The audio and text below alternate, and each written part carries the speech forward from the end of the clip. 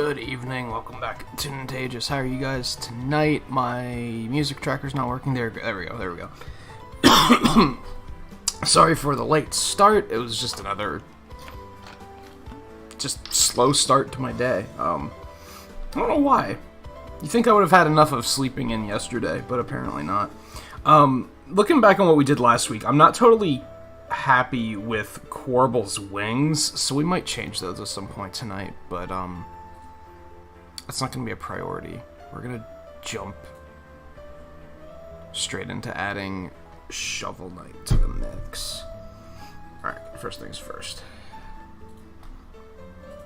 I need to take those off, because those cause a lot of lag. So I don't want those on while I'm working on anything. We're also going to bring Mega Man back out here just for size comparison.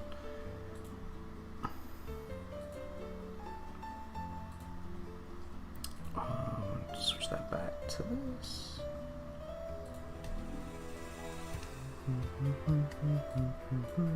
That's way too large. Okay. I think we should be good to go. Let me see. What else? Pixels. Where's my bot at? There we go.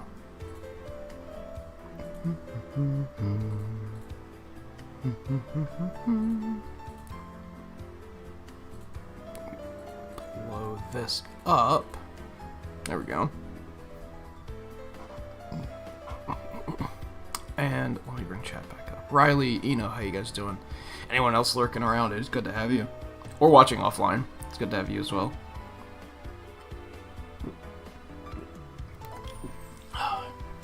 As a result, a result of the slow start to my day is like I'm pretty low on energy. So hopefully I will pull myself out of that as we get going here. I think we're gonna go pretty straightforward on the posing here. I also have my Shovel Knight amiibo here as extra reference.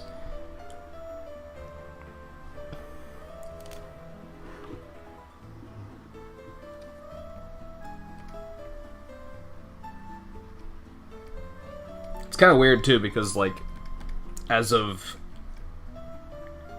this morning when I went to sleep, I was like getting pretty hyped for doing this tonight. So you think it would have been easier to get out of bed, but I don't know, I just felt very not rested when I got up.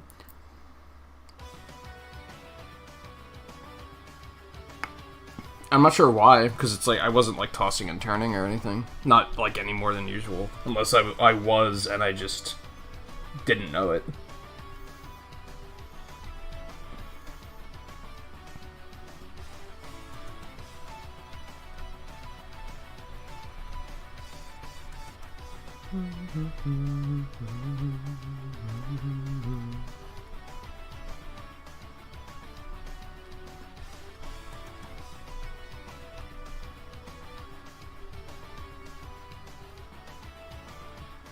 He's already way too large, but that's okay.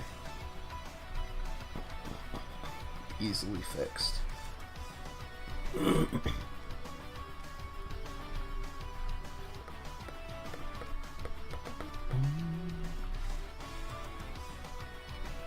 Something nice I realized, and this doesn't apply to either of these yet, but I can basically repurpose these and use them as artwork in the corner of the layout during playthroughs, if applicable. I don't foresee us I mean, we could potentially do Shovel Knight or Messenger like as a speed run, but that's probably the only potential there. I don't think we're gonna go back to either of those playthroughs for more casual playthroughs at any point. It'll be more... It's more relevant for Monster Hunter in particular. Having something of Blair to put down in the corner, I think will be a good thing. So we just have to make sure to finish that one before March, and that shouldn't be too big of an issue. There's no way we're gonna finish this entire montage before the end of the year, but that's okay.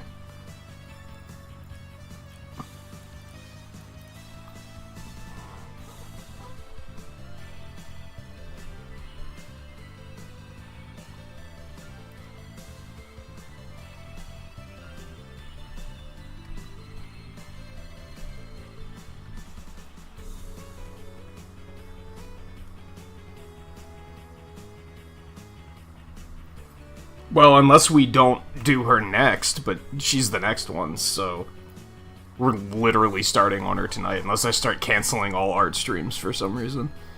It should be fine.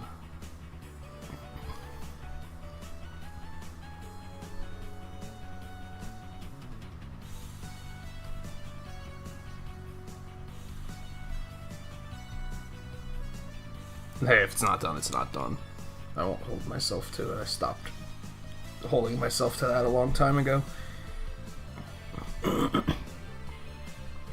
was something I was relatively proud of with earlier streams, where I was like, oh, I have little artwork in the corner for every single playthrough, but then I started reaching the point of, oh shit, I gotta start this playthrough and I don't have the art done yet. I guess I just gotta delay the playthrough indefinitely until I complete the artwork.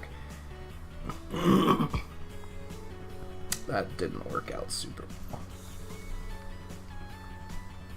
So then I said, fuck it, if I got something done, I got something done. If I don't, no big deal.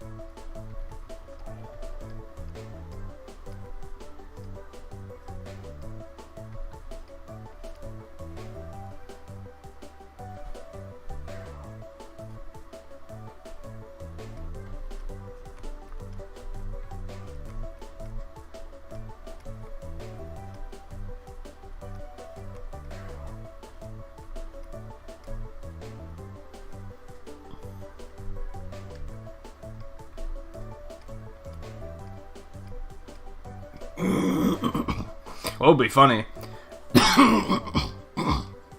What'll be funny is I'm planning on putting her in the Palumu armor, because that's most of what I used for almost all of World, if I recall correctly.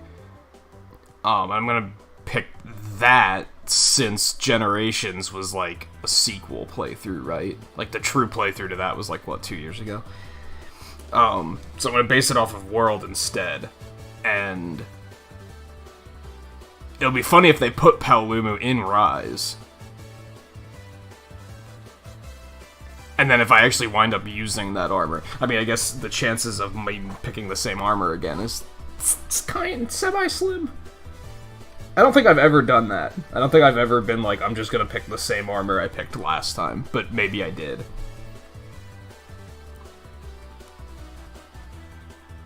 I guess I was in Generations the second time through until I switched to Hunting Horn, and then that kind of changed things.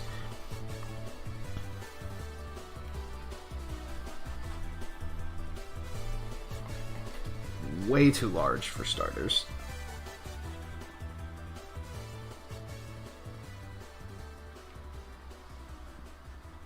I think maybe the shovel itself is too large. I think he's about the right size, actually.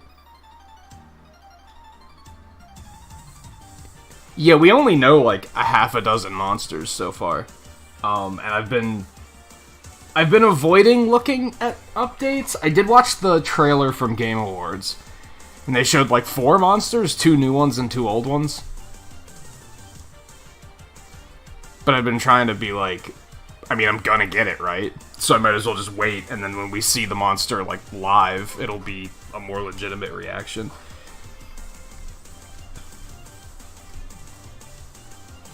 Oh no, it's that guy. Or, what the fuck is that thing?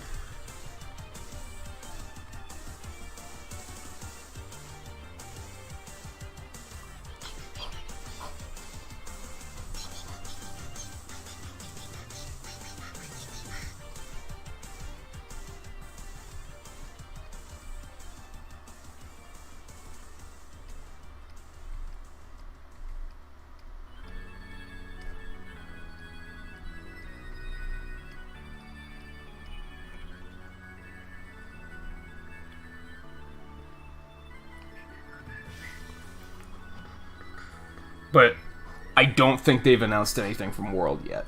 I think that's accurate. I mean, I guess it wouldn't make a ton of sense because most of the World was supposed to be entirely different because it's an entirely different continent, right? So it was supposed to have like completely different monsters, which added to the drama of like, oh shit, Devil Joe is here. How the hell did he get here?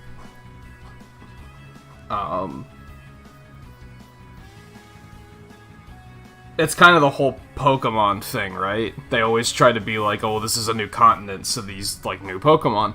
So then it would be weird to retroactively add them to the old continent? Yeah, we have no... They may have said where it's located. I haven't been paying that close attention.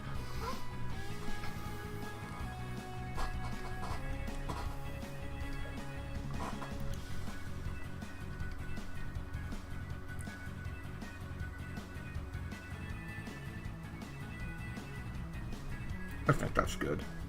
He still seems so huge just because of the shovel. But I think we're just gonna have to deal with that.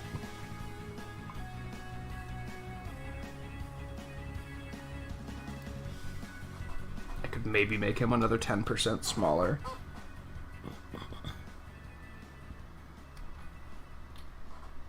That's too small, though. Like, I guess that's... I don't have to compare him to Mega Man so much. I don't think he's even that small compared to the Messenger, though. I think that's more on point, size-wise. It's kind of tricky, because, like, Shovel Knight is a small character. Like, if you look at him compared to other characters in Shovel Knight, he's a little on the shorter side. But I feel like compared to... I think it's more that everyone else in Shovel Knight is rather large. Or tall. He might be more averagely sized. We also have to keep in mind Mega Man is the size of, like, a 10-year-old. Like, he's supposed to be kind of short.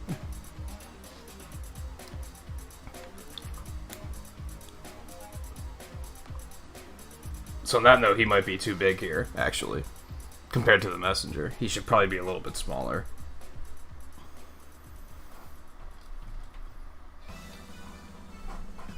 Which, therefore, needs to make Shovel Knight a little bit smaller. Okay. I think I'm feeling a little bit better about that now that I thought that through.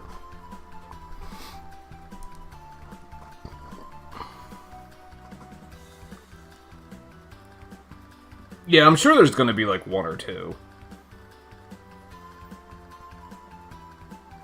It'll probably be something boring like Legiana, though. Unfortunately. Oh wait, isn't Tobi Kadachi in it? I think we know that Tobi Kadachi's in it already.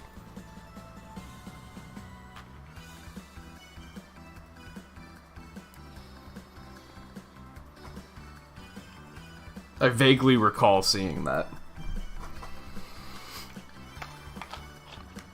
I wanted to get that amiibo of the new flagship monster, but that thing's like $30. Like, fuck that. I still want it, but that's like, it's a little too much, I think. That, and I think pre-orders were exclusive to GameStop, so they probably, quote-unquote, sold out already. I'm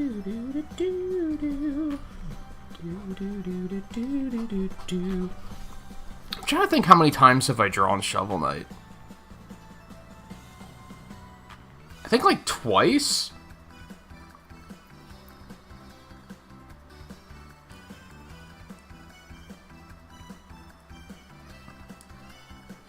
Once was for the channel.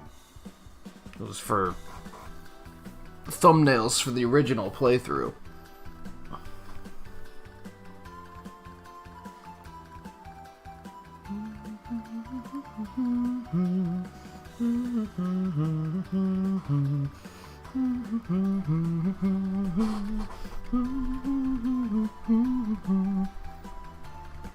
Yeah, I think they announced that what was it, Terry, Byleth, and Banjo amiibo are coming out in March. And I was like, are they all fucking GameStop? Because I'd like to get Banjo at least.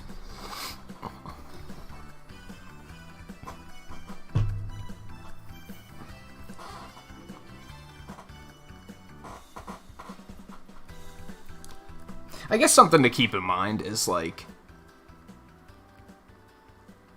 I did this with Ness, right? The only reason I got the Ness amiibo was because you can get the Japan imports on Amazon for, like, not that bad of prices at times. So I think I got Ness for, like, $16 or something. So it was a little bit higher, but it was also, like, the design doesn't change at all. It still functions in the game, if that's what I want to use it for. And I don't have to give money to GameStop, so that's an extra added perk. So I guess I'll just have to keep that in mind, and maybe keep an eye on Amazon.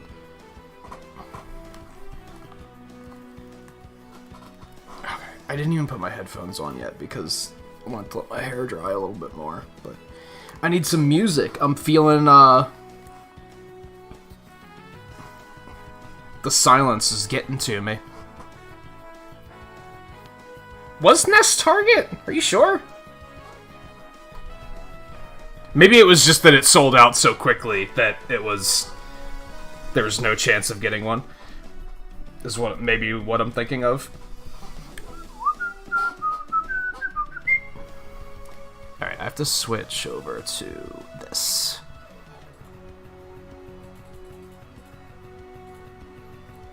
Dun, dun, dun, dun. Ba-da-da-dum. Ba-da-dum, bum, bum, ba-ba-ba-ba-bum. I could have sworn GameStop got access to all of the really niche ones, like Shulk and shit.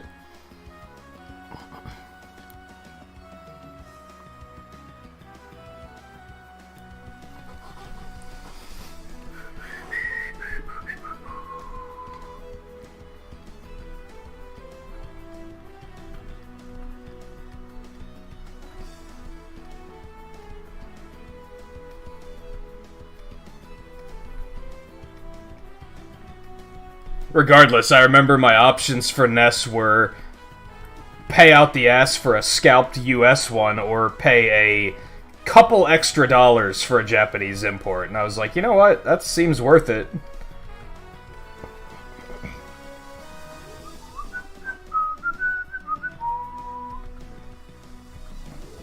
I think that's the only one I had to do that with. I think the rest I was all able to secure at base price. Now, granted, I don't have a lot of super rare ones. Cloud is probably rare, if I had to guess. Like, that one is probably difficult to get. Jigglypuff was Target, or Toys R Us, or something like that. And I remember that was kind of an ordeal.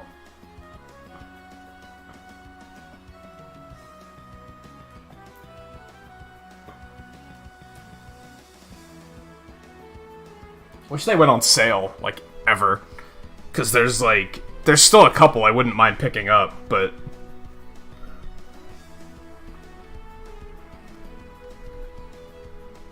stock isn't great, and therefore they tend to be kind of expensive.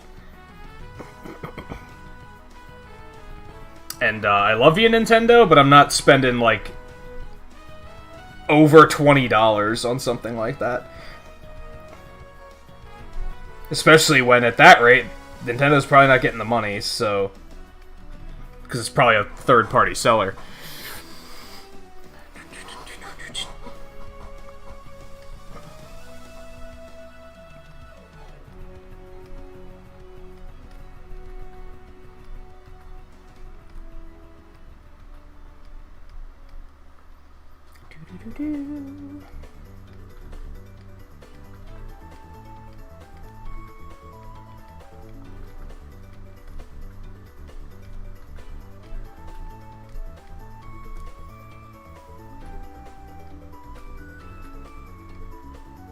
Hell, I mentioned during Hyrule Warriors, I'd like to get a Breath of the Wild Zelda at some point.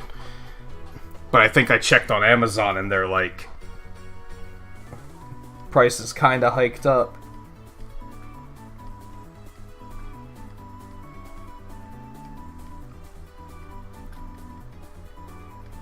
I regret not getting a Roy. I had the opportunity to get one of those, and they're probably hard to find now.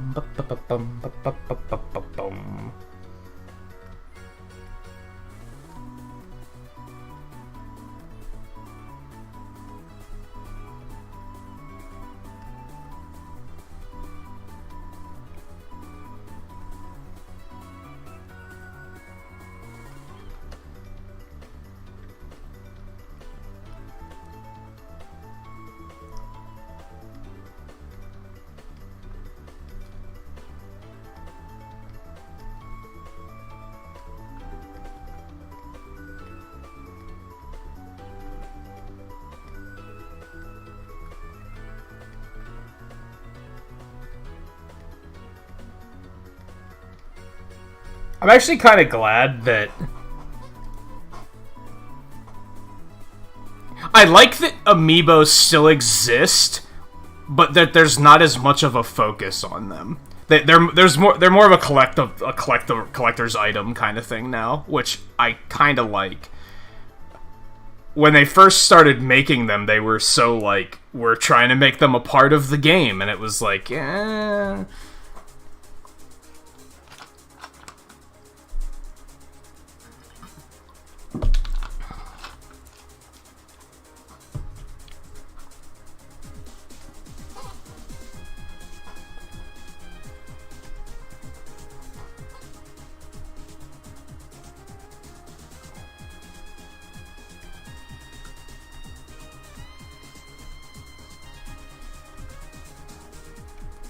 Although I am upset that they never made, like, an amiibo, like, RPG or something.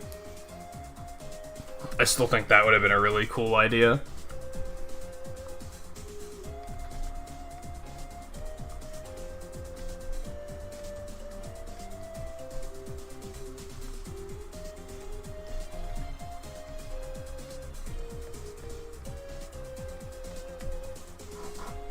Just make it, like, use the Nintendo Land aesthetic. And just make it, like, make it a free game that you just can download just by tapping an amiibo. And then you build your team with your amiibo. As long as they don't make it, like, oh, this boss can only be hit with fire attacks, hope you got a Mario. That would suck. But, like, don't do anything like that.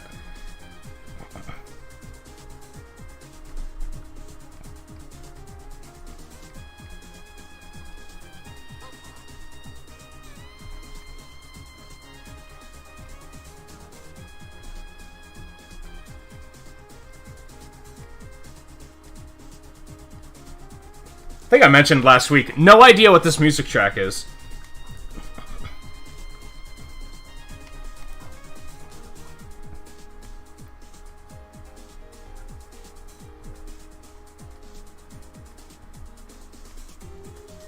It's just on the soundtrack. It's not in Mega Man 5 in any shape or form. Never heard it before.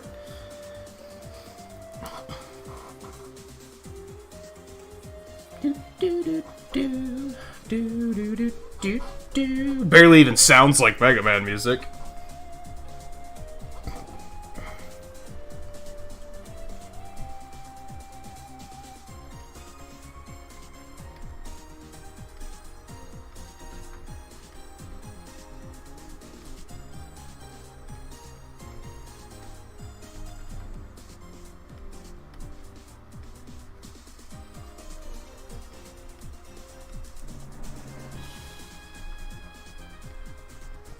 This part in particular reminds me of Chrono Trigger.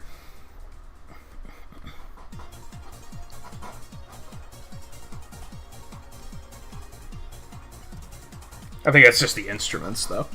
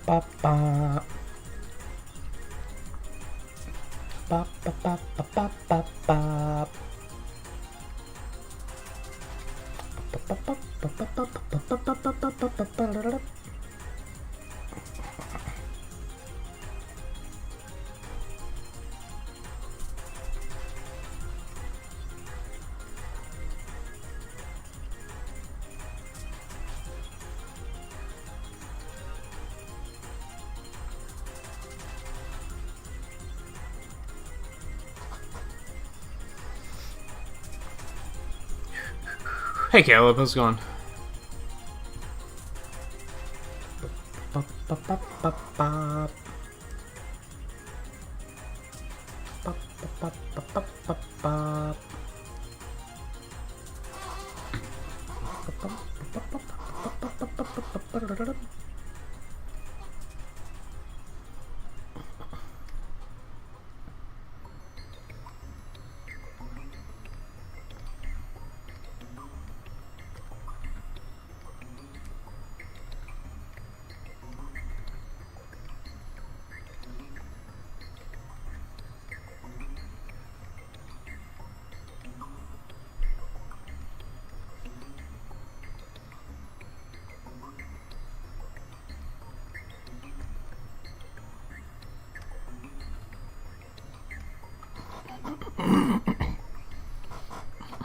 School is lame. Yeah, at your age, I was there with you.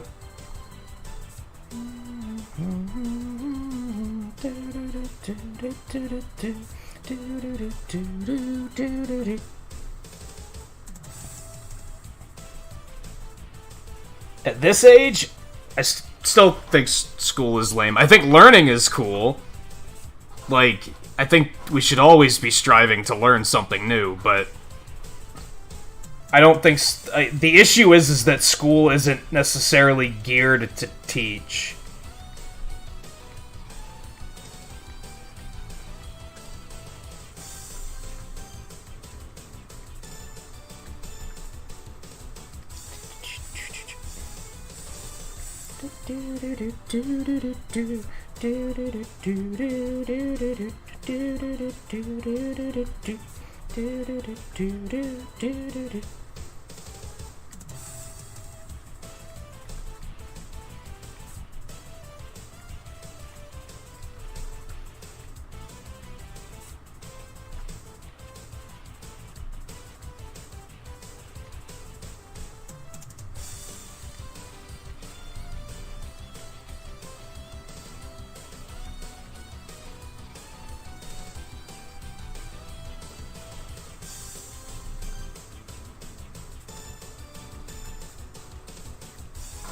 Maybe it's not that it's not geared to teach. It's that it's not geared to engage the students. And if the students aren't engaged, they just say, "Hey, pay attention." Like that. That's not gonna work. You're gonna have to try a little bit harder to. You gotta captivate their imaginations.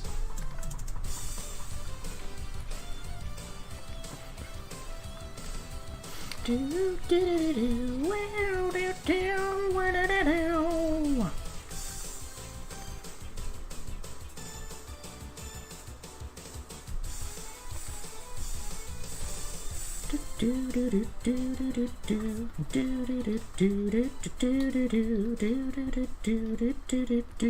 hey, some teachers are still good at that. Just not all of them. Not many of them at that.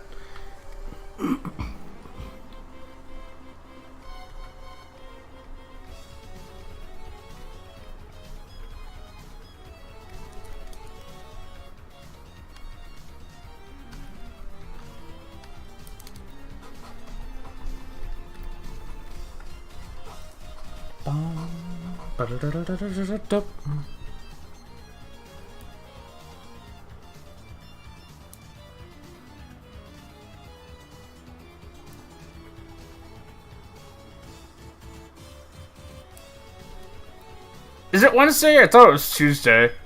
I mean, we're not gonna play it until Thursday, but...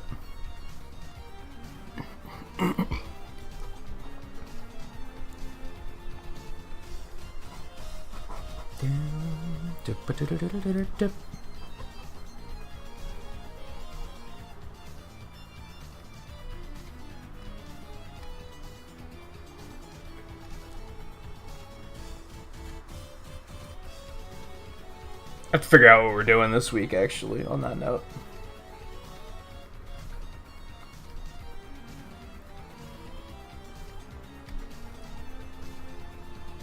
It was kind of a mistake realizing that my vacation's coming up in three weeks, because now I'm like, I don't really want to start anything new. Even though we still have 3 weeks, I could very easily start something new and finish it.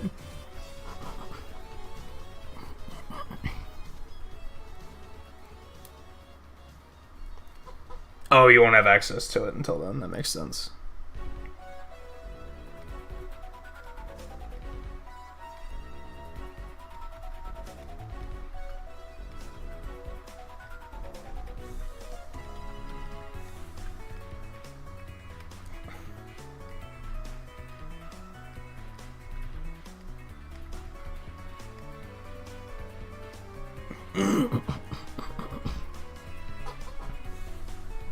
Have they confirmed if they're adding a new final? I think that's like the big question I want answered. I don't really want to know that much about it, because I'd rather just have to react to it blind. But I do kind of want to know if there's going to be a new final or not. I think they've only revealed, what, like 2 games, so we might not know that yet.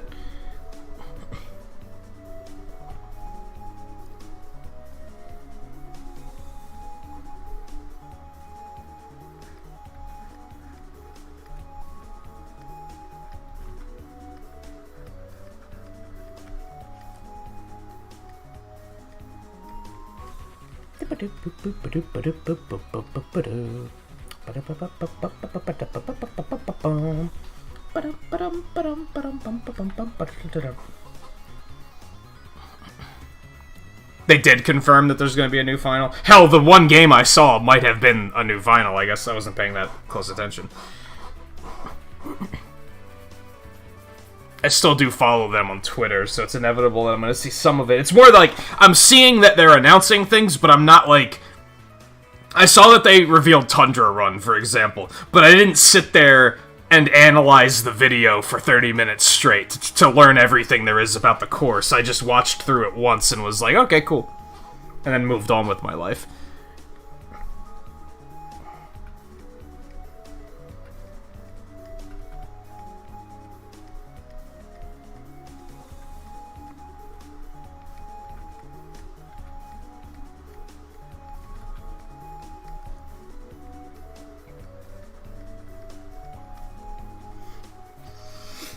Although I think part of that is, I think I'm a relatively observant individual.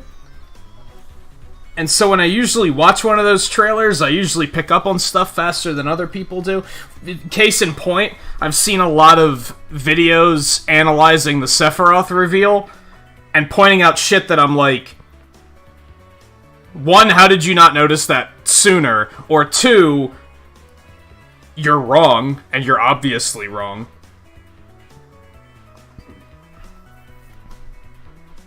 Like, people pointing out that impaling Mario is an Advent Children reference. It's like, yeah, as soon as I saw it, I knew it was an Advent Children. Like, how... You needed time to... I've only seen that movie, like, twice, and I knew it. And I was like, yeah, that's the scene from Advent Children.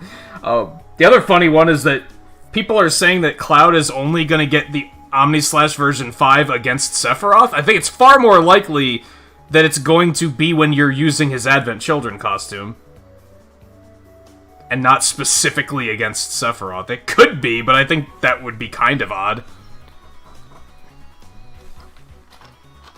And there are people that are that dedicated to learning Fall Guys maps.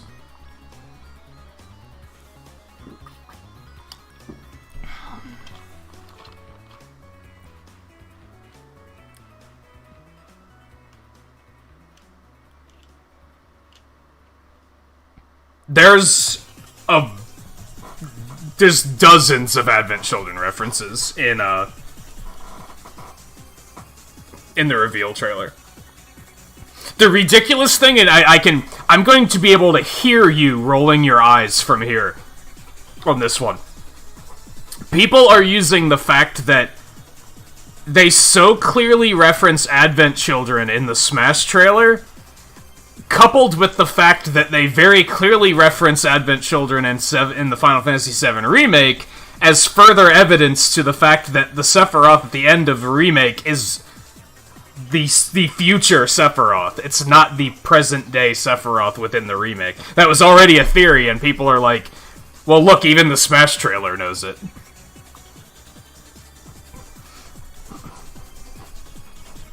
And I was like, that's pretty ridiculous, but on the other hand, you know what? If you're having fun, go for it. I don't care.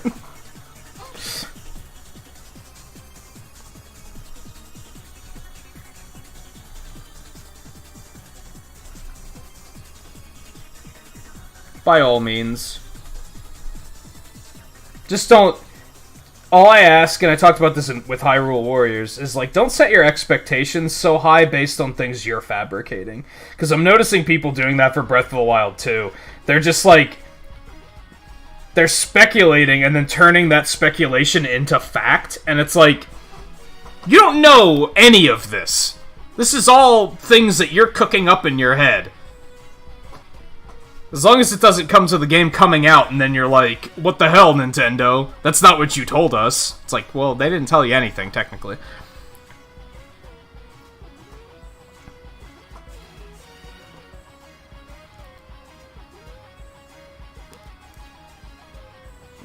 I think it matters because they're looking at Sephiroth as being a representative of the Final Fantasy VII Remake. And therefore, like, the way they chose to represent him says more than you might think it does, I guess is what they're getting at.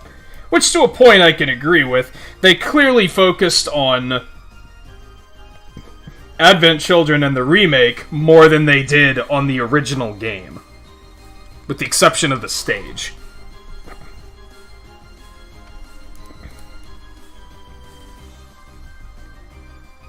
Now, there's some references to the original game, too, don't get me wrong. They do exist. And in fact, to most people, those references are probably more obvious than the Advent Children ones.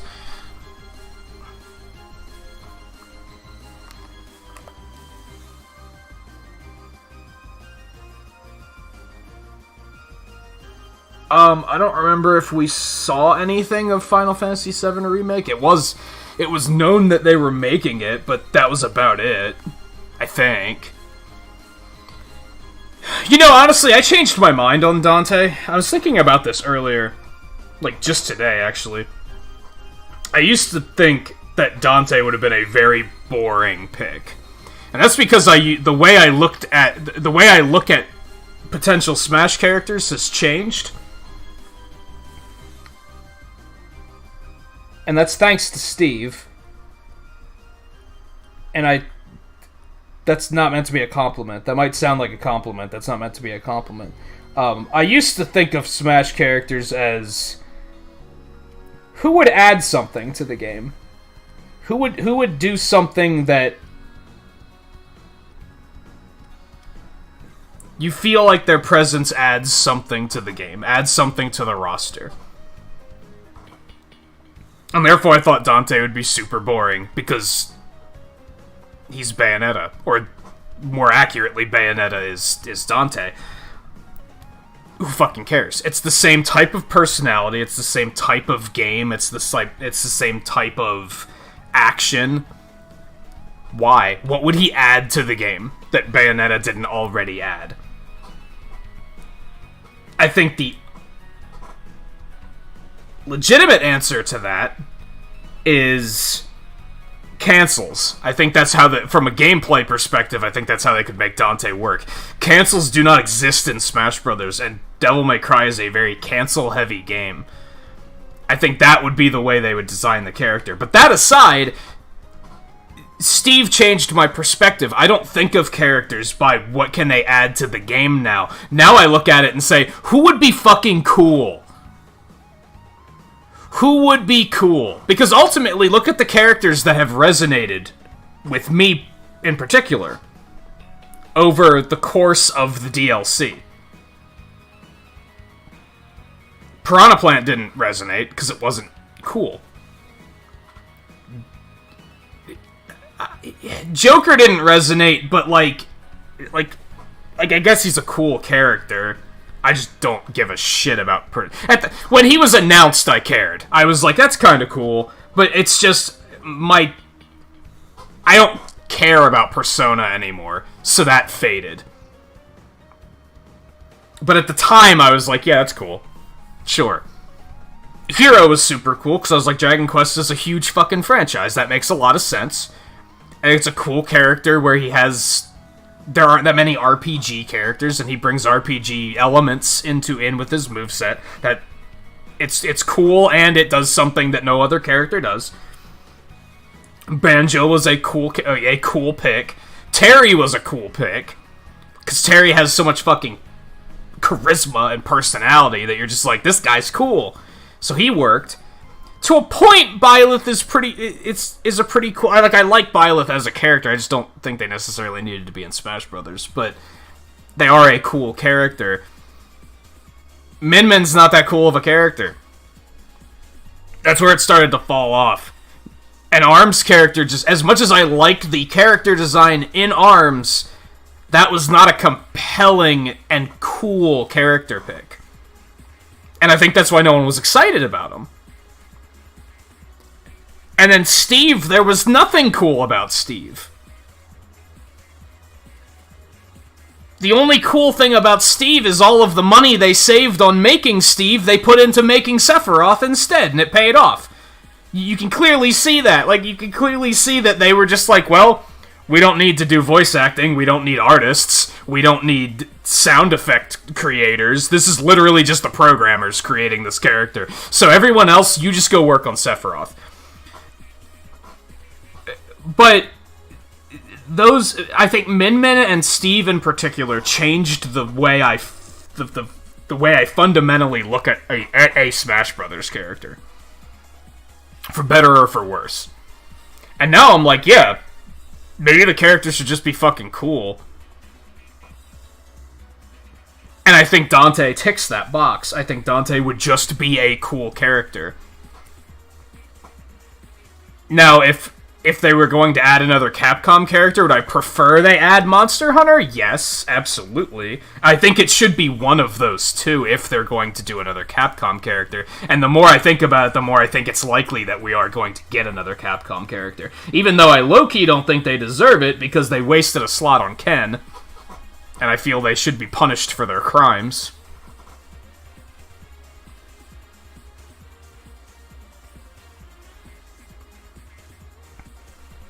So I like playing as Hero, but the whole command list thing, I admit, does not feel very good. And I think that's what you're getting at.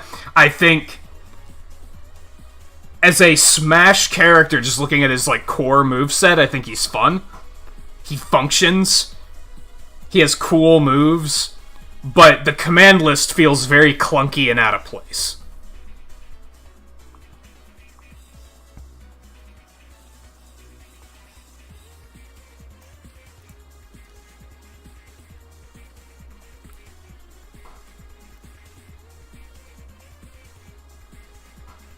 Yeah, that's the problem. I feel like that was the problem with ARMS, for sure, is I don't think any of the characters would have been compelling. I think their arms were kind of tied there. Pun not intended.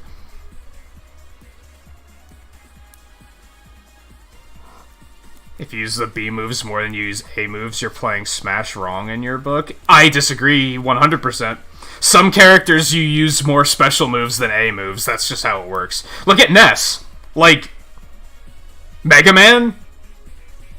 Like, even Link?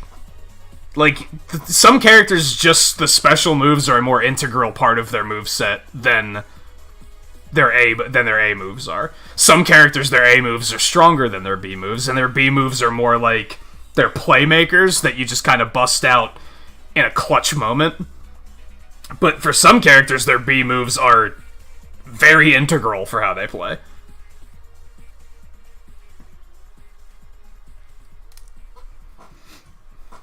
And I don't think that's necessarily Hero's problem either. I think it's just... And it's an interesting thing because I don't know how I'd fix it. And I think that's something that I'd recommend that everyone does. When anyone says... When anyone looks at a game and says, I don't like how they did this, they should change it. Okay, smart guy, how would you change it? No one ever does that. Everyone just says they should change this, I don't like it. They don't stop and think, okay, well, what are their options for changing it? And that's the issue with the command list. How would they change it? I don't fucking know, really. Like, I don't know what it is about. I can't look at the command list and say, if they'd make this one change, it would make it way smoother. It's just a clunky mechanic, and I don't think there's much you can do about that.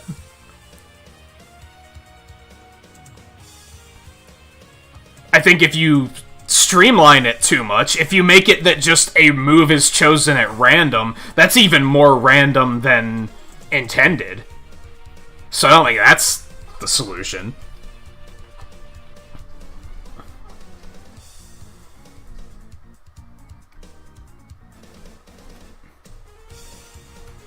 But I do agree that it's an issue.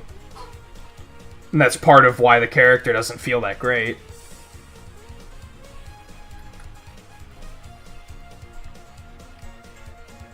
It basically turned into...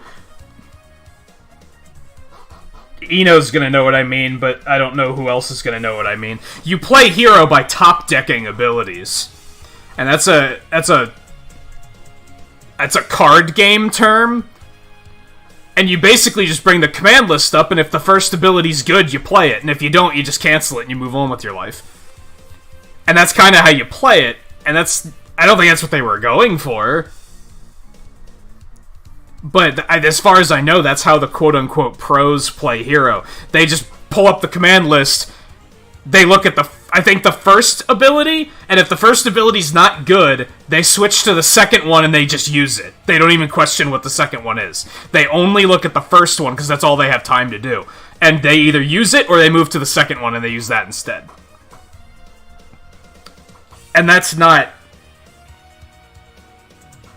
what they were going for, clearly. But how did they fix that? I have no idea. Maybe make the command list visible at all times?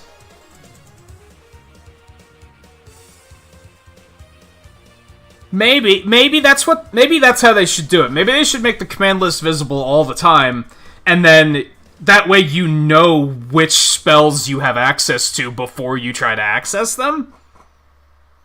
Because then you can kind of look and be like, oh, I have Crackle. I'm trying to remember the wacky-ass names of the spells from Dragon Quest. Crackle, or whatever it's called. I have that available. I have that in my toolkit. I can now set something up. I can put myself in a position to use it. Maybe that's how I would fix it. Maybe that's how I'd fix it. I'd make the command list visible at all times, and then just make it that... I don't know if the spells rotate based on time. I'm not sure if that's a thing, or if they just... I think it's if you use one, it refreshes all 4. But I'm not totally sure. I think that's how I'd fix it. Because that would give you... That would engage your thinking a little bit more. Because again, you could look at what you have available and say, okay, now I just have to put myself in a situation where I can use these abilities. Instead of just trying to pull it up on the fly and figure it out. I think that's how I would personally fix it. And there's still issues with the way that works, but...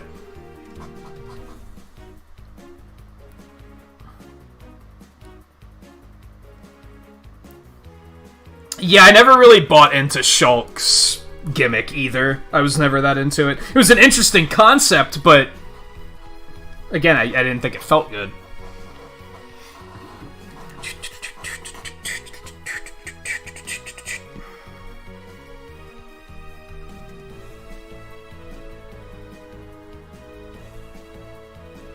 I typically don't like the micromanaging bullshit in Smash Brothers.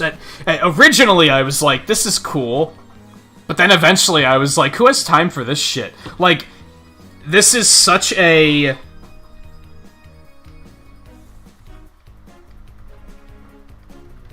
It's inviting people to act like they're better than everyone else because they're available, because they have the mental capacity to micromanage Olimar in the middle of an intense fight against a Crom or something. So it's inviting them to be like, I can play Olimar, I'm better than you. And that's, I tend to just, as I get older, I tend to not care for mechanics like that just encourage that toxicity.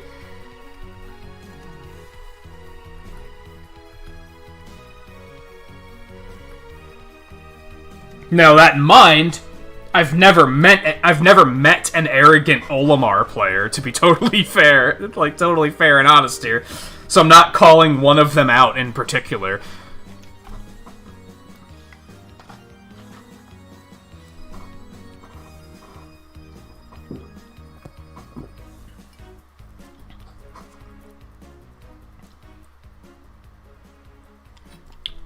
Honestly, I think Smash could benefit from adding another button to the mix. And I've been saying this for like a couple years. Ever since like Brawl, I think I've been saying this. Back then it was because of transformations, but I think if they added another button, I don't really know where I'd put it on the controller, but make it that not every character has it, but like some character has an extra ability that's almost like a passive ability? I'm trying to think of a good way to put this. I feel like I far too often lately come up with comparisons where I'm like, Eno understands this, but no one else does. For anyone who's ever played a MOBA, yeah, already knows what I'm talking about here. And for anyone who's ever played a MOBA, you have 4 abilities, right? You have your Q, W, U, your E, and your R. And your R is typically your ultimate ability. I'm referring to the keyboard. If you're like, Q, W, E, R, what the fuck are you talking about? That's the keyboard keys. They're all lined up. Some characters, every character has a passive that's just always active. But some of the characters, you can activate their passive for another ability. That's what Smash Brothers needs. It needs a button that only certain characters have. Like, all the characters will have it, but only certain characters make use of it. That stores abilities like Shulk's stance change. Something that's not a move. Like, it's not an actual attacking move, but it's a core part of their moveset. I think that's what they need. I think they need another button to put that on. Now, I guess the tricky thing is one of their characters would use an ability like that. But I think it would free up a lot of movesets, because you could take moves that... Again, you could put it on Hero, and then you could give him another down B. You could put it on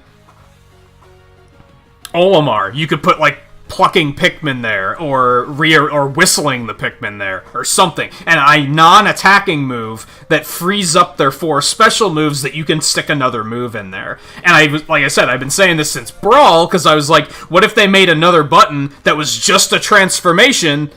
That way they could still have 4 special moves. Yeah, Pokemon Trainer still has transformations, so that would work very well, actually. Yeah, just stick it on this extra button, and then all 3 of the Pokemon can get a down special move.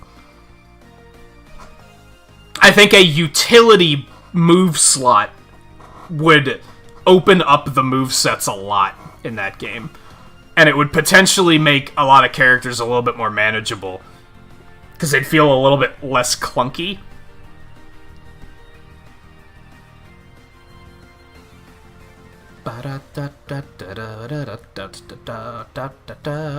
The problem with that does come... I was thinking that, because I was looking at the Switch controller, and I was like, well, that's clear, because you got 2 jump buttons. You got X and Y. So, keep one of them jump, and then make the other one this other button. Bonus... you can make it a final smash button on top of that. So that way you can trigger your final smash without erasing your special move. But yeah, on a GameCube controllers have 2 jump buttons too, so they could just take X or Y out and put it there. That would still work. I think you were thinking the Switch has an extra shoulder button that the GameCube controller doesn't have, so you can't put it on that button, which, yeah, is true.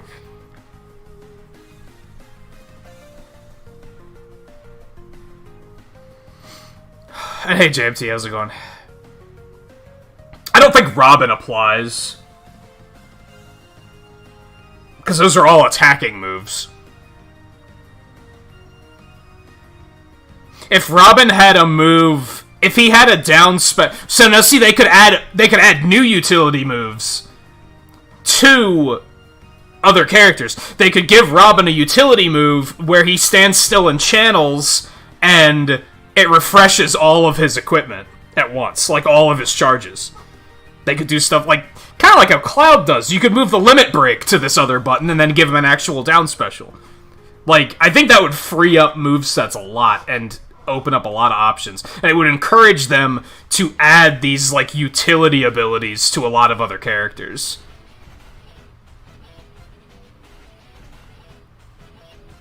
Because then you could do stuff like, what if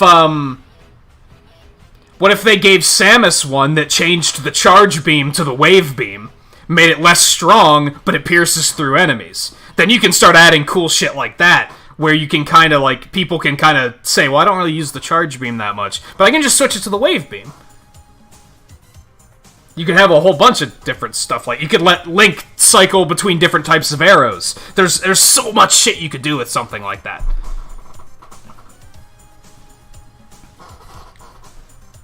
So they could do something with Robin also, where he could switch between different spells.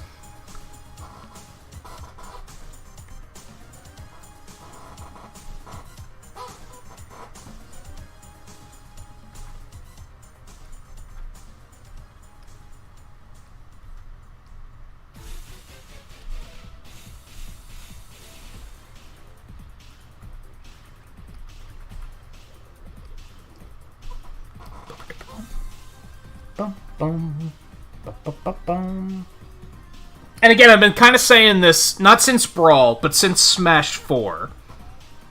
An issue I had with Smash 4 is it was just more Smash.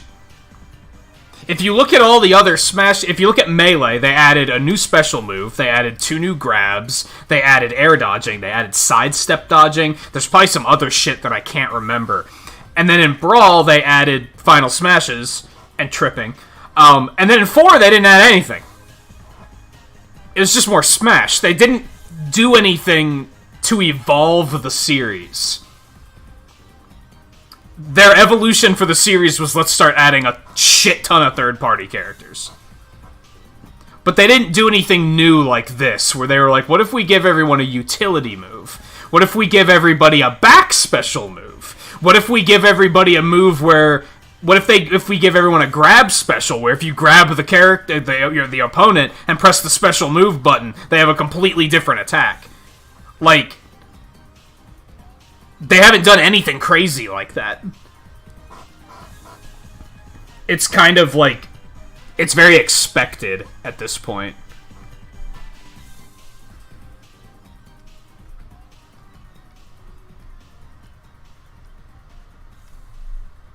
Now, to be fair, adding stuff like a whole new special move is very ambitious because you have to add a new special move for every single character in the game. That might be something they're already thinking about, and they just haven't been able to figure out enough options yet. There's like a bunch of characters where they're like, we just don't know what to do here. So they just haven't done it yet. That's totally possible. In fact, I'd say it's likely.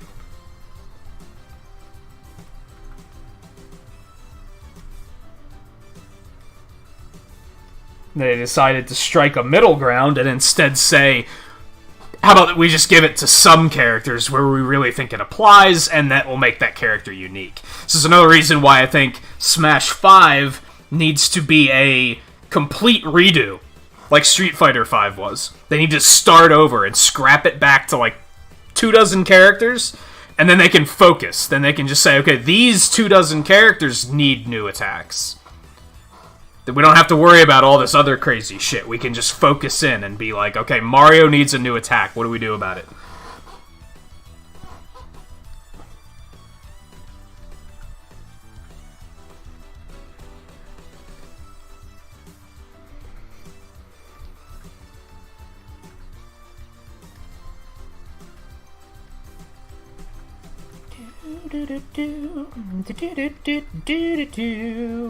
I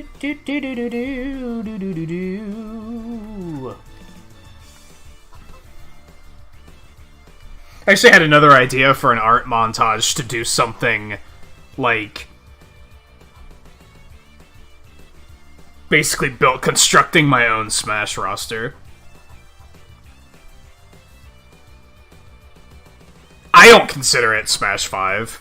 They just simply continued working on Smash 4.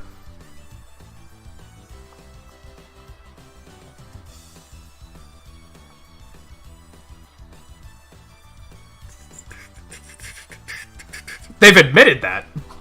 They've admitted the only way this was possible is because they were able to use what they did in Smash 4 to continue working. And if it wasn't for that, they never would have been able to add this many characters at once. Which sucks when you think about it, because that means they've been working on the same game for, like, 8 years? At least?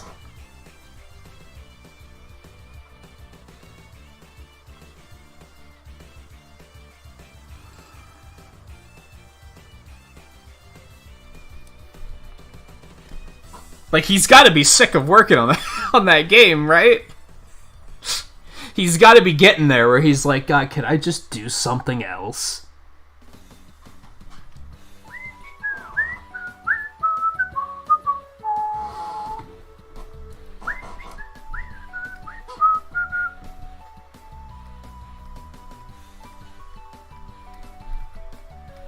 Another shot I'll take at Steve is I firmly believe that's why they decided to add 6 characters instead of 5. Because they knew that Steve was going to be so low budget and so low effort that he was like, he doesn't count. They were just like, well, we can just put that funding into another character. That's just a bonus character. He's the piranha plant of this DLC pack. That's not completely accurate because you have to buy Piranha Plant now, but he was free at the time. You get what I mean.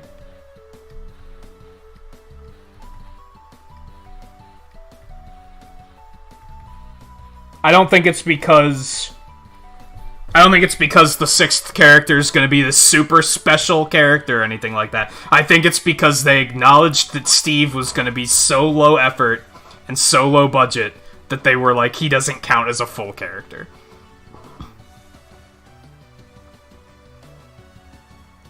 That, and they probably knew that a lot of people weren't gonna give a shit about him. So they were like, well,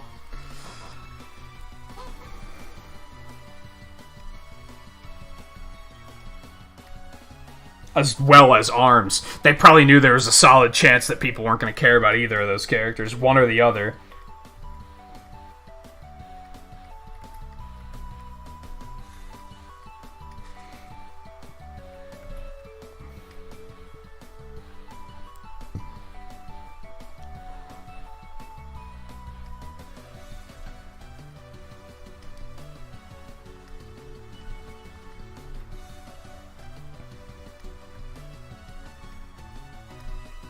But yeah, I think it's semi-foolish to say Ultimate is 5. I wouldn't say it's a port.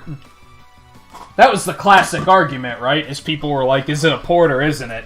I wouldn't say it's a port. But it's definitely a... It's an Overwatch 2. Overwatch 2 is doing the same thing. They're just taking the game and they're adding a whole new mode and they're calling it a sequel.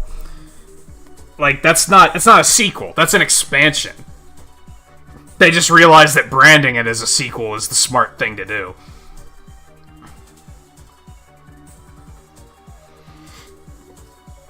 Well, it's not going to be Knuckles for the same reason it's not Waluigi, because he's an assist trophy already, sadly.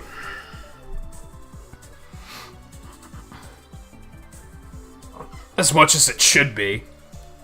As much as it should be, Knuckles.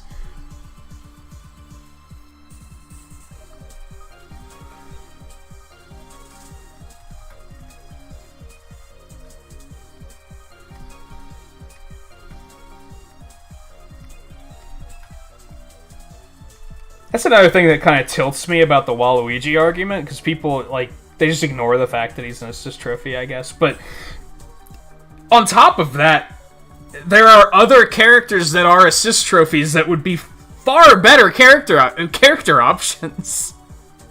Like Knuckles and Zero. Like, Zero would have been a fantastic character. And Isaac from Golden Sun. And Dylan from Rolling Western. Like, there's all these really great... And Shovel Knight, for fuck's sake. There's all these great options. Although, to be honest, I feel like Shovel Knight fits better as an assist trophy, honestly. Well, that was an assist trophy, is the key there. From a DLC stand, they would outright have to take the assist trophy out of the game to make them a character. Which seems weird.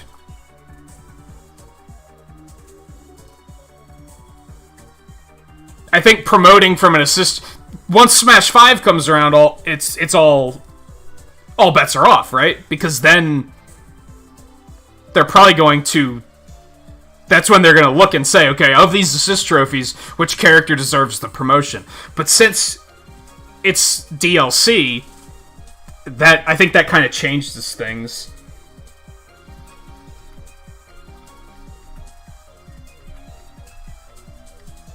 But I also think firmly at this point, it's more of a...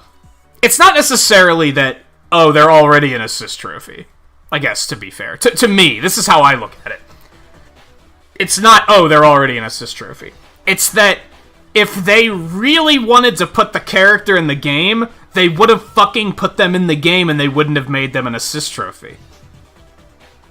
Like, it's as simple as that, right? If they really wanted to put Zero in, do you think they would have been like, let's put him in as an assist trophy now, and then in a couple months maybe we'll make him into a character? No, they would have made him a character from the get-go.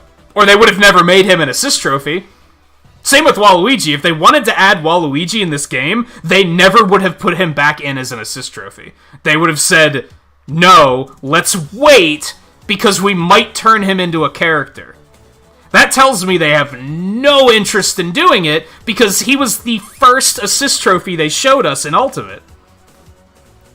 So, they had zero interest in turning him into a character.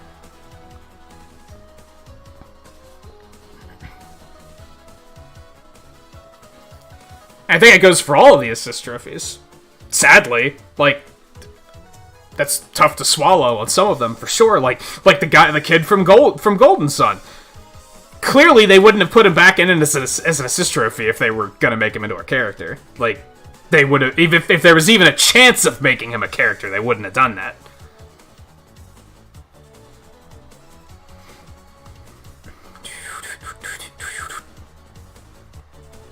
No, because they actually did take some assist trophies out between 4 and Ultimate. There weren't many, but they did take some out. That's my hope on Tingle. Tingle was an assist trophy in 4, and I'm pretty sure he's not in Ultimate.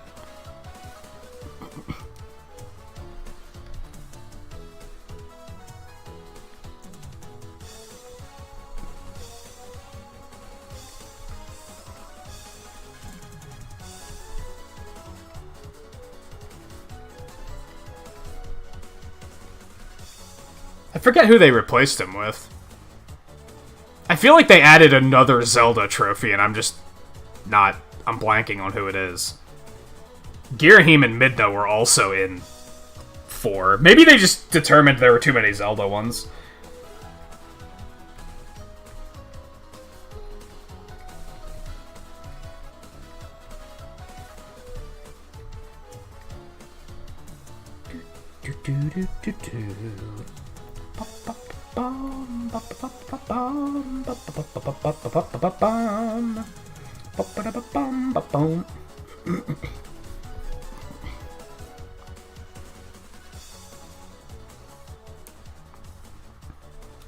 Electman is gone too. There was an Electman assist trophy, and they took him out, and now there's 0 and Dr. Wily instead.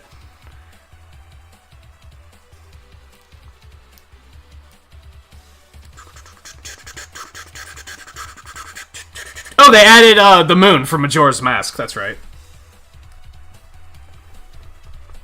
Yeah, they probably replaced Tingle with that.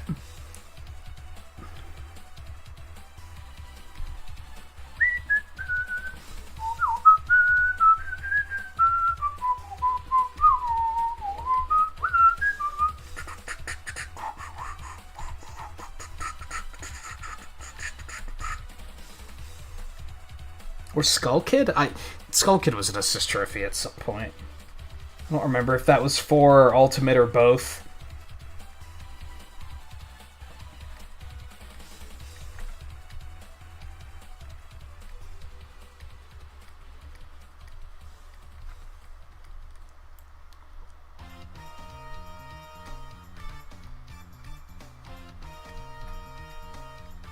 You know what I'd really like, actually? For Waluigi?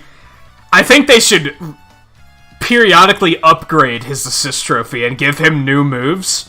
Like, just slowly over time. Just, every now and then, just add in, like, one more little thing. And then when Smash 5 comes around, they can be like, yeah, we were working on his moveset the whole time, it just, you know, it wasn't a priority, but just to show that that would show me that they're actually thinking about it. And they're actually, like, that's an idea in their head of, well, we want to do it eventually because we recognize people like the character, but we don't have a completed moveset yet. So it's a slow burn.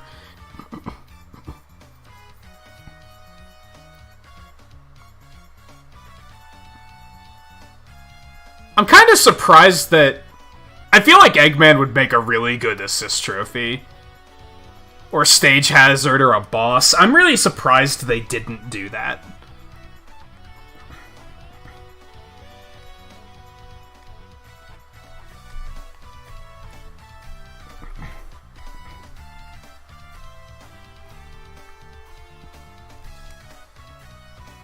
And I guess that's the sort of thing that's what keeps my hope up on Tails, because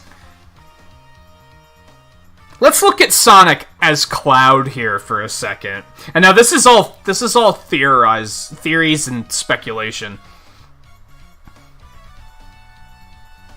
I'd be curious to hear from Twain a yes or a no on this, because I'm still not 100% sure. But for the longest time, I think the disappointing thing about Cloud in Smash Bros. Is that it looks very low budget. And when I say that, I mean there's no English voice acting, and there's no music. They have 2 tracks from the original game, and that's it. I think I think that the remix that they use in the Sephiroth trailer is a 100% new remix. I don't think that's an existing track. So that leads us to believe that they're actually adding music for Final Fantasy VII now. What if they're doing the same thing for Sonic? Because Sonic doesn't have any remixes either. He had one remix in Brawl of Angel Island, and that's it. Ever since, they haven't done anything else. There's been no remixes. They added a new stage in Smash 4, but there's been no music. There's no sight of Tails or Eggman. So what if they're adding Tails? The stage will be the Death Egg from Sonic 2 with Eggman running around in the background in the Death Egg robot. And that's when they're going to add more music. Like that, because that's what I've been thinking for a while, is that when they add Tails, they'll finally add more Sonic stuff. And that's exactly what they're doing with Sephiroth right now, as far as we can tell. So that gets my hope up that they might still do that. And that would be the... Tails is like the Sonic 2 character, right? So it would make sense to have the stage be Death Egg from Sonic 2 and have the final boss in the background or fucking with the character, fucking with the fighters. That would make sense.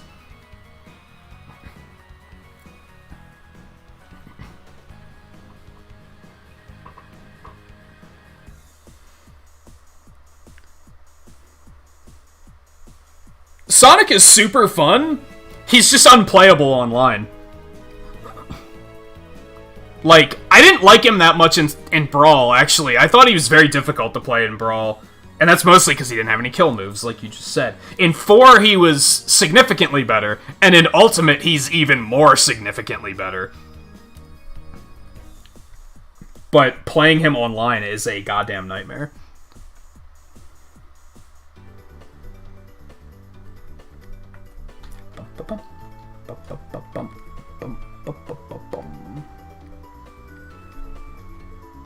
Playing any fast character online is a goddamn nightmare to me.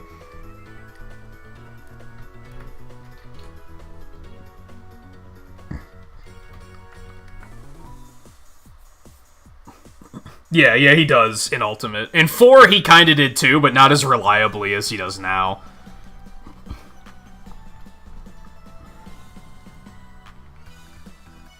And it's just like... He's one of those characters that's a fucking spectacle to watch, which is pretty fun.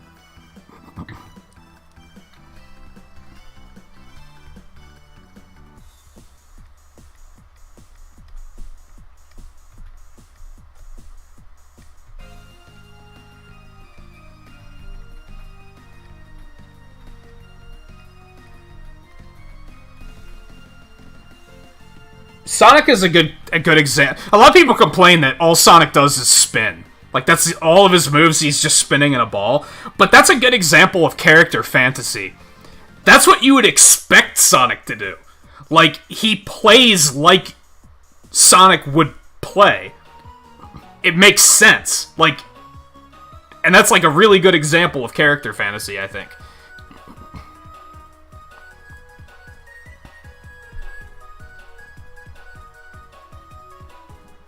Sheik, I think, is a good example of bad character fantasy, because playing Sheik doesn't feel like you're playing a ninja at all.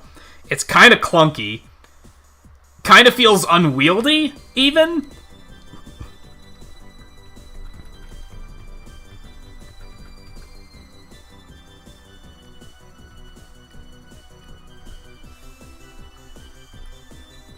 Greninja nails that better than Sheik does.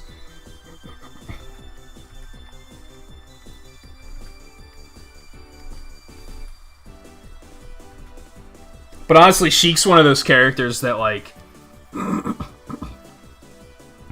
If wildest imagination, if they were to come to me and say, we want you to create the Smash 5 roster, just looking at 64 and Melee, who would I remove? Sheik would go easily. There's no reason for Sheik to be in that game anymore. The only reason Sheik's in that game is because of Melee popularity. There's no reason for that character to be there. Jigglypuff would go, honestly. Like, we don't really need Jigglypuff anymore. We're either gonna make her good again, or we're just gonna take her out.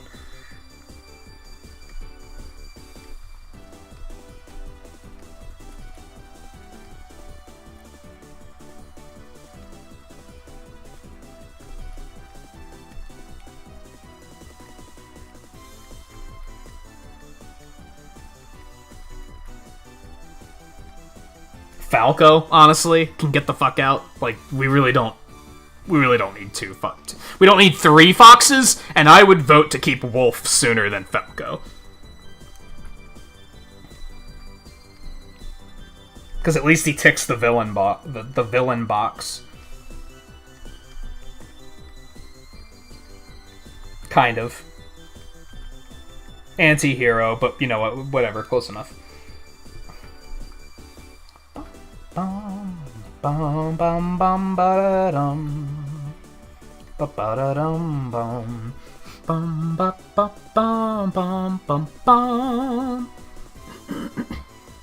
No, the only games Jigglypuff were good in was 64 and Melee. She's been outright trash since then.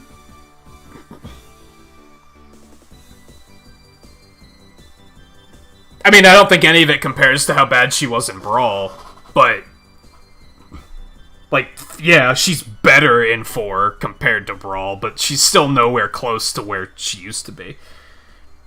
I guess I haven't really played her in Ultimate, so maybe I can't really weigh in on that. Honestly, as much as I like Dr. Mario, yeah, he can go. There's no reason for him to be there.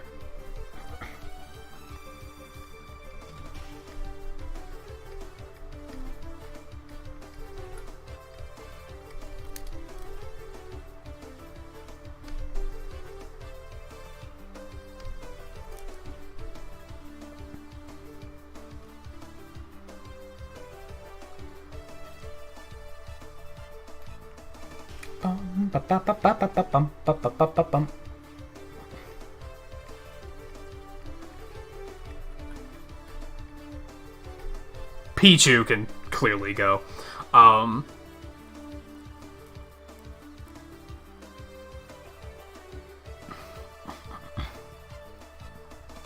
don't know about Roy.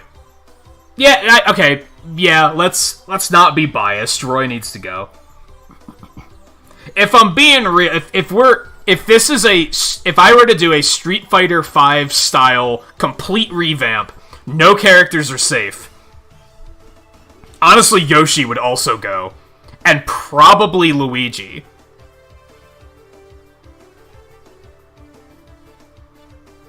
Also, I'm only looking up through Melee at the moment. I don't know if I said that. I'm just looking at the first 2 games. Mario, Donkey Kong, Link, Samus, they all stay. Pikachu, Kirby, they stay. I'd say Fox can stay, and I'd say Captain Falcon and Ness can stay. They all represent separate franchises, so I think that works. I'd say Luigi and Yoshi can go. Yoshi's not that big of a character.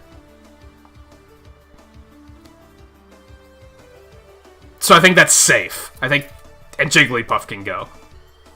Then as far as Melee goes, Sheik's out. Ice Climbers, sorry to say, they're gonna have to go. I think Bowser, Peach, and Zelda should all stay. I think Marth should stay. I think Ganondorf should stay. I'd say Mewtwo should stay. Mewtwo's the closest we're gonna get to, like, a Pokemon series villain. So I'd say he can stay. Young Link can go, Roy can go, Falco can go, Dr. Mario can go, Pichu can go.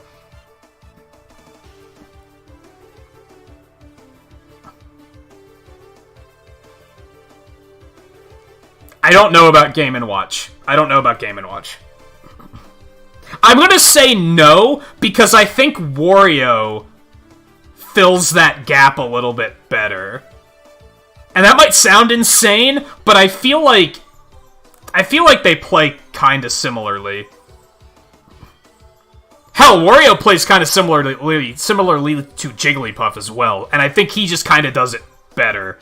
And Wario's also kind of a very big character, so I think looking forward, I'd hold off on Game & Watch and say, well, we're going to add Wario in the next game anyway, so he goes in. Honestly, Meta Knight doesn't really need to be there. Zero Suit doesn't really need to be there. Snake doesn't really need to be there. Pit can stay, I guess.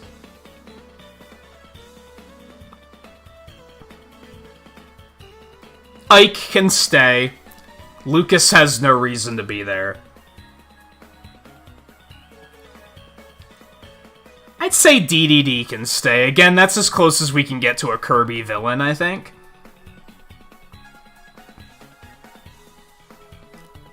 Toon Link can go. We only need one Link. Let's just... And it's not Breath of the Wild Link. Let's get Green Tunic Link back in there, please. Rob can go. I came to terms with Rob. You guys don't know this, because this was, like, 12 years ago. But when Brawl came out, I fucking hated Rob. I was like, why the fuck did they put this character in the game? I was livid over that character. I came to terms with him in 4. I don't know, something about it in 4, I was like, this is cool, I'm into this. But in Brawl, I was like, fuck no. Like, what is wrong with you guys?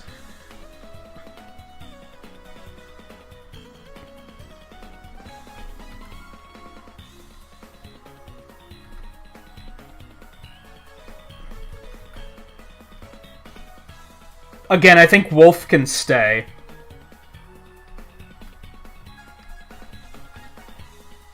I think Sonic can stay. I think that might be my bias talking, but I think Sonic is one of the third parties that is deserving of staying.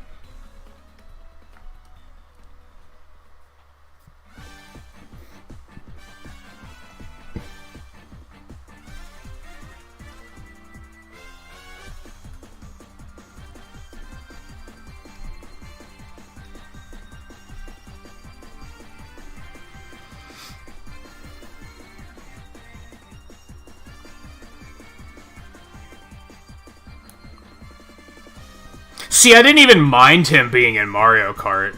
I was like, that's okay. But then in Smash, I was like, they were trying too hard to duplicate the Game & Watch what the fuck factor.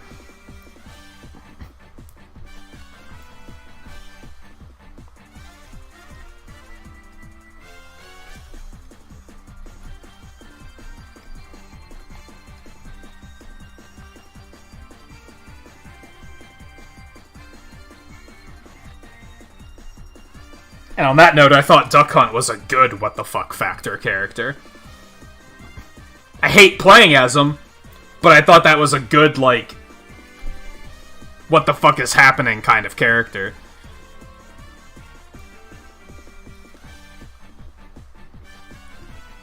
Yeah, he's really iconic, especially to Nintendo. And that's what the third parties are gonna come down to for me. If I were making a roster, that's how I would look at third parties. I'd be like, okay, what do they mean to Nintendo?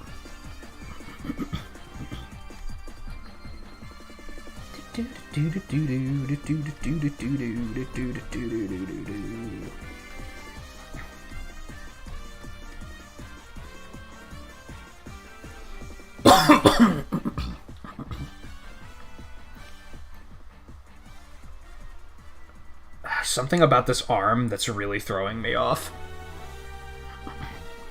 I forgot about... Oh my god, I forgot about a lot of characters. Holy shit. I was about to say, am I forgetting about anyone? I forgot about a lot of characters. I think Pokemon Trainer can go. As much as I like the character, there's no denying that there's way too many Pokemon, and... if anything, I guess Charizard can stay, but I wouldn't even go that far. I think Lucario can go.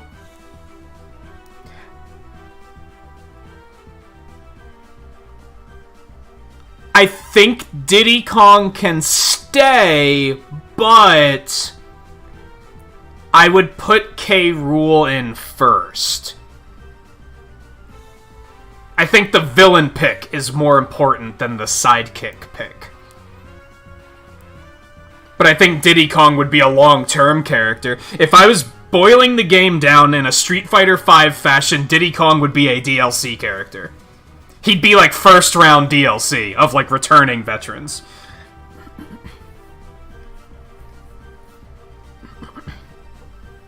Probably along with like Luigi.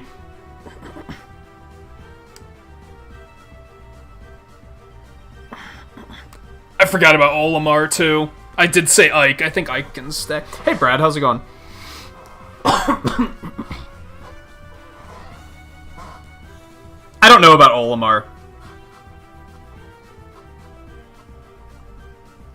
I like Pikmin as a franchise. I don't think it necessarily fits into Smash Brothers super well. That might be one I drop.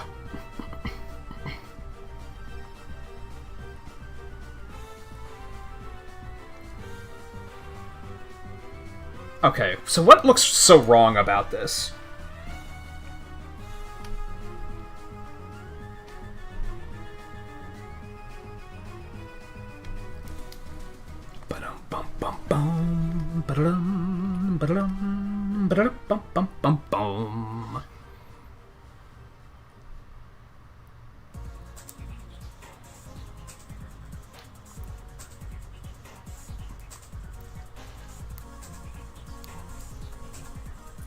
We didn't even get to newcomers yet. So yeah, to catch you up, I don't even remember how we got on this topic. I basically said if Nintendo were to come to me and say, make Smash 5's roster, who would I cut from the game? Like, who would I keep and who would I cut? And I would go full tilt Street Fighter 5, where I would boil it down to like 24 characters. I'd cut like over half the roster. At first. I'd potentially add some of them back later, but... Smash 4 is easy, cut everybody. No, I think Villager can stay. Animal Crossing's a huge property. And it doesn't necessarily... I don't think that's the only deciding factor, but it is a very important property to Nintendo. I firmly believe if they were making if they were making the original Smash Brothers today, the Villager would have been put in as a character. Like, that would have been an original 8 character. Wii Fit Trainer can get the fuck out.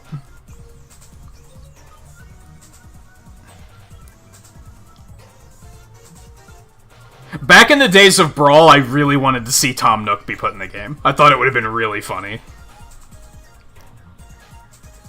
I was a strong supporter of Tom Nook.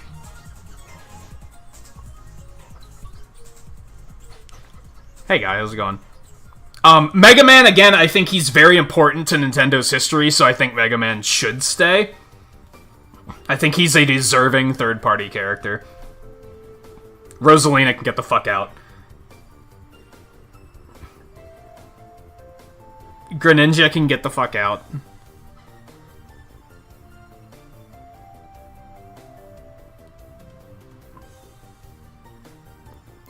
Robin's tough. Because I think Robin has a lot of potential, I just think they missed the potential. But I think that character does have good potential, but could they maybe pick another casting-type character from Fire Emblem? Potentially. So I'd probably say Robin can go. Lucina can go. Actually, Lucina's tough. As far as Marth clones go, I would say keep one, but I don't know which one. Because I think they're all valid. I think Roy is the most unique. He's barely even a clone anymore. Lucina's got the popular vote, as well as... I'm always a supporter of more female characters and more villain characters. Those are... If you ever think, would Nin like this character in Smash Brothers? Ask yourself, is it a female character and is it a villain? If so, then I probably would say... Well, I'm not going to always say yes, but that's a strong... That's a strong prerequisite. And Chrom is just more important as far as Awakening goes. She's not a villain, I'm grouping it in and saying, similar to villains, if it's a female character, I'm gonna be like, yeah, let's get more of them in there. But yeah, she's not a villain in this particular case. So that one's tough. I'd say keep an extra Marth. It's just a question of which one. I really need a drink, but I don't really need a break. So, actually, know what it is about. It's about time for a break, isn't it? And maybe I need to pry my eyes away from whatever's going on with this arm to figure out what I'm doing wrong. Also, let's save it really quick, because I don't think I've done that in a while.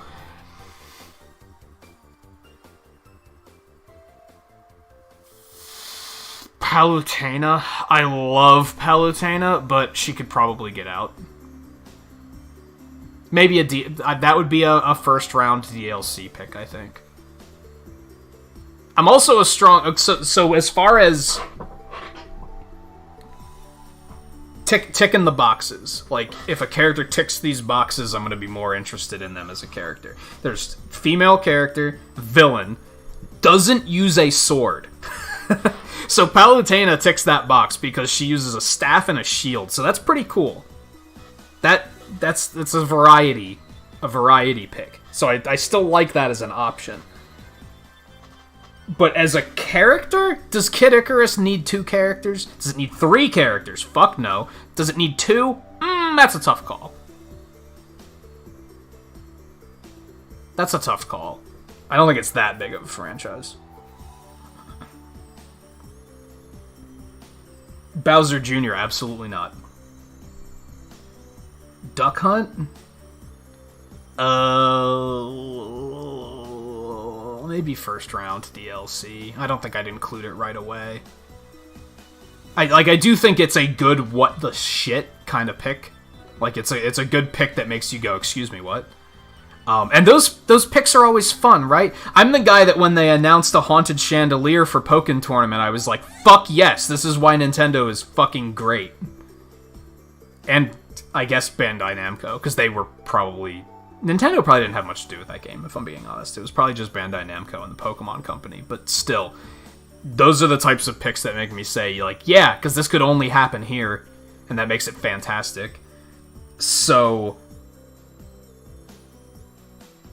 that one's tough. I think I'd pick Duck Hunt over Game & Watch. I think. Little Mac.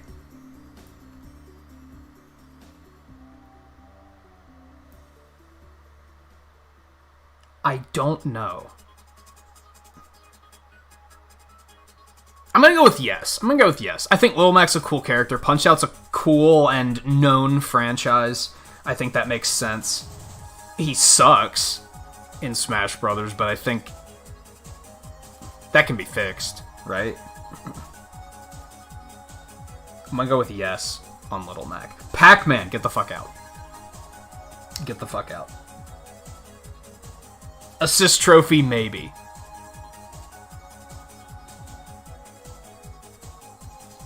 Because, like, his final smash is great, right? Because he just turns into a giant Pac-Man and just walk across the screen, and that's fantastic. He could do that as an assist trophy, and that would be like, and he's chasing ghosts and shit. That would be incredible. As a character, no, not really. Bomberman deserved it more than Pac-Man did. Let's put it that way. And I still think that Bomberman makes sense as an assist trophy as well, but he had more potential for a moveset than Pac-Man did. Goodbye, Pac-Man.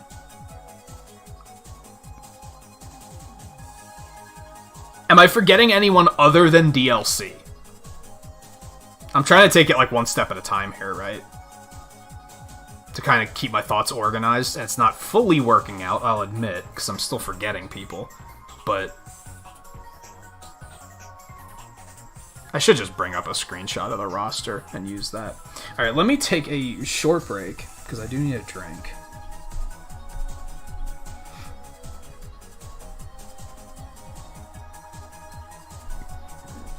Oh yeah, honestly, fuck Shulk. Shulk can get out of there. I don't care.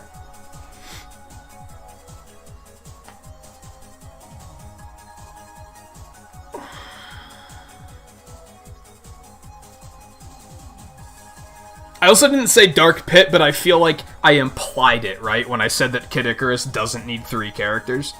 I didn't explicitly say Dark Pit needs to get the fuck out, but I feel like that implied it pretty well.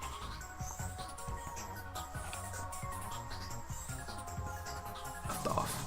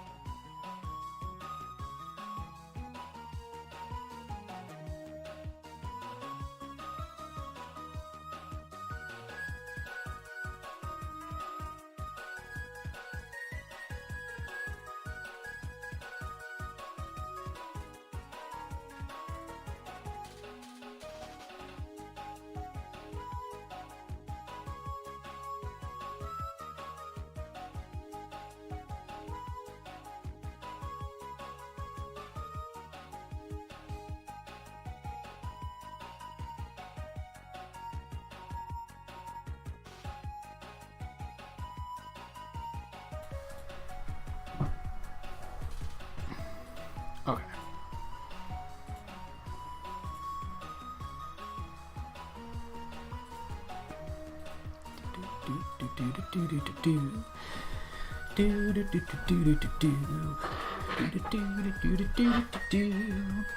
Okay, Ryu. Ryu's tough. Ryu's the fighting game character, right? So you kind of feel like he deserves it. The thing is I think they dropped the ball on execution when they put him in. Like, he's not fun to play. But I feel like he has potential, so I'm gonna go ahead and say yeah.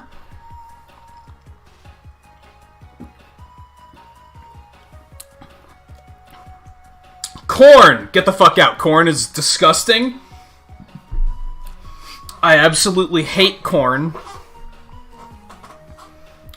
The smell of it, the taste of it, it's all just bad. And it also makes for a bad Smash character.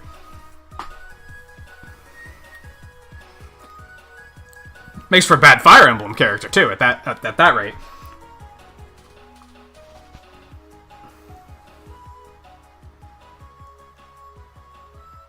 And Cloud. Cloud's another tough one. Because it's cool, right? It's cool. Like, it's cool having him in there. But it's also like, is he relevant to Nintendo? Not really.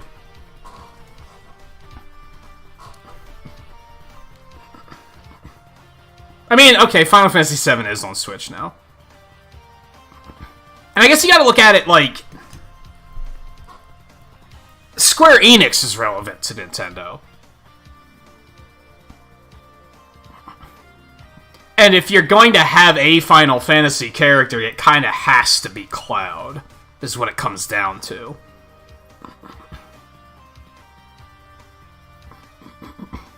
So, maybe yes? That one's tough. That's a tough one. That's a tough one, in my opinion.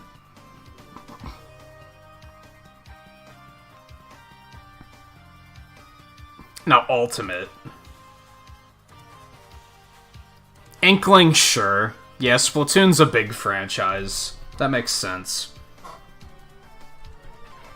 I can't believe I'm about to say this. I'd keep Ridley. I'd keep Ridley. He actually turned out to be a super cool character. I think. He's fun to play. Ticks the villain box. I forgot about Bayonetta. Bayonetta, yes. Bayonetta's a yes. Bayonetta's very relevant to Nintendo. That one just makes sense. That's barely even third party. Like, it is technically third party, but it's like practically second party.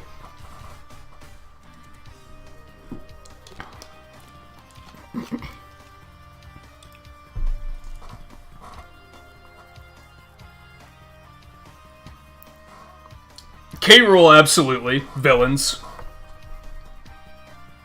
Belmont's well, Simon Belmont, absolutely. Relevant to Nintendo. Very iconic franchise. Richter doesn't necessarily need to be there, but Simon, absolutely yes. That's a fantastic pick.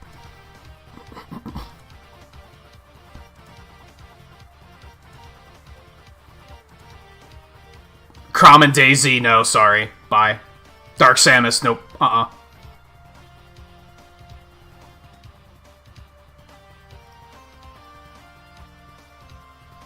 What else did they add other than DLC?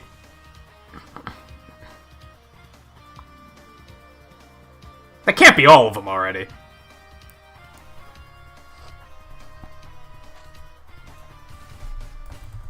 It's just they were all nothing characters, so I don't care, I guess. Like, they're easy to forget.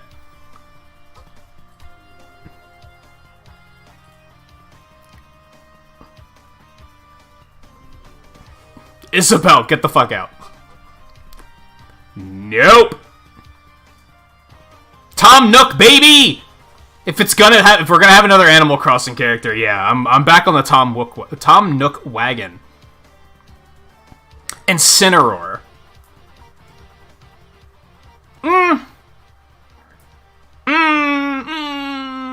I liked the idea, but it was another one where the execution didn't feel that great.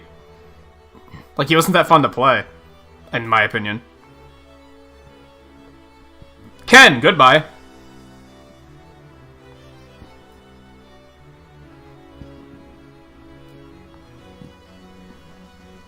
Mii's. Yeah, Mii's can go.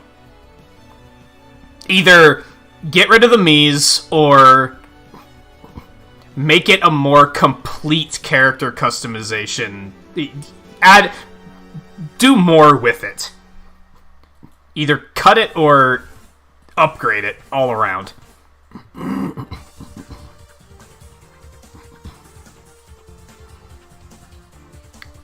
then DLC. Joker, bye-bye. Get the fuck out of here.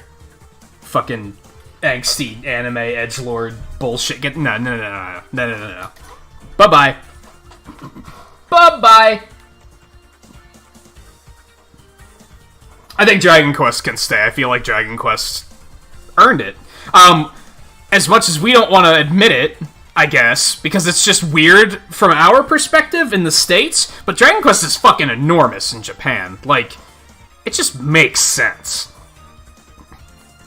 I don't think I've ever seen, like, in Ultimate, I don't think I saw a character added that made more sense than a Dragon Quest character. That was just such an immediate duh. Except for maybe Belmont. That was kind of up there, too, as far as... Oh, yeah, that makes sense. I wouldn't make the Miis more like Wii Sports, because then they're just Waluigi. I think a sports-themed moveset is completely idiotic, unless it's an actual character. Which is like...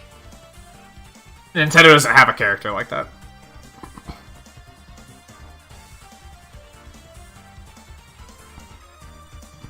Like Little Mac. Kind of. Because, you know, the one Wii Sports had boxing, right? Both Wii Sports had boxing, I'm pretty sure. But he's an actual boxer. So it makes sense.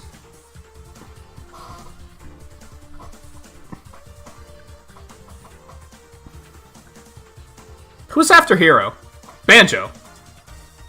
Yeah, Banjo's super important to Nintendo, so I would not even think about taking him out. I feel like he should have been in a long time ago. If Nintendo still owned Rare, he probably would have been in like, Melee or Brawl. Let's put it that way. So, like, that's how, important of a character to Nintendo's history he is.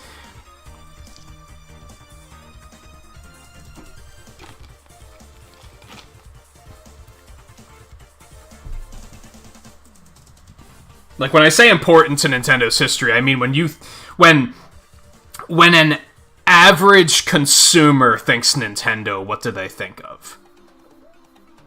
When you think of NES, when you think of Super NES, when you think of N64, what do you think of? And I think characters like Mega Man and Banjo are up there. Terry is super cool.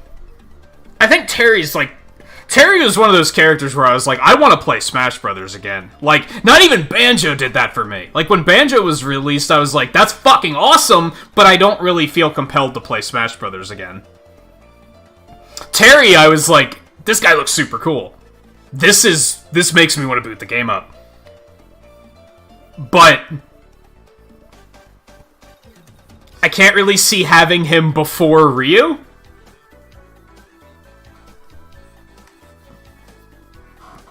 So I'd probably say no. No to Byleth. No to Byleth.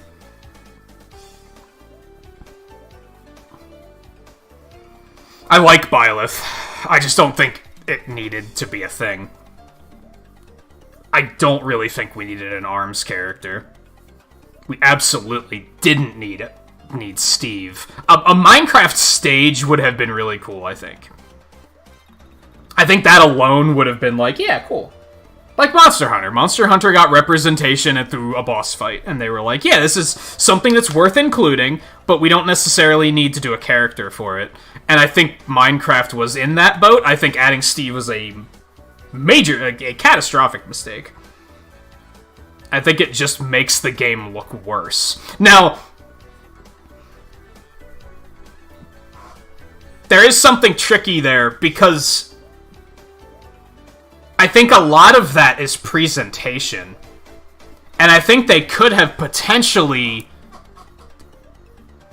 I think they could have put Steve in and done it significantly better than the way they did it. I think that could have been a more respectable character. But they did it as lazy as possible.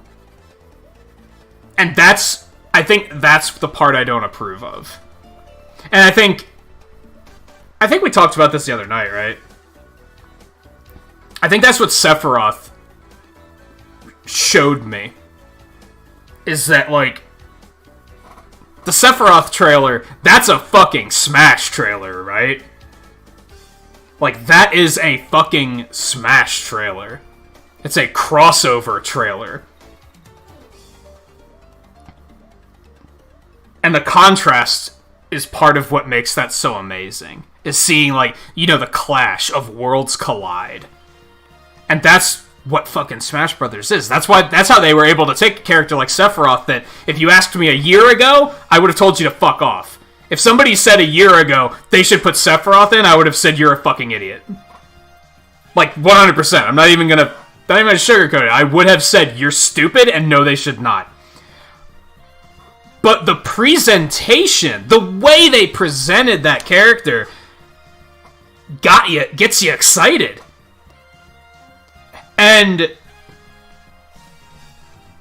they didn't do that with Steve. The Steve trailer looked like it was made in Source Filmmaker in a weekend. It was very low budget, very low effort, which, sure, I guess that matches the tone of Minecraft, but it just doesn't look good, and it doesn't get you excited. I was thinking about this earlier, and the contrast is so fucking... It's so bizarre from an artistic standpoint. And I don't know if I'll even be able to fully explain what I'm thinking of here. But you look at the Steve trailer, and you look at the Steve trailer and you look at the Sephiroth trailer. Side by side. And you look at the moment the character is shown. The moment they show Steve on screen and the moment they show Sephiroth on screen. And then the first reaction they show you of one of the characters that is seeing them appear. In the Sephiroth trailer, you see Sephiroth, you hear the music, and then it cuts to Cloud, and Cloud's like, God fucking damn it, it's Sephiroth. How the fuck did he get here? And it gives you that feeling of, oh shit, it's fucking Sephiroth. In the Steve trailer, they cut to Mario, who has this face of, what the fuck am I looking at? There's no drama there. It's just Mario being like, what the shit? What is this? Is this what gaming is today? Mario was feeling what we were thinking. And that's bad presentation, because it doesn't get us excited. It just gets us going, what the fuck is this? Even Mario's agreeing, what the fuck is this? Which means the developers are agreeing, what the fuck is this? So why should we care about this? It's bad presentation. And I do think that character could have been delivered in a way that actually made us say, oh, that's kind of cool. But the way they did it was not it. I think they chose the wrong way to do it. Compared to Sephiroth, where it's like, I don't think I could have cooked up a better Sephiroth trailer if you gave me 10 years to do it. Like, that was perfection. That was how you announce a character. And if you look back at other character reveals, like the Belmont trailer is fantastic. It's super good. It shows you, again, the clashing of worlds. It gives you that contrast of, like, what would happen if these characters cross over. It's fantastic. And then you have the other trailers, like K. Rool, that has comedy behind it, because it fits the characters. It's all fitting the tone of, and it all connects well. It's all super good. And then Steve is just like, What even goes on in that trailer? It's like they didn't even know how to correctly segue into that character reveal. So they were just kind of like, well, we gotta do something.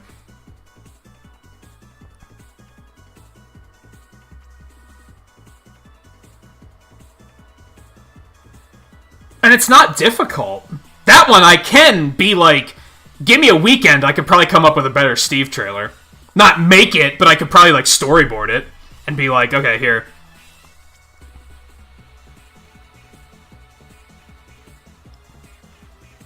off the top of my head, why didn't it cut to, like...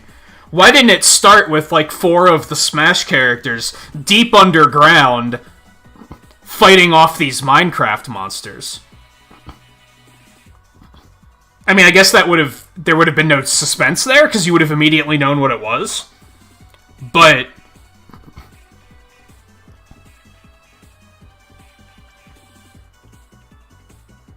And I think what it comes down to is that Minecraft isn't cinematic. And I guess on that note, that's where they went with the trailer. I guess they were thinking, we're just going to have to animate this like a fan animation because there's no cinematography to a game like Minecraft.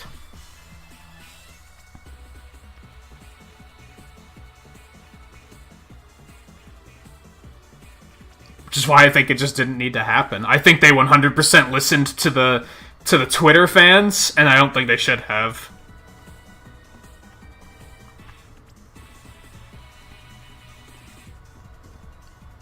And like I said, the whole...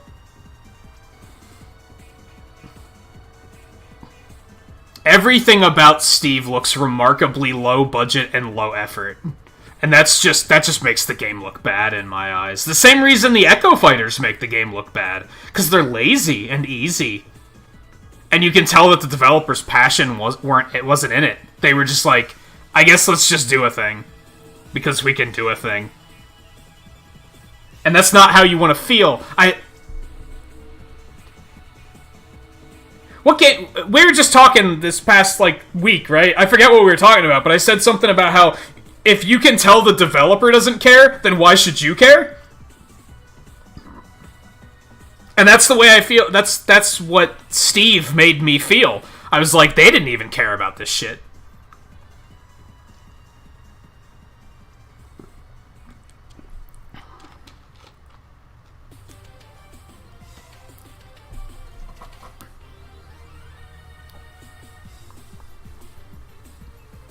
And you could tell, because they did that whole presentation with Sakurai talking about the character, and, like, if you're good at reading between the lines, you can tell that he was like, why? How did it come to this?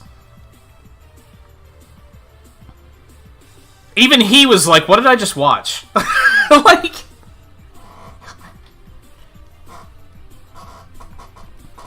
I think at least with ARMS, they were...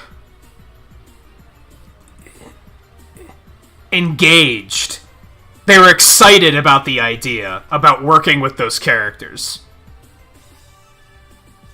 I think with Steve, they were like... It was a paycheck, right? And that's a good example of why games shouldn't be made on a paycheck. They, like...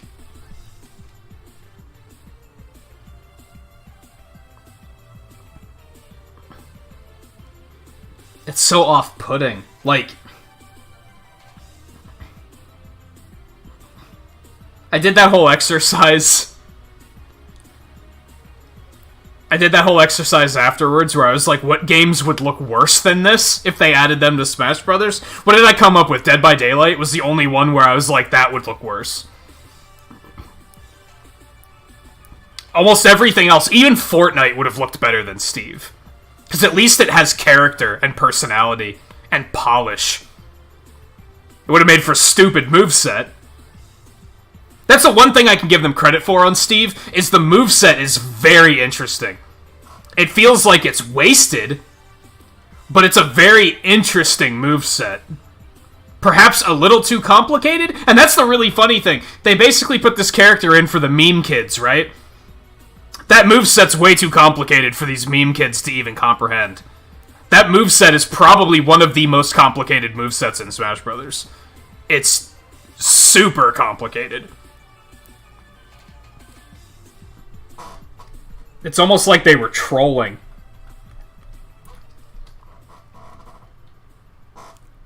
It doesn't seem good because there's too much shit to manage. Like, how would you even manage all of that nonsense?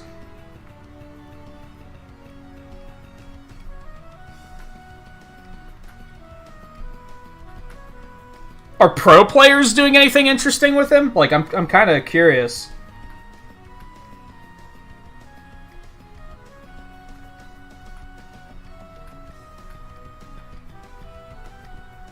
I will say that I basically can't watch other streamers play Smash Brothers. I wish I could, but I basically can't. The community is just too cringy for me. But whenever I hover over someone's stream when they're playing Smash Brothers, I never see anyone playing Steve. And at that rate, why add the character? Like, I think Nintendo took a gamble there. I think they thought it was a good idea, but they didn't do their research. And they didn't realize that it was a bad idea.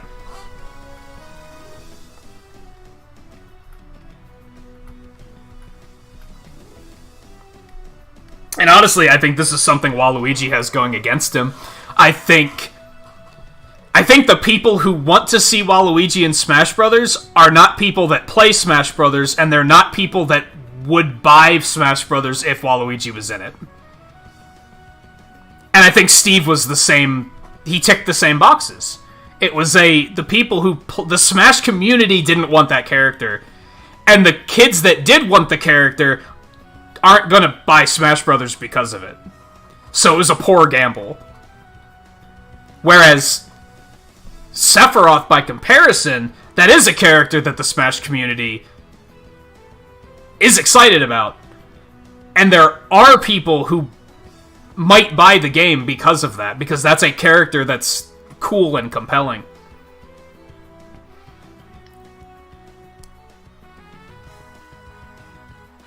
I think a lot of the meme suggestions have that problem, where they're not actually... It looks like they're popular picks, it looks like that's what people want, but if you really dig deep down, you're gonna find that that's not what people want. It's not gonna push sales, and it's not gonna excite the people who already have the game. Doom Guy? I don't think Doom Guy would get anybody excited. Nobody would be like, oh shit, it's the fucking Doom Guy. A Fortnite character? I don't think that would get anybody excited. And the Fortnite community, it's a fucking free-to-play game. That's not gonna push any sales. It's a bunch of kids that can't afford video games. So they're not gonna buy Smash Brothers because you put a Fortnite character in it. They're not gonna buy the DLC because you put a Fortnite character in it, because they don't have any money. That's why they play Fortnite, is because they don't have any money. That doesn't make sense. What other meme characters are there? Shadow the Hedgehog? That's not gonna push sales. Like, that's not gonna make people go, oh shit, it's Shadow the Hedgehog.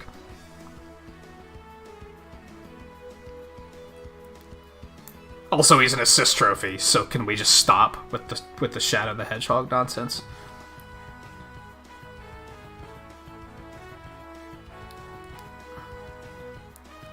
Another funny thing I like, it's not that I like it, it's that it's funny, it makes me laugh, is, you see people complaining about Sephiroth because, oh man, it's another sword character. One, or specifically, it's another anime sword character. One, he's kind of the anime sword character, isn't he? Like, isn't he in, aren't he and Cloud the anime sword characters? So, one, that's kind of ridiculous. Two, be careful. Be careful of complaining about too many sword characters, or we're gonna get another Steve. That's what happens when you complain about, oh, you add too much of this type of character. They add something like Steve. And Min Min to a lesser extent. Like, that's what happens when you complain about too many swords. So, you might want to be careful with that.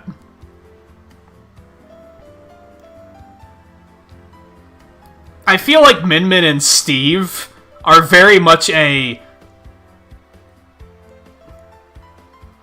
we caused this. Like, the community caused this to happen. But people aren't looking at it that way. They're not saying, huh, we did this because... wah, sword characters. Wah, Fire Emblem characters. The few people that were like, how did they not put an ARMS character in yet? Are you happy now? Are you happy now that there's an ARMS character in the game? Like, are the people that were... that's what I want to know. And Steve is the same way. I want to go back. The people that wanted to see an ARMS character and Steve, are you happy now? Are you happy with what you got? Was it worth it? If Waluigi ever gets put in the game, I'm going to be going back and asking people, are you happy now? Like, is this what you wanted? Because I can say that. I can look back at Banjo and say, yeah, I'm happy. This is what I wanted. Like, that's exactly it. I have that satisfaction. Mega Man, Sonic, I can look back and say, yes, this is what I wanted and I'm happy with this. Are the people that wanted Steve, are you happy? Is this, are you proud of what you caused with your rabble? I hope so, because everyone else is very unhappy with you, so I hope you're thrilled.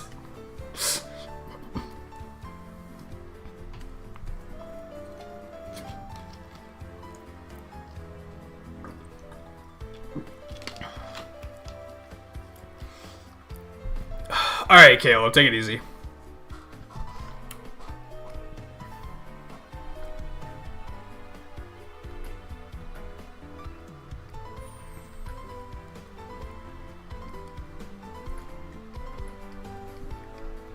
Then I guess what it comes down to is... So there's the characters I would cut. So I guess what some of you might be wondering is, well, what characters would you add? Like, let's go down that path, right? I don't know if I'm ready to go down that path.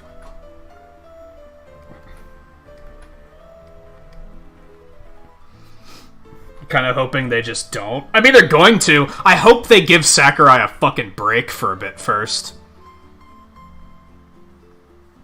Like, we have, what, 3 DLC characters left? We're probably going to see all of them in 2021. If we see the next Smash coming out in 2023, 2024, that's too soon. I think we need another big gap. Like 2028, maybe. Like, give it a break.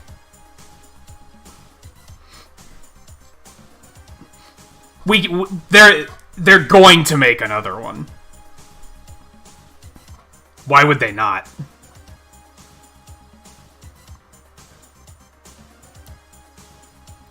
Yeah, exactly. And by the time they're done with the DLC, that game will have been in development for over a decade. Give the guy a break. Let him make another game. I'm sure he has so many ideas in his head. Let him make another game. See what he gifts you with. Give him another franchise. Give him Star Fox, or F-Zero, or Metroid, or... Fuck! Give him a Zelda game. I don't know. Let him do something. That guy has so much imagination and creativity and passion in his head. I'm not saying it's wasted on Smash Brothers. I'm saying just let him do something else with it. And see what he can gift us next. I'm not going to say Kid Icarus Uprising was amazing, but look at some of the other games he gave us. Like Kirby's Air Ride. Like, he's clearly got... The man is something special, for lack of a better way of putting it. And I do think anchoring him to Smash for too long is just kind of a shame. Because I think he is capable of giving us more than just that.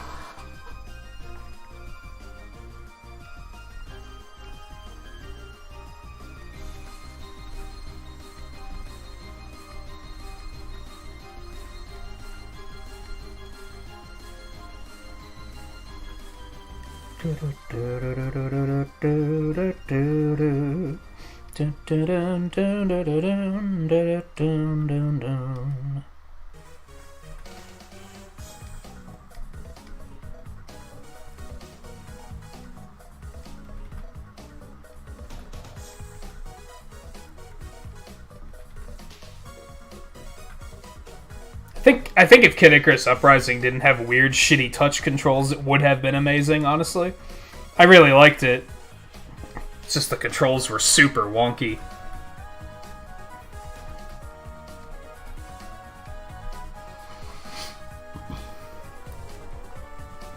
But yeah, I hope that not only do they take a large break, but that when they make 5, that they basically start over. And just give the entire series a refresher. I think a lot of people, especially older gamers, like people our age, I think a lot of us, we might not want to admit it, but I think we agree that the game needs a refresher.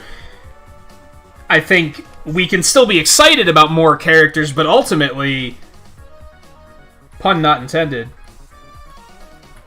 we want more than characters, right? Like, I think there are some people who are just checked out on Smash Brothers. They just don't care at this point, and that's because of the fact that it's just characters now. It's just characters, and there is more. Rosters are very, very important for games like this. Don't get me wrong, but there is more to it than that as well.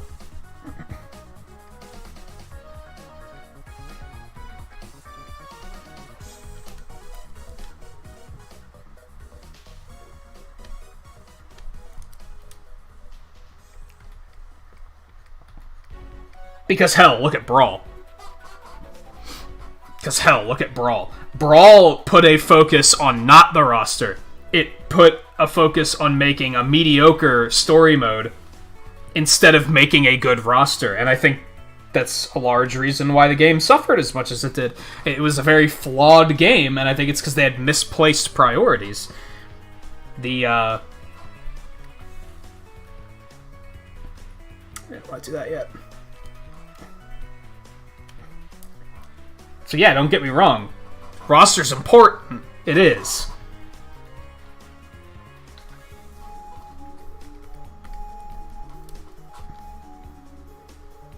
Especially because at the end of the day, it's a multiplayer game, right? So it is a fighting game. Even if you look at it as a party game, that's still part of the appeal, is that you need a wide variety of characters.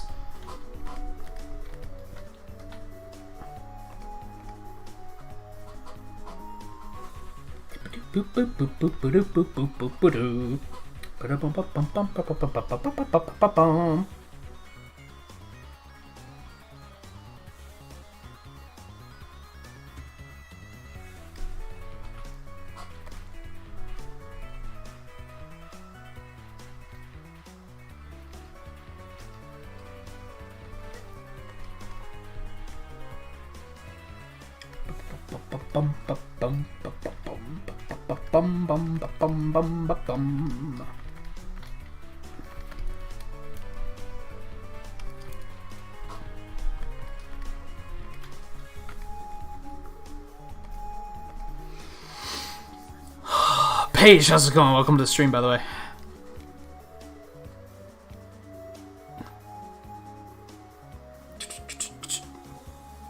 Like, I actually kind of remember... I feel like Brawl... I don't want to say Brawl was completely a reinvention, but it felt like more of a reinvention. Like, remember when Brawl was announced, there was like 7 characters? I think. Like 7 or 8? 4 veterans. 4 goddamn veterans. And then 3 newcomers? 4 newcomers, if you count Snake. And we didn't even see Snake in action until later.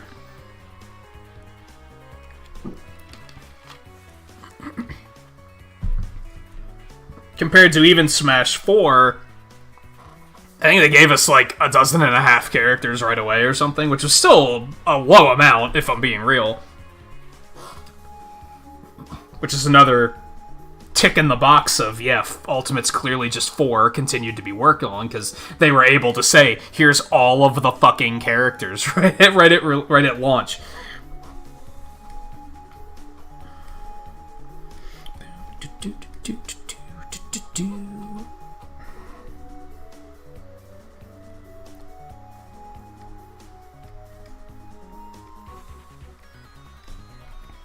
And the thing is, people aren't going to be happy about it, because people weren't happy about Street Fighter V, right?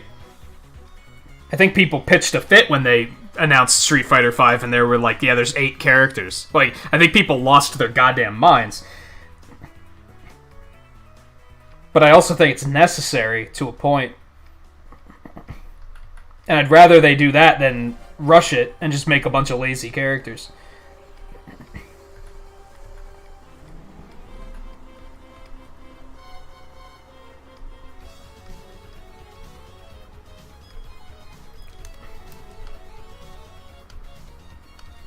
Bow wow, bow wow, wow.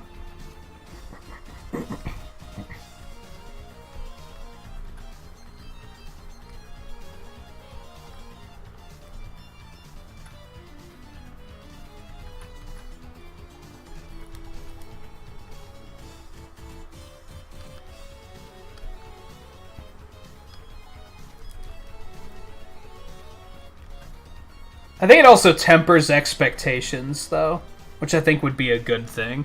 Because I think the way Smash is now, people just want everything.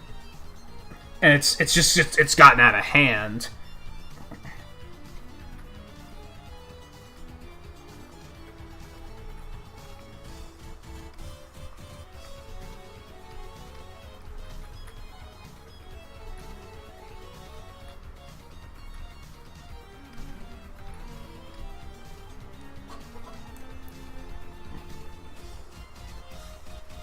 It was available when it released, yeah. But I was talking about when they first revealed the game. How many characters were we immediately aware of? I guess to be fair, when Melee was announced, we saw like 14 characters or something too. I guess Brawl was just unique there, because Brawl was announced very early in its development. Compared to Melee and even 4 that were already in development for a while. And even Ultimate.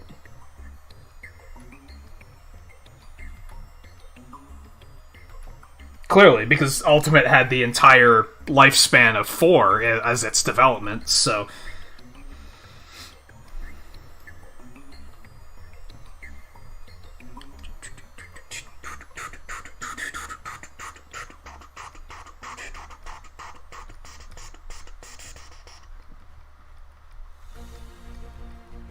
I am thankful for one thing, and that's,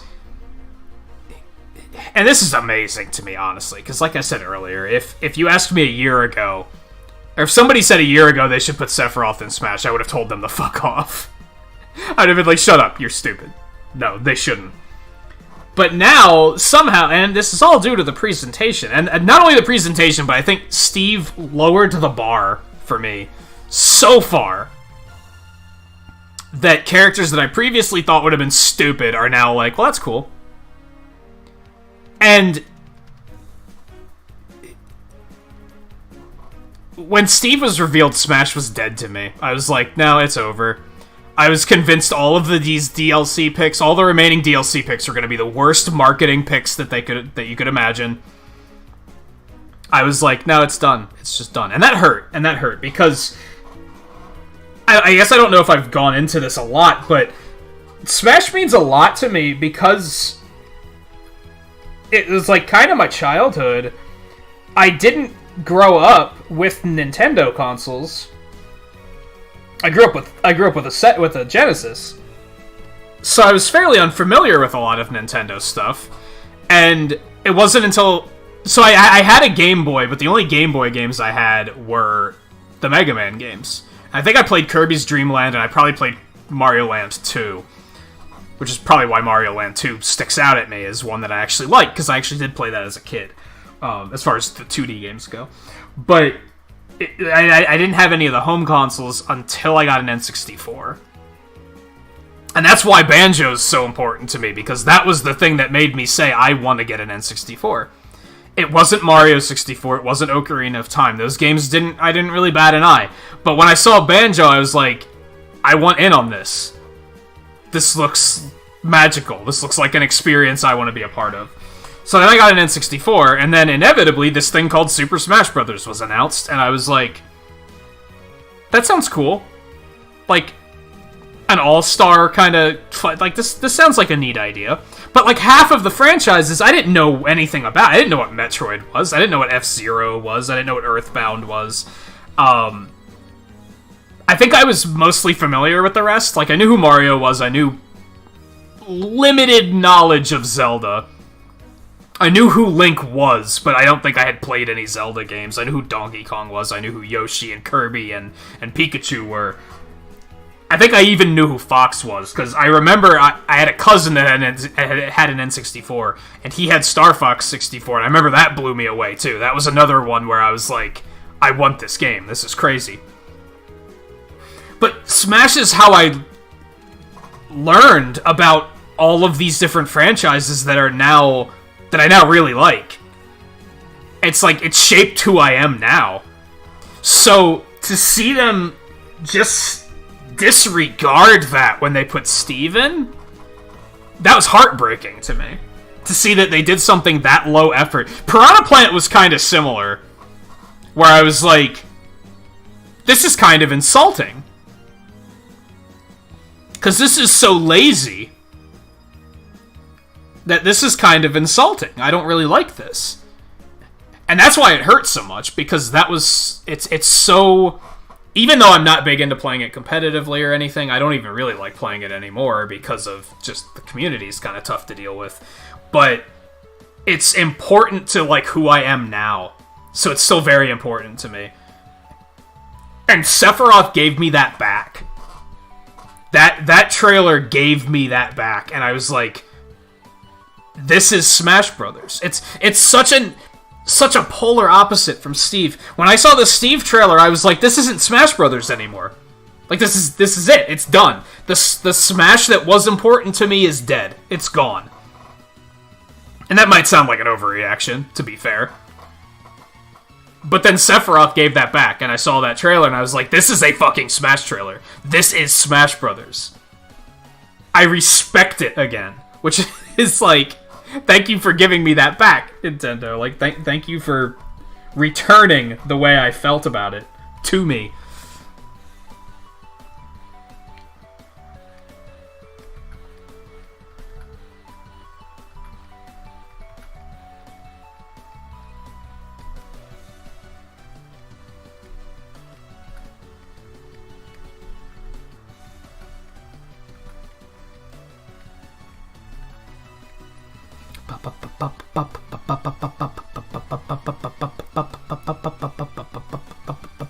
I can see that. If not even the N64, but I feel like people could say the same thing about Melee as well. Cause like, see, and that's part of why Brawl has a special place in my heart, because I didn't really play Melee a whole lot. Like, I did, but the memories aren't there. It must have been a lot of playing it on my own. Whereas Brawl, we hit a sweet spot where we were getting together every weekend to play Smash Brothers. We'd play like 4 or 5 hours, like every Friday night. So Brawl has a very special place to me because of that. Even though ultimately Brawl is a very flawed game, and I feel like this shows that I can look at things objectively, right? Like, because Brawl's very important to me, but I can still look at it and say, this game kind of sucks. Like, most people can't do that. If a game's important to them, they just think the game is infallible.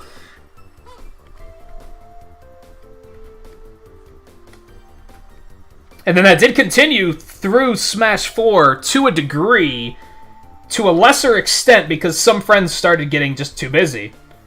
You know, we started growing up. We just didn't have as much time. And then Ultimate came out, and I had moved since then, so that wasn't even really a thing. Which is why I was so passionately, for a while, trying to find a way to duplicate that through streaming. It didn't really work, because I'm very selective about the type of people I'll play a game like that with.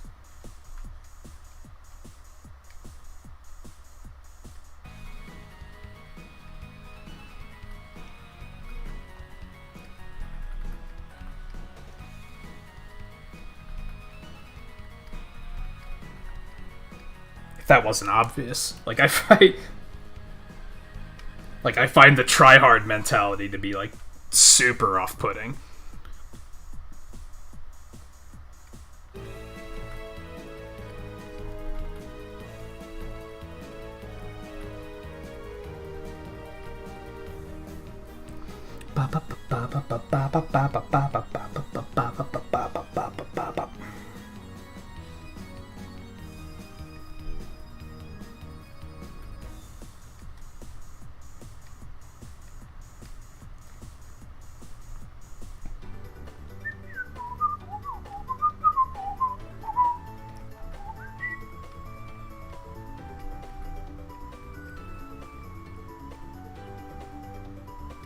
That's ultimately because, like, even though we did play it constantly, we always played it for fun.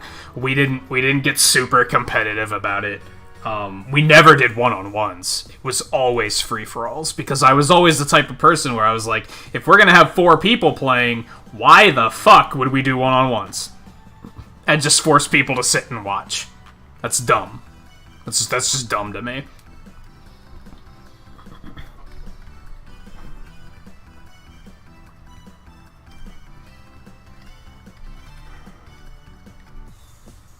I can see that. I can see the appeal of one-on-ones as far as streaming goes, like, a little bit more, but as far as, like, having a local get-together, it didn't make any sense to me.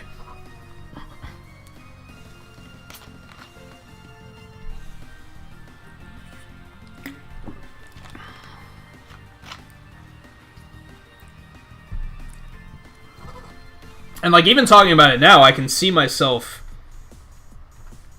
reaching a point where I may, in fact, be like, I kind of want to reinstall Smash and actually play it again.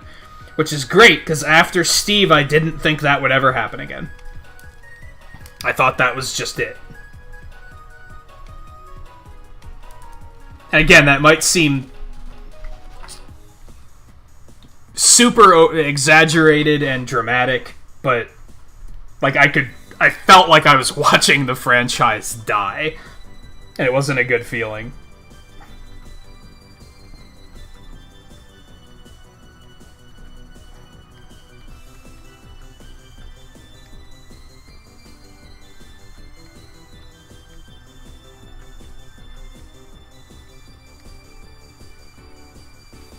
Bum, bum, bum, ba, ba, ba, ba, ba, ba, bum.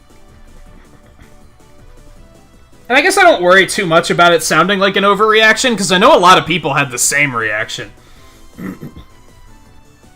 I wasn't the only person that uninstalled the game the same day Steve was announced. Like, people did it. Unironically. Like, it wasn't just to be funny. Now, granted, the real reason I did it was because I didn't see myself wanting to play it anytime soon, and I needed the storage space. So I was like, you know what? Let's just archive it. You can use that space for some other stuff. It was more that they just made that decision easy.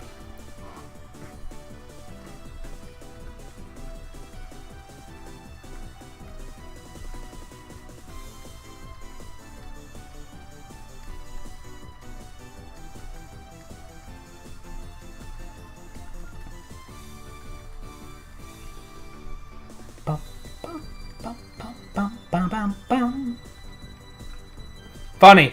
Funny, Flash. Keep it up. Keep it up!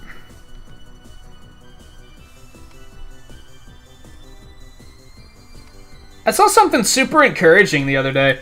I follow a lot of artists and animators on Twitter, and I saw one say something about, like, if you want to get into the animation industry, that we'd recommend learning not only Toon Boom, which is, like, kind of the new Flash, like, that's what a lot of people use, but they said also learn Adobe Animate, because some studios still use it.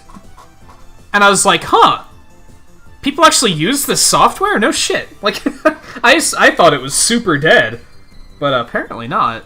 I was like, that's pretty neat.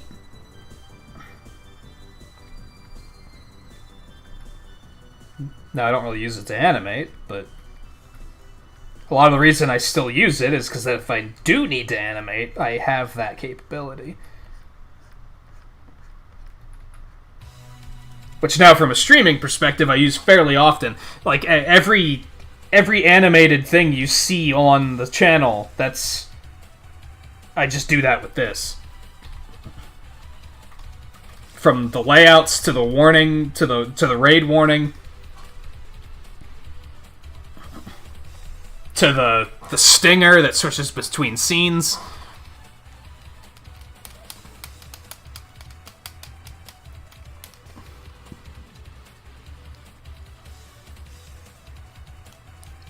Yeah, I think a lot of people did that too. They didn't buy. Not only just that they thought Nintendo, not even necessarily that they thought Nintendo was for kids, but a lot of people had a very low opinion of the Wii, and they thought it was just super casual and didn't have any actual real games on it. And then the Wii U was just a dark time that we don't need to talk about.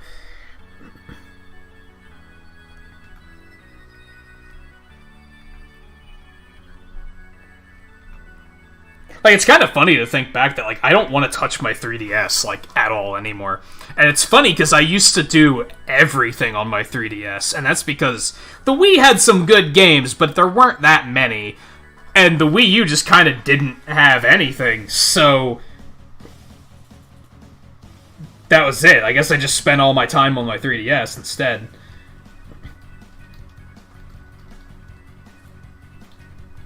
But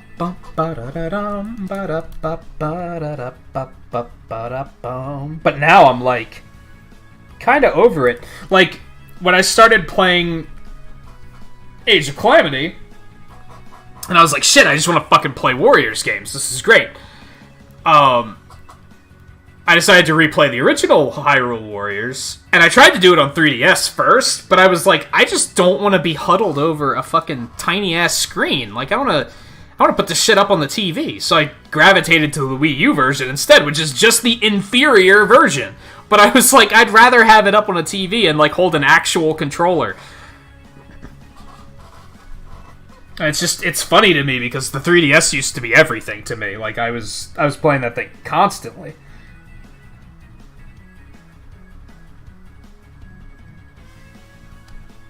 The DS too. I played a lot of DS.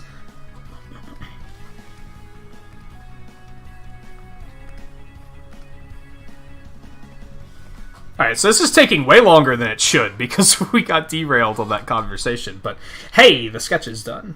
And I think, if I do say so myself,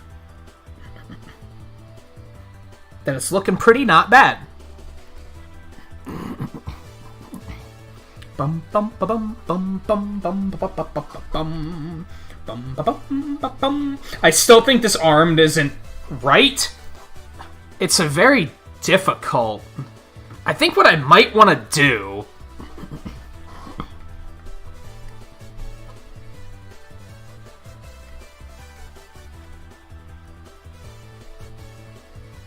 we might want to give it one of these.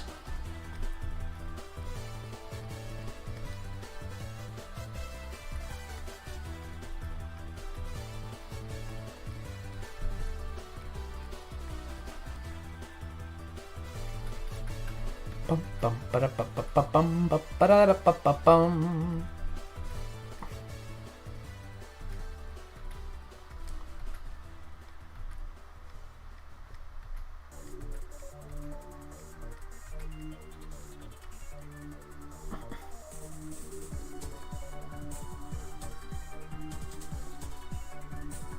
Not quite.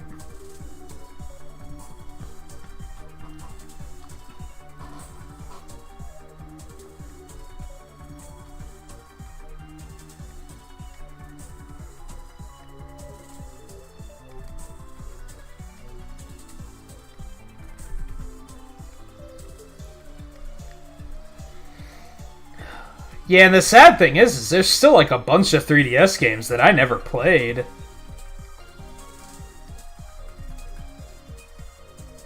Or that I would like to play again.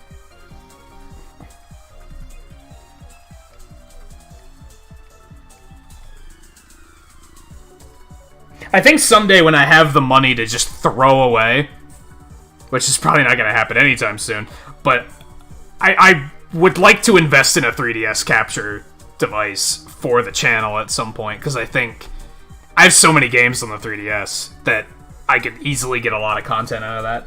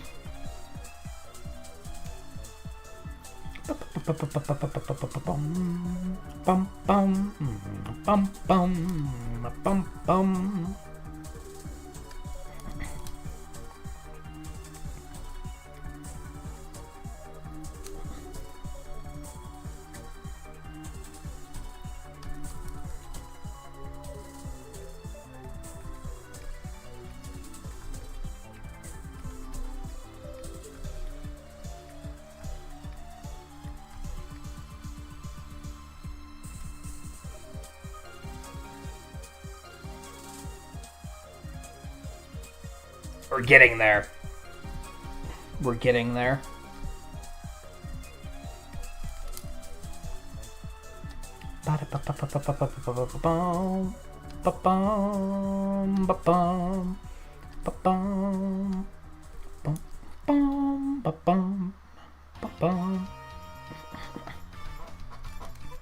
I'm actually having a small bit of a Wii U resurgence where I'm like, I kind of want to just, for some reason, I'm just like, I want to play stuff on my Wii U.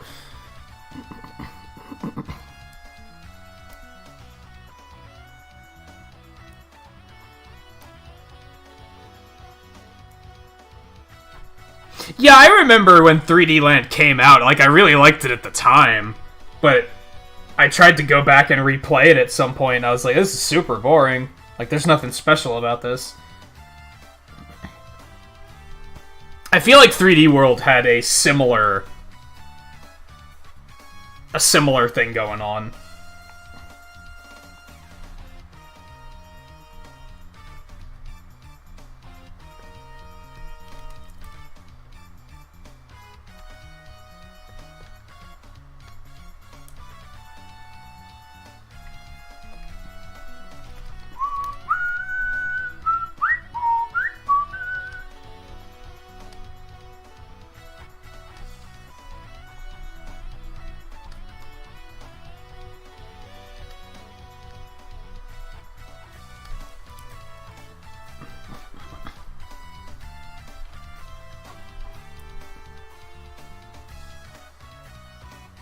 I think that's a little better. I think this needs to be thinner. His gauntlets are very oddly shaped.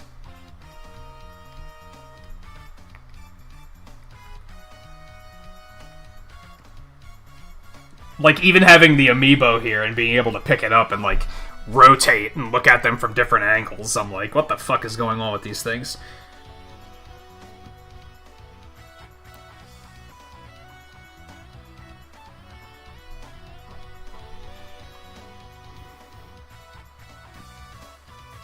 I would really like to get 3D World Deluxe, whatever the fuck it's called.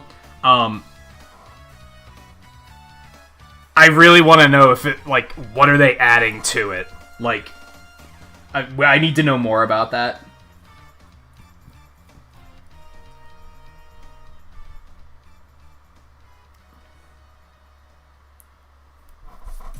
I was kind of disappointed they showed a trailer for it at the Game Awards, but it didn't. It was just a gameplay trailer. It barely showed us anything worth analyzing.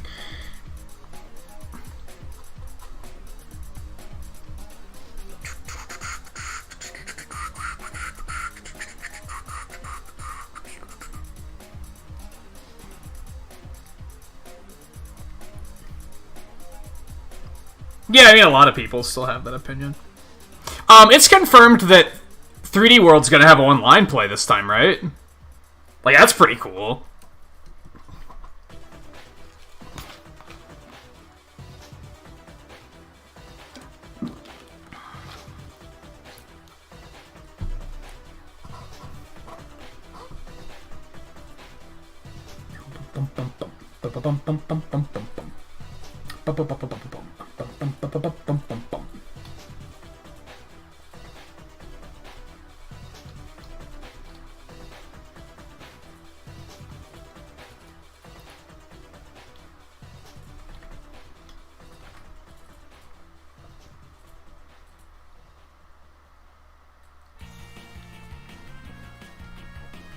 Although sadly, I'm not much for playing games like that multiplayer. Like, it's cool that it's there, but I don't know if I'll personally use it.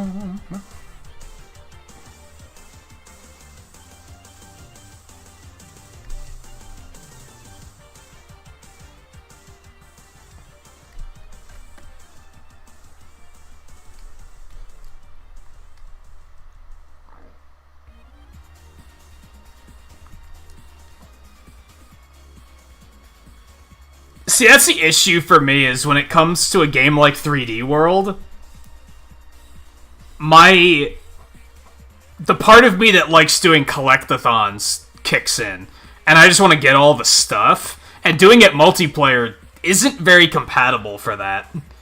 In fact, doing it multiplayer can sometimes fuck you over and make it harder to do, so I was never that into it.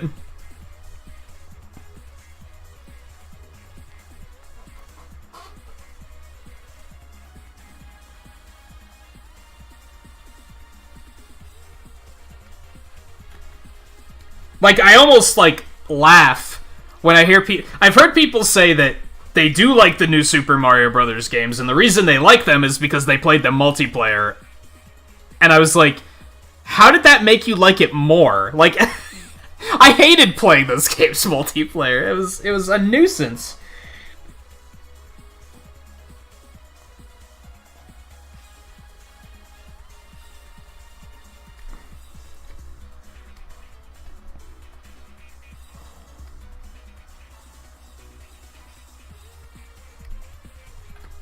I don't think platformers are necessarily multiplayer friendly.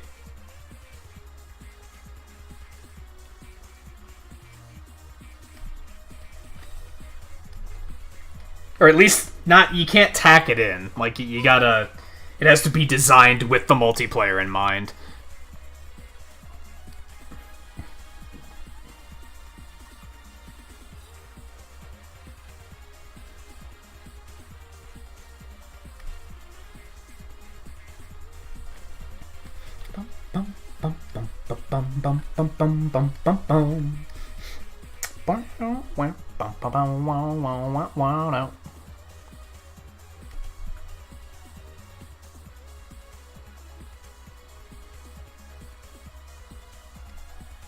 Something I don't love about this soundtrack, and it's very subtle, most people probably aren't even noticing it, but since some of the tracks were reused from the arcade game, those tracks have a very different sound than all of the other tracks have.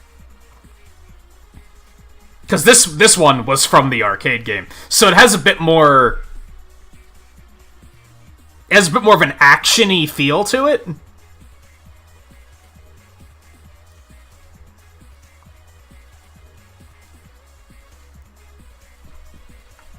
I can see that, it's just... I feel like the game also needs to be built around it. And I don't think the new Super Mario Bros. Games or 3D World was built around the idea of multiplayer. That was just something they threw in because they were like, I guess we can. But I think games that are designed for multiplayer, like, I can definitely see the appeal.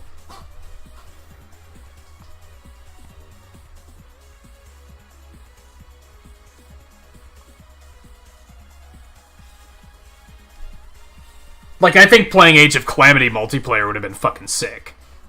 Like, that would have been fantastic. Well, providing that you have someone to play it with that is actually going to be good at it. Like, I can imagine if you have, like, a little brother or something, or, like, a little cousin or a nephew or something, and you're trying to play it with them, it's probably a nightmare. Because there's, well, maybe not. Age of Calamity was pretty easy, but playing the other one with, like, a kid is probably awful, because you can't get them to focus on... You're probably just losing constantly, because they're not paying attention to stuff.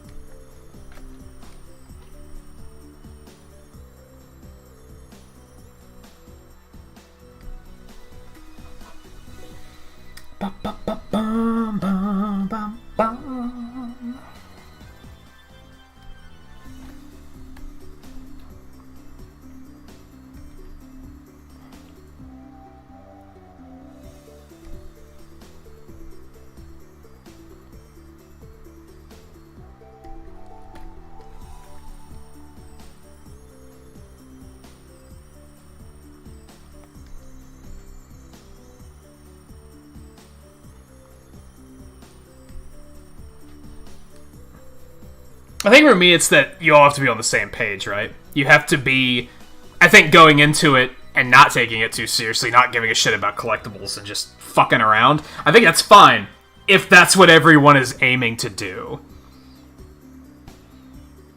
If you're playing 3D World 4-player, 2 people are really serious about getting all the collectibles, and the other 2 people are just fucking around and rushing through the stage, you're probably gonna have problems.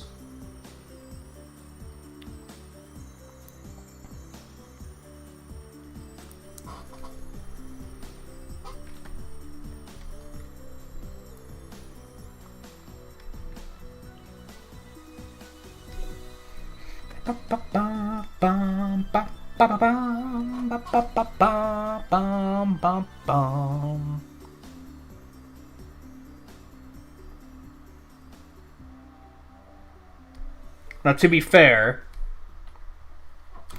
I did play 3D World with some friends, and I don't remember hating that. It was the new Super Mario Bros. Games I tried to play with friends, and I hated that. Like, that was awful. I don't think I played Donkey Kong Country Returns or Tropical Freeze with any friends, but I could imagine that being a nightmare too, because those games are fucking hard, right? So, at least the new Super Mario Bros. Games were, like, brain dead easy, so...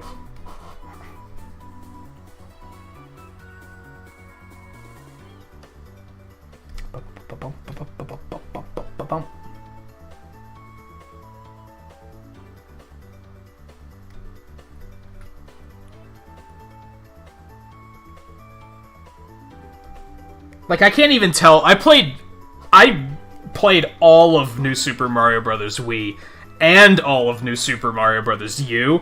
I can't tell them apart because they were so uninspired and unmemorable experiences that I can't, like, my memories just blur together. I don't remember them at all.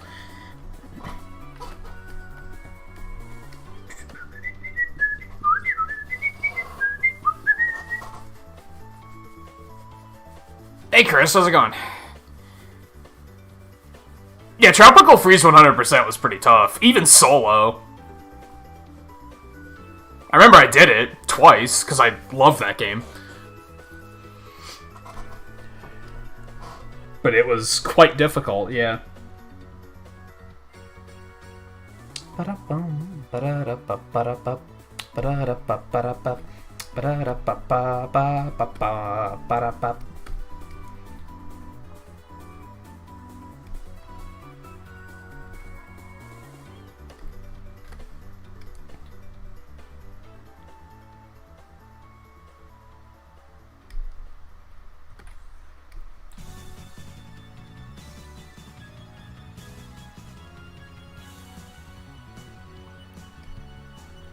But yeah, with what you were saying, Guy, like, yeah, part of the problem with couch co-op now is it's kind of like hard to get people together, right? Not only because of the pandemic, but you just get older and everyone's busy, and it's just hard to get it together, which is always what disappoints me when I see games like Moving Out, which I thought looked hilarious.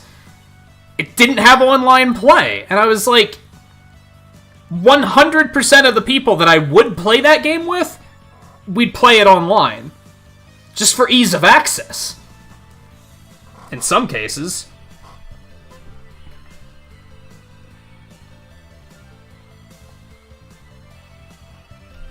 I'm hoping now that I'm a proud member of Humble Choice that they'll put Moving Out on that eventually. And then, and I can do it over the Steam online couch co-op thing.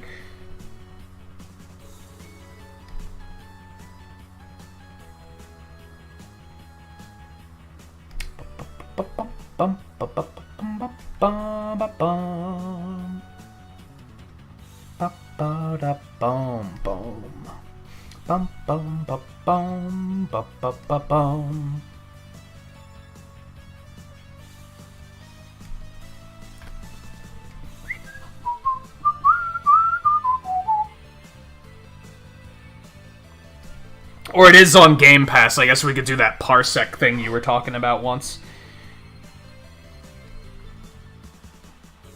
I don't know how difficult that is to set up.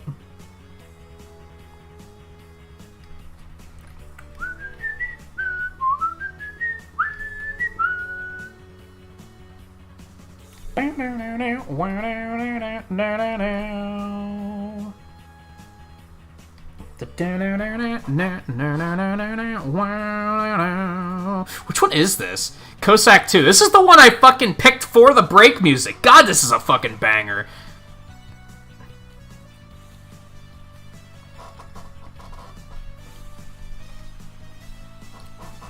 Like, every time I hear it, I'm like, holy shit, this is good.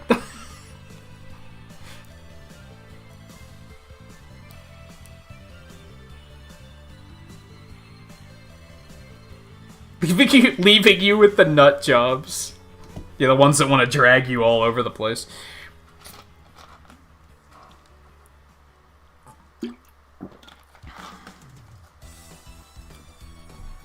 I think they are still doing Game Grumps like that. I think.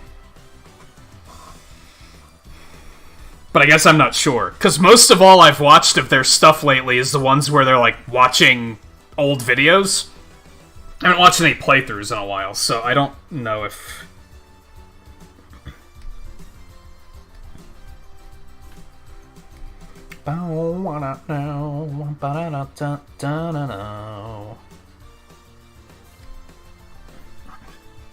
This is a fucking banger, too, but that surprises nobody, because everybody knows Proto Man's Castle is fantastic.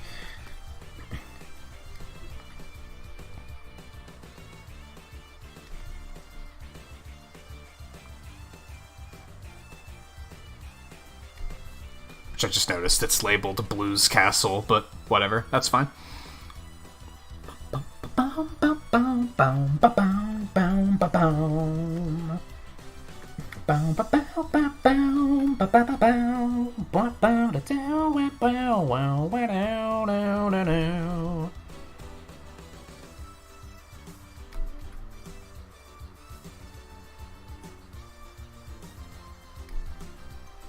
I'd say they don't make them like this anymore, but they do, honestly.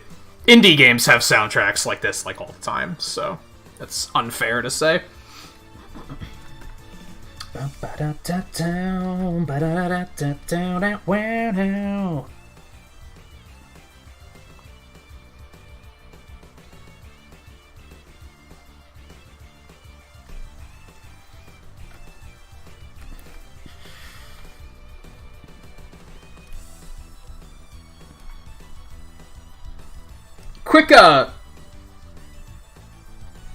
Quick something that's worth noting. I know I explained this last week. If you guys have been watching art streams, you've heard me explain this already, but I figured it's worth throwing out there again. I'm not inking all of the lines because I'm going to go back with a thinner line weight later for the finer details.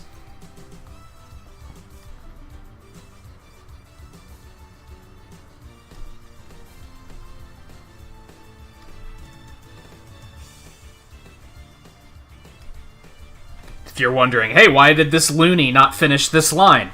That's why. I'm going to go back with a thinner line eventually. It's just... I guess it's easier for me to just do all of the thicker ones first and then go back and do the thinner instead of switching between the two constantly. Mostly because I used to do it like that. I used to, like, just switch on the fly, whichever I needed. And then sometimes I'd forget to switch, and then I'd be like, oh, now the inking is all fucked up because I wasn't paying attention.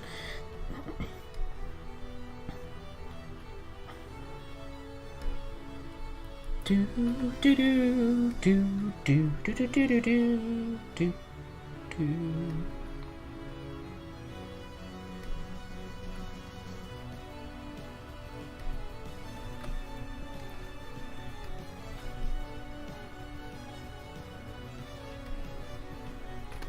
I can't remember. I feel like I just did a project like that this year that I completed the entire project and the line width was wrong. And I was like, well, like hell if I'm going back and fixing it. Because I'd have to redo the whole fucking thing.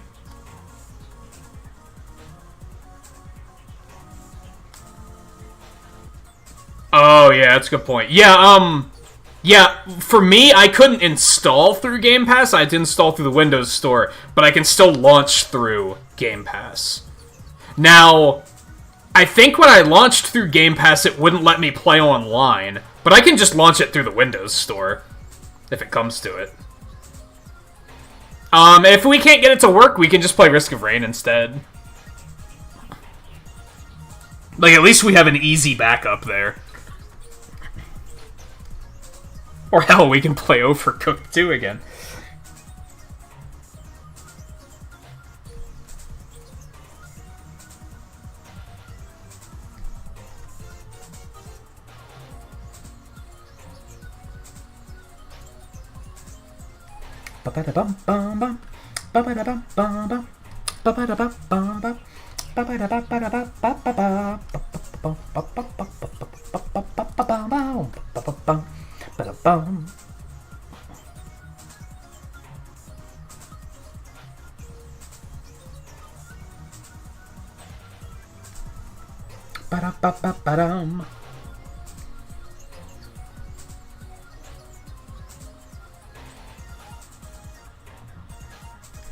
Is Game Pass acting weird on Xbox too, or is it just on PC? They did just update the Game Pass app like 2 days ago, so they must have fucked something up.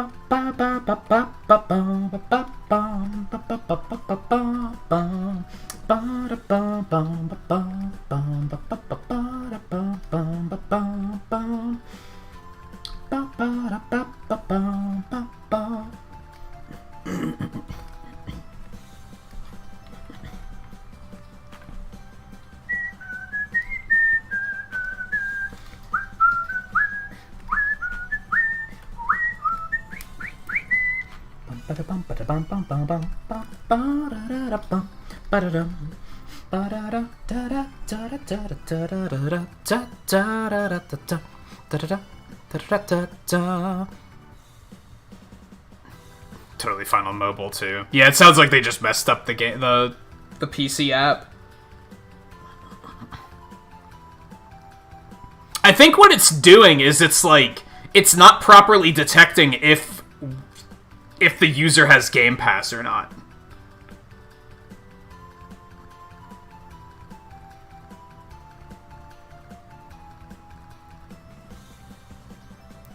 Third-party extension allow Xbox controllers to work on PS5. You're like, why? People are really weird about controllers. I've learned that in the past couple years.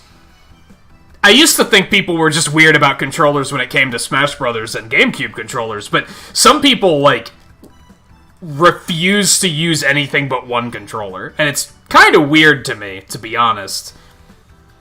To a point, I could get it in some instances, because, like, for example, the Wii U gamepad makes my hands cramp up. So, I imagine people have problems like that with other controllers, and they might just be like, well, this controller's just more comfortable, it just works better for me. So I get that, but I think some people are just perhaps overly snobby.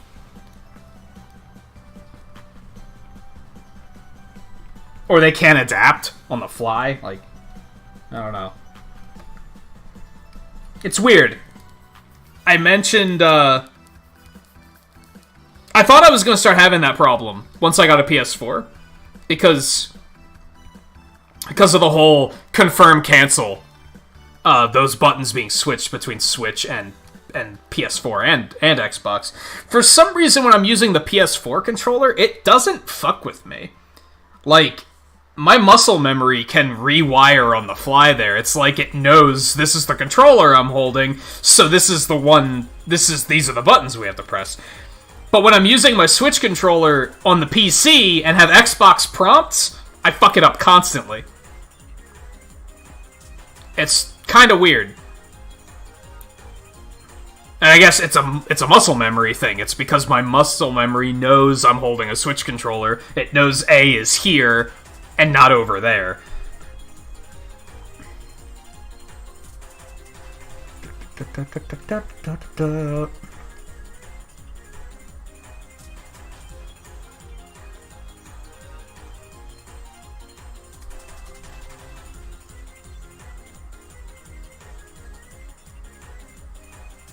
Bum ba ba ba ba ba ba. Ba ba ba ba ba. Bum ba da da ba ba ba bum ba da da ba ba ba bum ba da dum.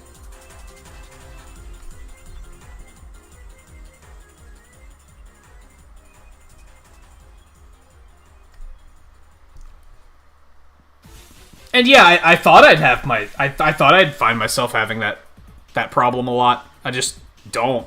Just kind of weird.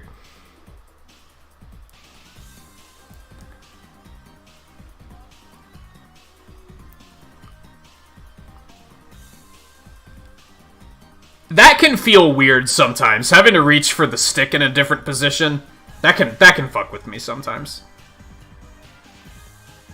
Or more accurately, I think we've talked about this as far as Monster Hunter goes before, but on the Switch controller, if I have to reach for the D-pad for anything, but I have to continue moving, I reach over to the D-pad with my right thumb and keep my left thumb on the left stick, like at all times. You kinda can't do that on PS4 due to the fact that the Switch and the D-pad are moved, so it's way too far out of the way. So that screws with me sometimes.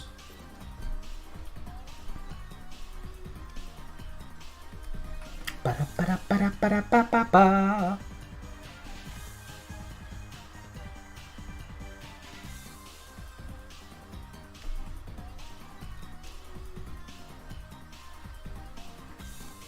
I think my hands are pretty large.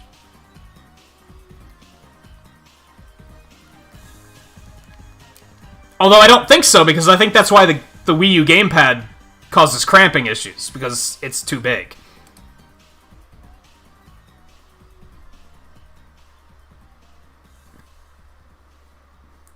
Must be larger than yours, though, at least.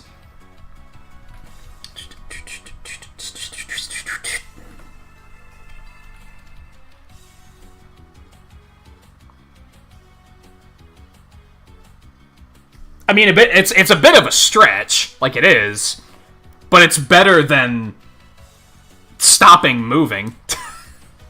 Especially in a game like Monster Hunter.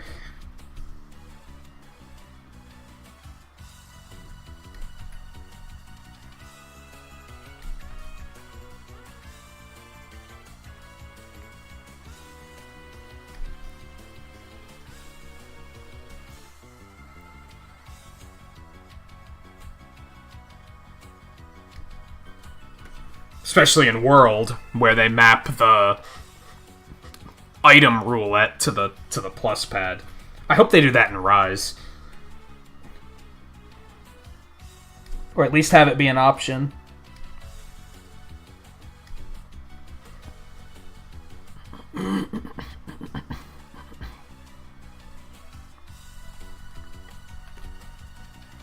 It's weird, gamepad is the only controller I've ever had an issue with, personally.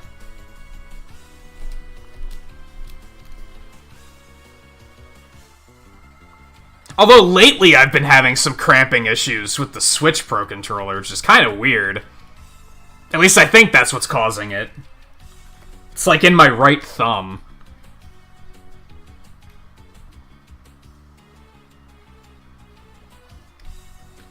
Okay, Adobe.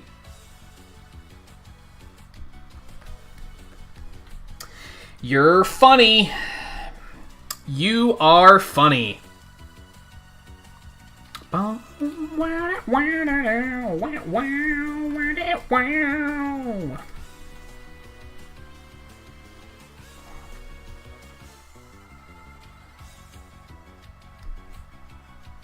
See, I got used to it in World. And then going back to I think that was the one thing in Generations I had a hard time readapting to.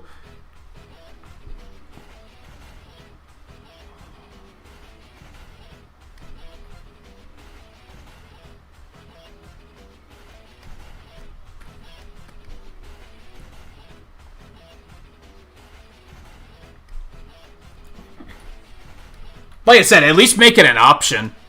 Like, especially when you have people coming from two different... Like, have the World option and the Generations option. Like, have them both. Monster Hunter's typically pretty good about that. Like, they have different options for different setups.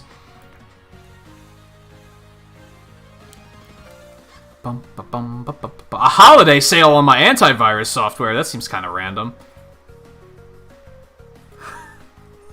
What do you want for Christmas, little Timmy?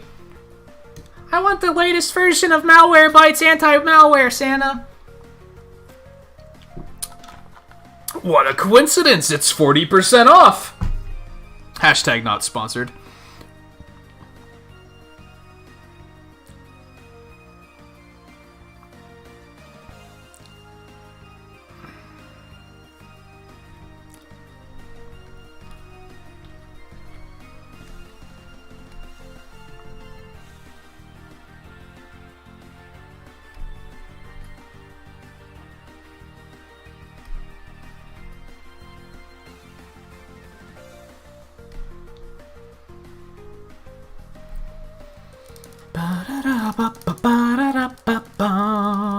Hey Alexander, how's it going?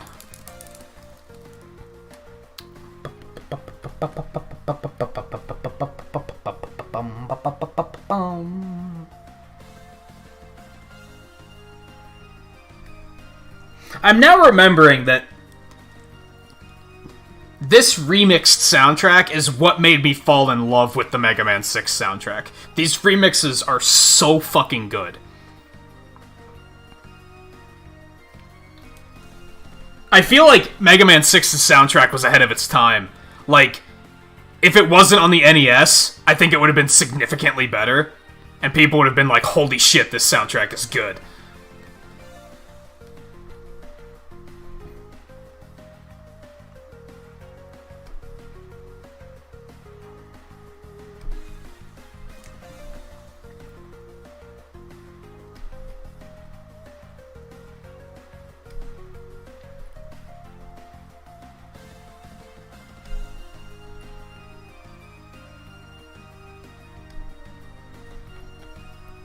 Fuck, that line's just not coming out right.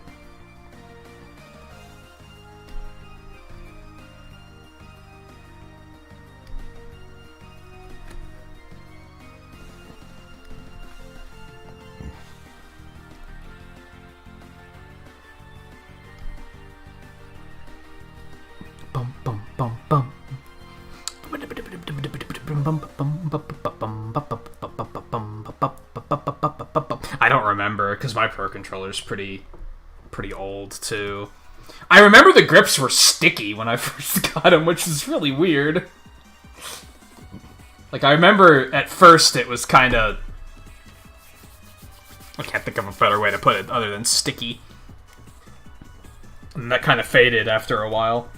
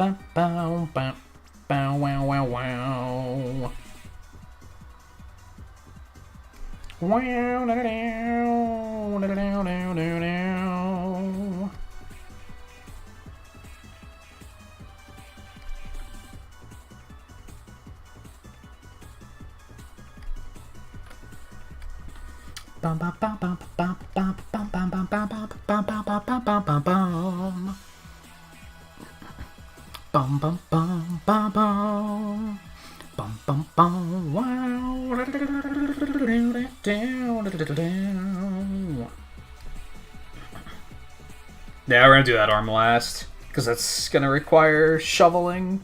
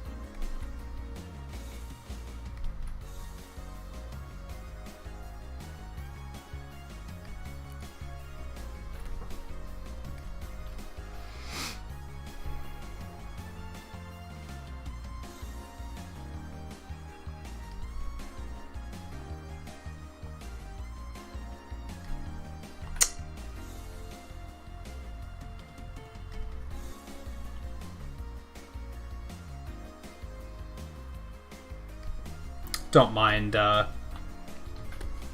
Adobe showing off there.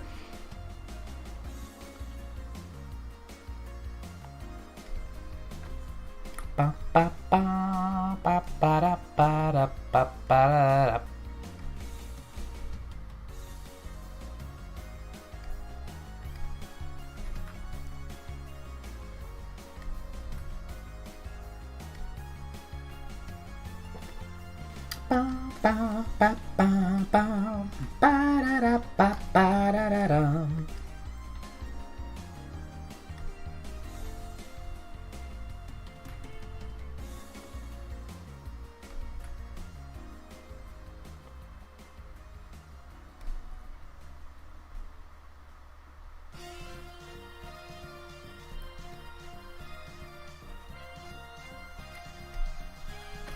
Bum, bum, bum, bum, bum, bum, bum, bum.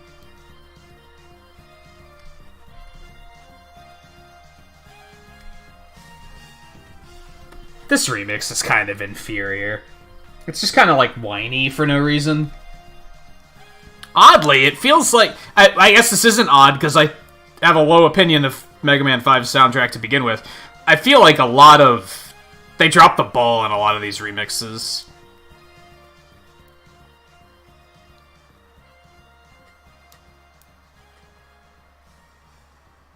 Compared to 4 and 6, which are kind of all fantastic. Case in point.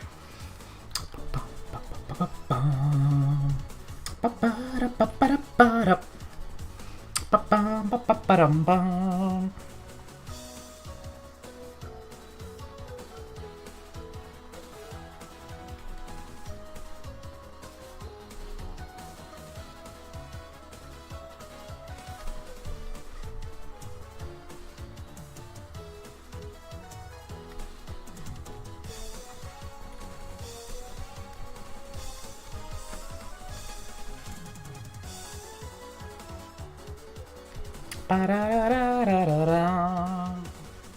Ba-ba-ba-ba-da-ba-da. Ba-ba-da-ba-ba-da-ba-da.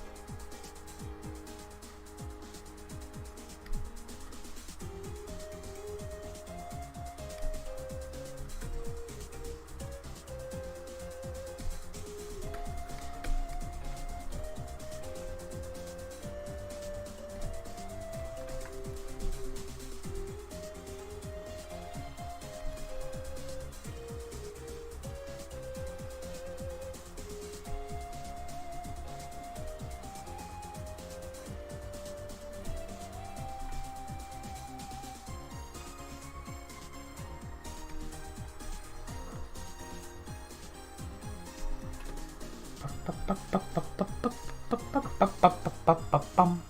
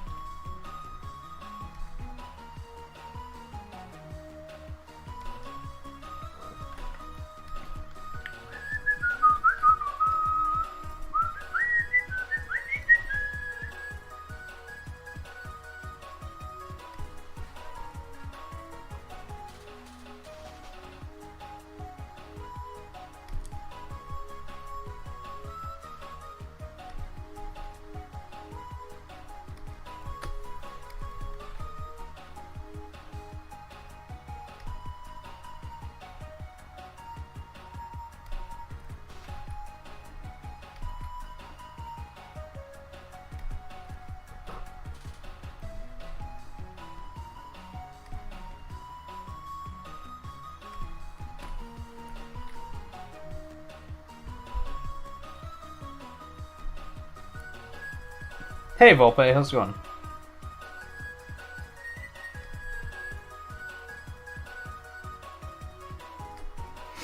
I was just pondering where you might be.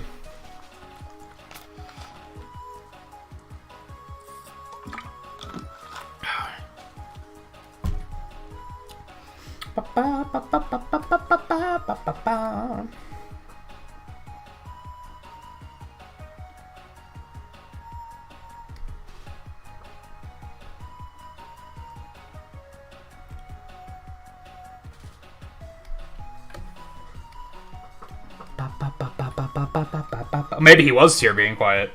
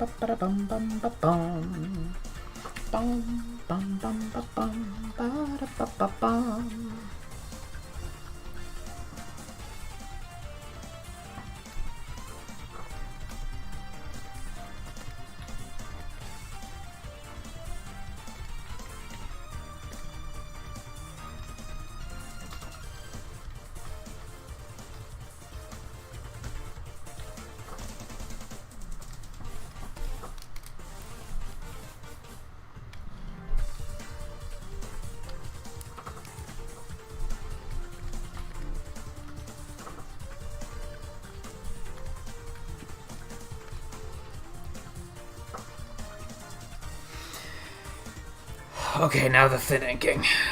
I'm gonna take a short break before I do that, though. I think... Yeah, it's almost time for a new drink. It's perhaps more important to take regular stretch breaks when I'm doing stuff like this. Just because I'm more hunched when I'm doing it.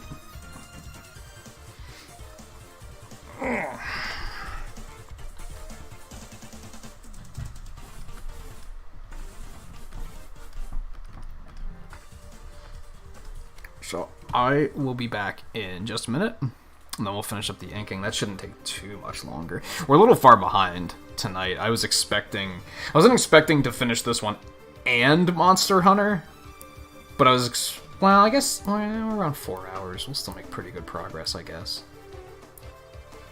I don't know. We'll see what happens. All right, so stay tuned. I'll be back in just a couple minutes.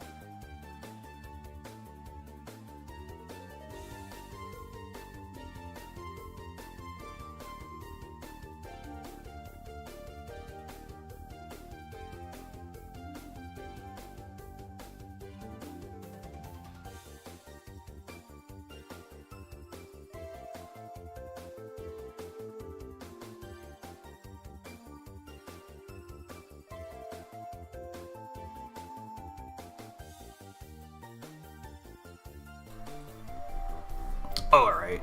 Sorry for the wait. I had a few things I wanted to take care of before I sat back down. It's a little bit easier for me to do that on art stream nights for some reason. Just be like, I don't have to rush. I guess because I have like a rotation of music playing, so it's something a little bit more entertaining to leave you guys with. I see we're at 10 likes, so let me drop some extra pixels for that really quick, and then let's get back into this.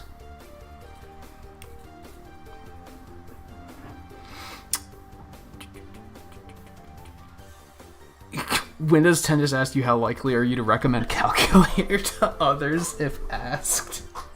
I mean, I use it all the time. It's a good app. My only complaint is that you can't calculate time. It would be nice if you could calculate time. So I'll give it a 9 out of 10, because it could be better.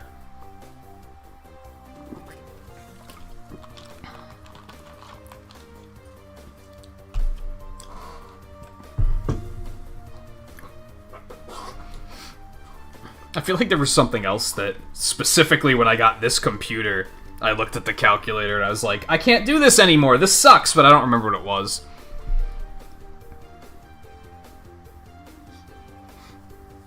I mean, like, put in an hour and 23 minutes plus 56 minutes plus plus a minute and 45 seconds and get it to calculate it all up. You'd have to convert it all to minutes manually. And then recalculate it into hours manually. Which at that point, why even bother using a calculator?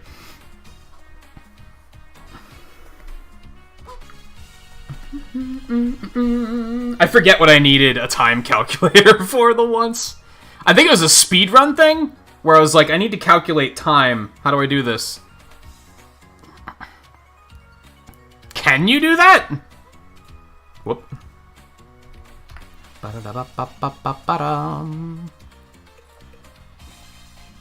Where?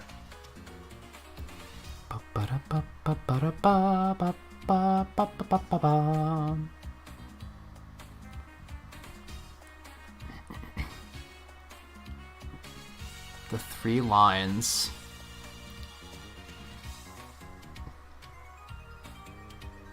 Oh, it's all the way down there. That's probably how I didn't find it.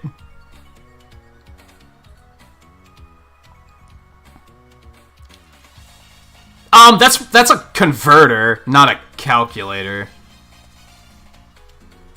Though. Like, I can only convert hours into minutes, but I couldn't add 42 minutes plus 96 minutes plus, and then have it tell me how much time that is in hours. So I'd still have to do it manually, right? I'd have to manually convert everything to minutes, add all those together, and then put minutes into this and have it convert it to hours.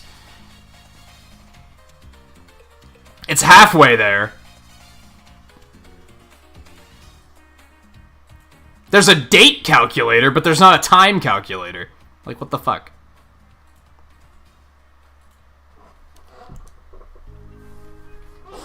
I feel like a date calculator is substantially less useful.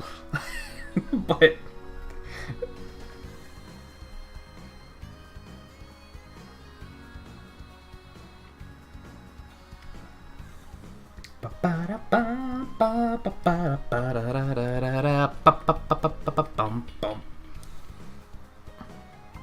So I think what I was doing it with was with speedruns. I think it was for like 1 through 6 or something, where I wanted to like add my Mega Man 1 time, which is like 30 minutes, and then add my Mega Man 2 time, which is like 42 minutes, and then add my Mega Man 3, which is like 56, and then have it tell me total that's 2 hours and however many minutes.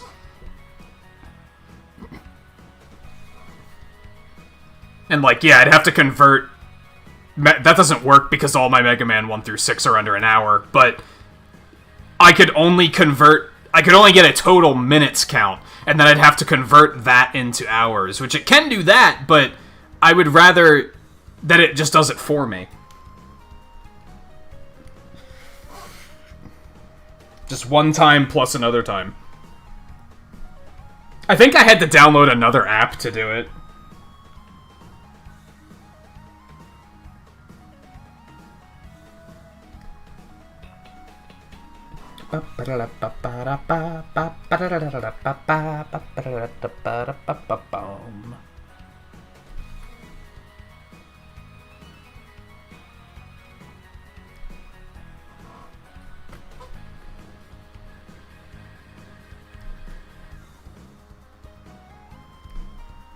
And again, don't remember why it was relevant.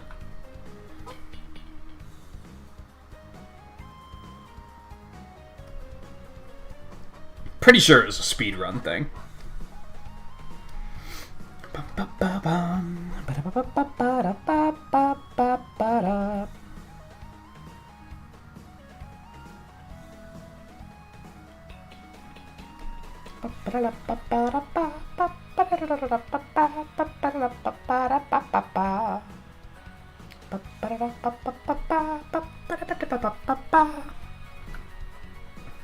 Did Twain not start streaming yet? Or did he decide not to tonight? I keep looking for the notification on Discord so I can at least, like, go and drop a like.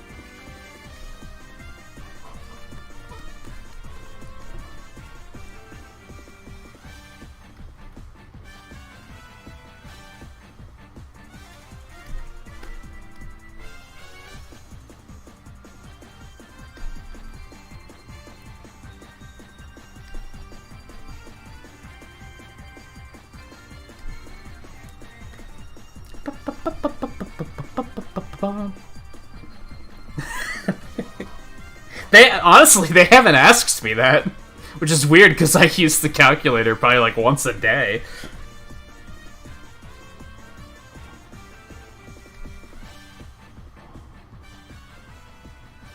Maybe not once a day, but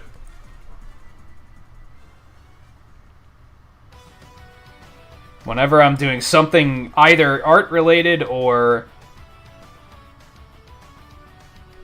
even like graphic design related for the channel, I usually have to bust it out for something.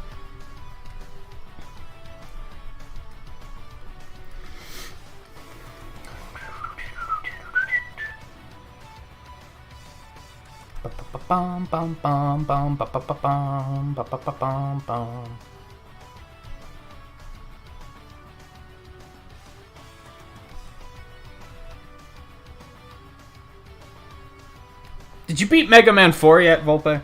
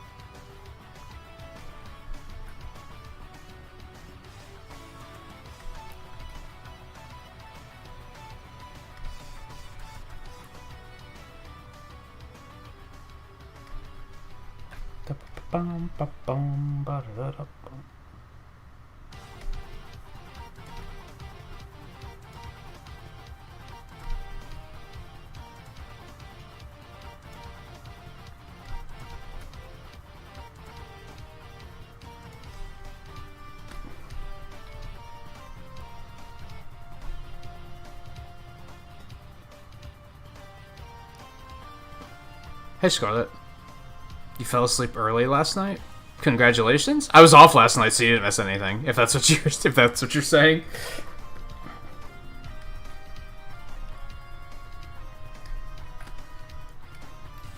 I'm glad that you were able to, because I know you've been having sleeping issues lately.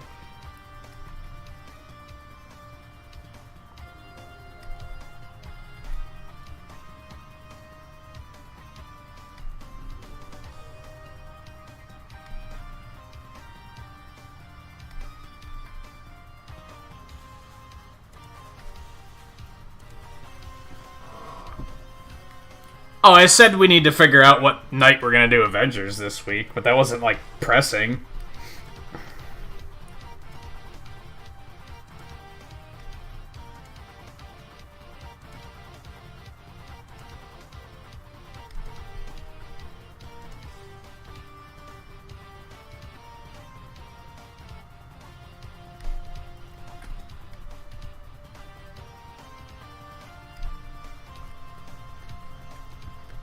Bum, ba, bum, ba, bum.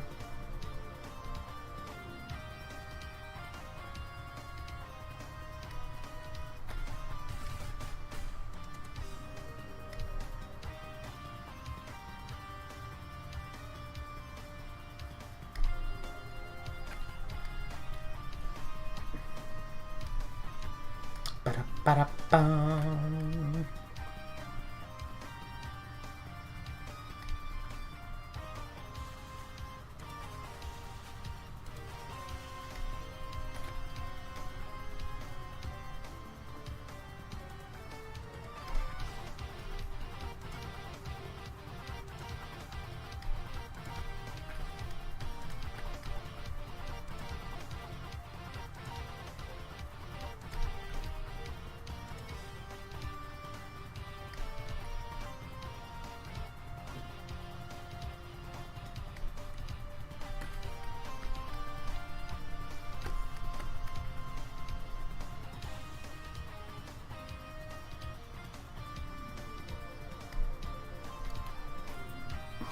Still stuck on the robot matter. Specifically, Wily after the rematches, was it?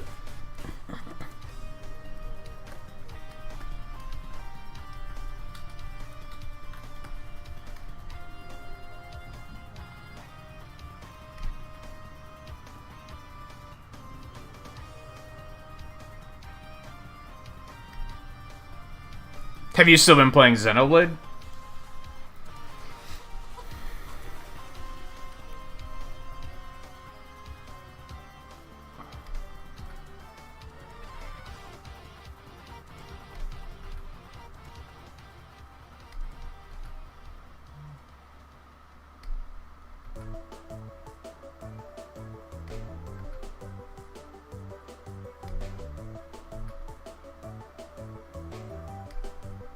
Bum, ba, bum, ba, bum, bum.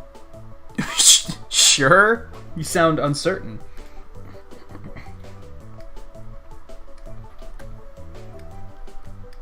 Do, do, do, do, do, do.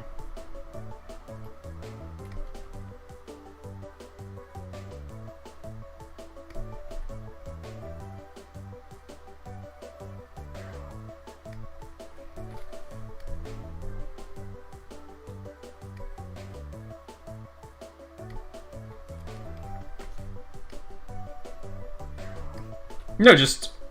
Oh, you are playing it now? Yeah, just asking in general if you've still been playing it.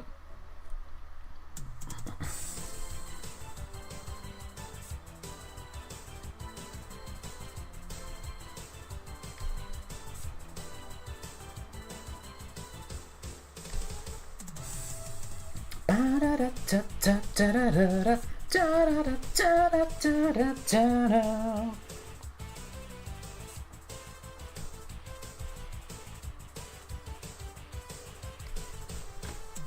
Bum, ba-da-dum, ba-da-dum, ba-da-dum.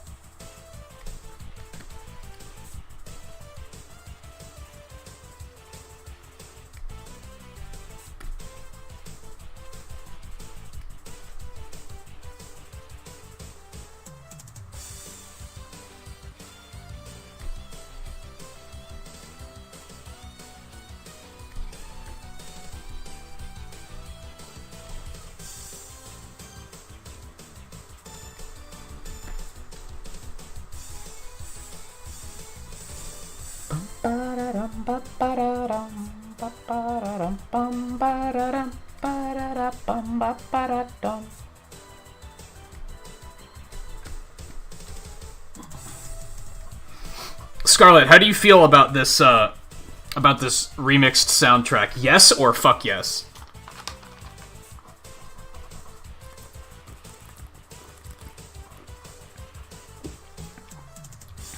On a scale from yes to fuck yes.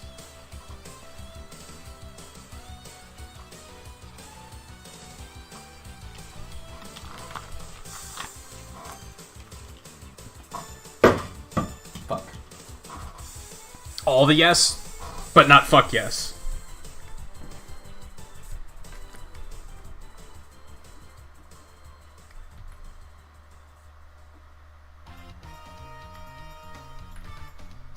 Except for this track. Ignore this track. I should just outright remove this one from the playlist. That Crystal Man remix is god-awful.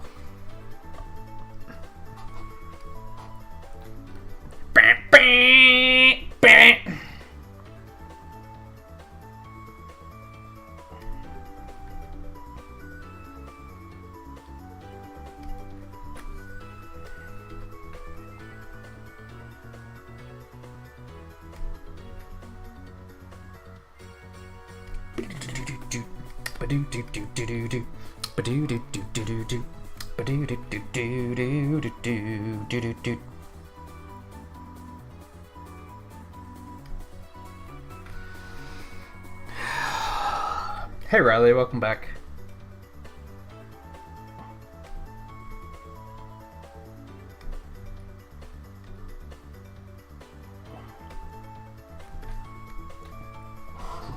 What's wrong with the crystal? You would.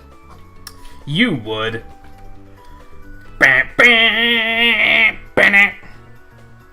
It's awful. Maybe it's that his theme isn't that good to begin with.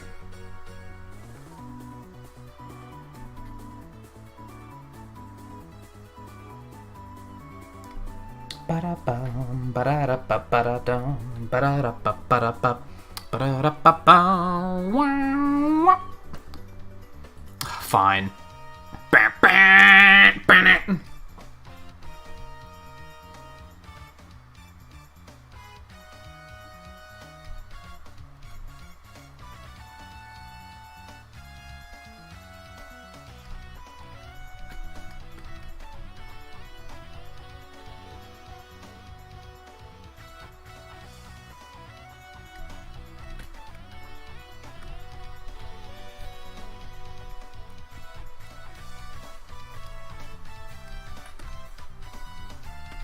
I think this makes me understand what too much guitar is.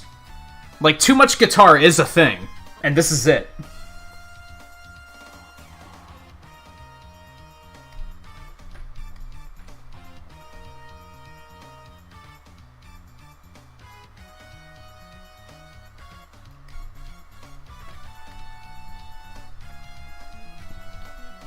Bum, bum, ba, ba, bum, wow, wanna.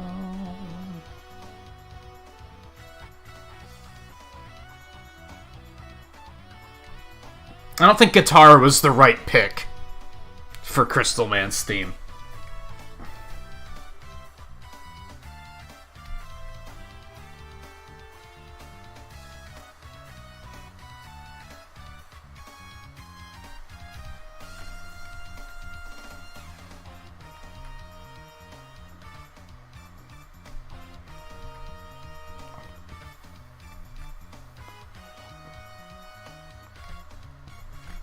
Ba-ba. Ba-bum-bum.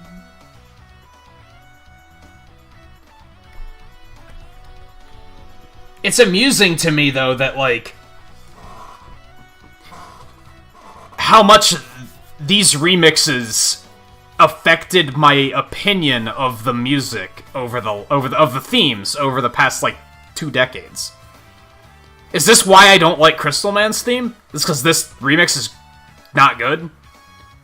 Is this why I don't like Gemini Man's music? Because the arcade remix is horrible? Like, is that the sole reason why I'm like, this theme is bad? I feel like this isn't a bad theme, it's just this remix doesn't do it. It's not like this, where the Mega Man 6 soundtracks outright, like the remixes outright improve on the original versions, in my opinion.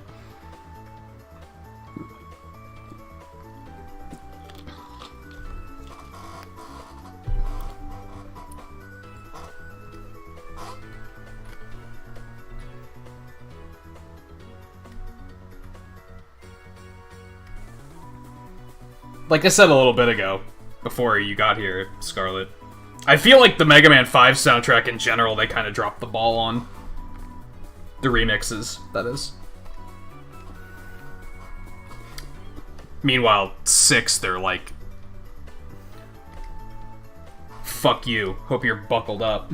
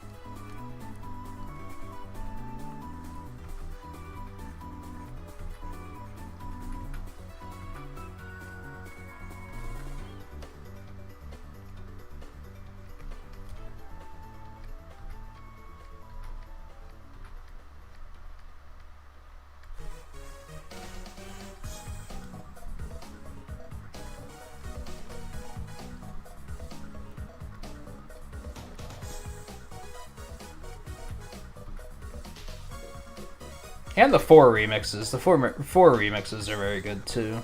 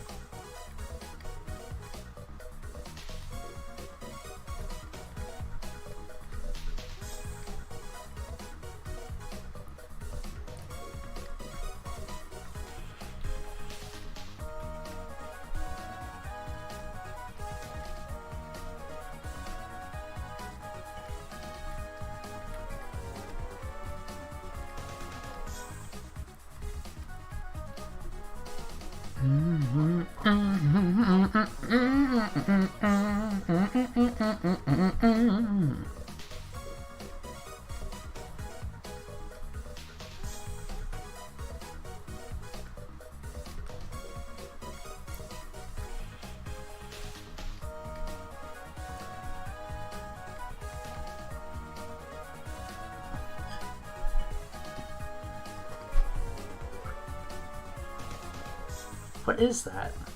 A heart with a Wi-Fi symbol? From far away, it looked like a birthday cake, and I was very confused.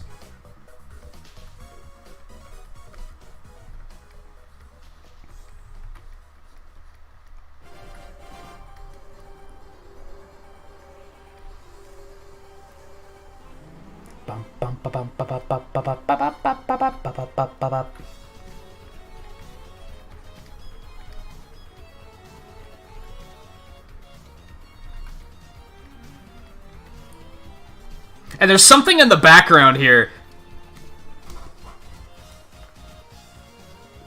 It sounds like it's a cow mooing. I think it might be like a didgeridoo or something. It's very random. And now that I've pointed it out. No one's gonna be able to unhear it.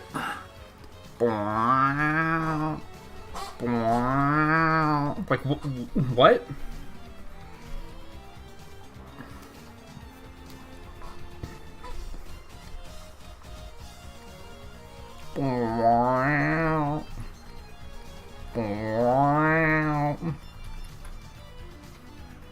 I remember the first time I heard this track, I thought that was like whoever recorded it fucked it up, right?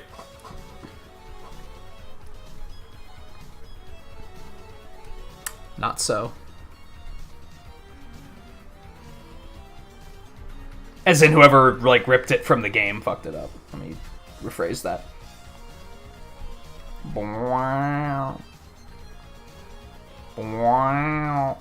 I feel like it gets louder as the music goes on.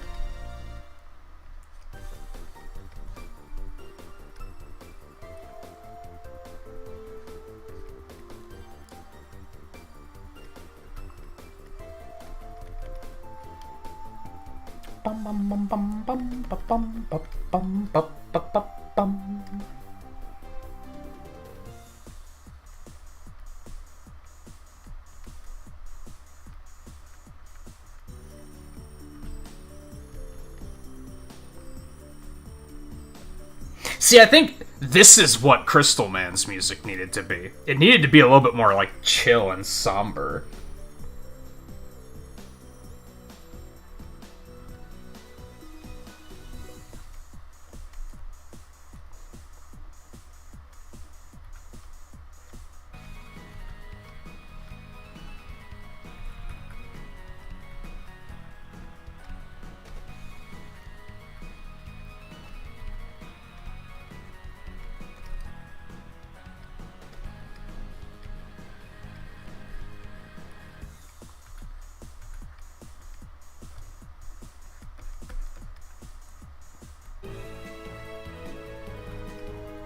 As much as I don't like the Waveman remix, at least it does sound like a fucking, like, beach theme or something. Like, it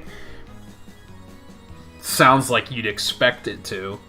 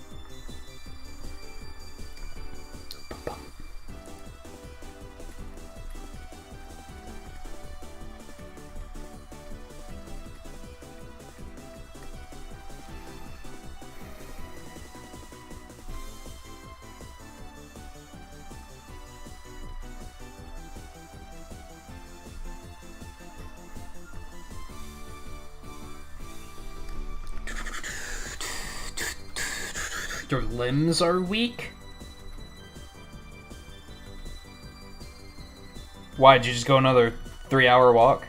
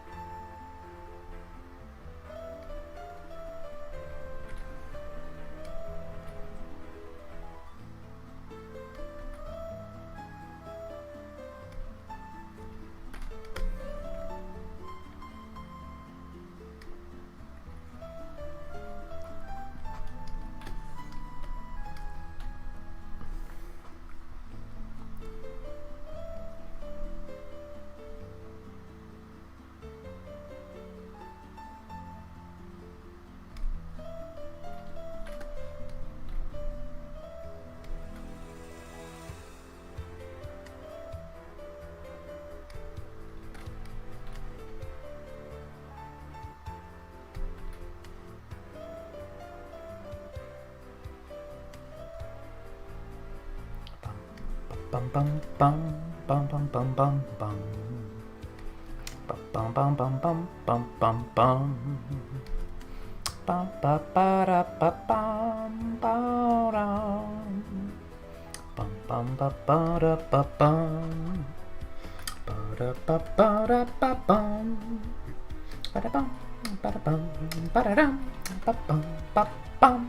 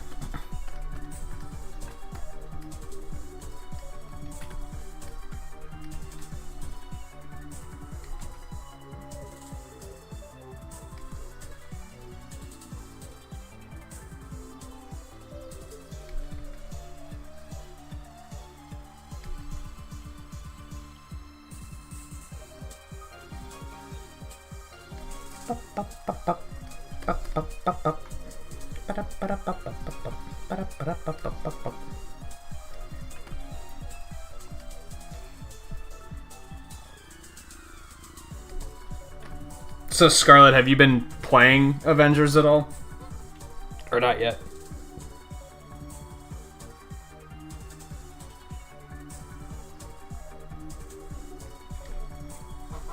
I saw what you meant after Friday night, though. When I booted it up to play last night, I think, there was like a huge PS4 firmware update that took way longer than it should have to install. And I was like, oh, this is probably what Scarlet mentioned.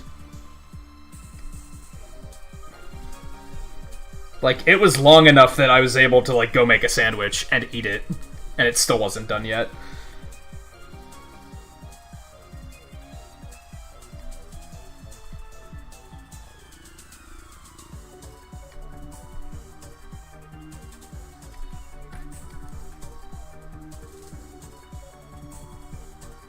Oh, you know what? Actually, I don't think it was a firmware update. I think it was an update to the game. It still took way longer than it should have to install, though.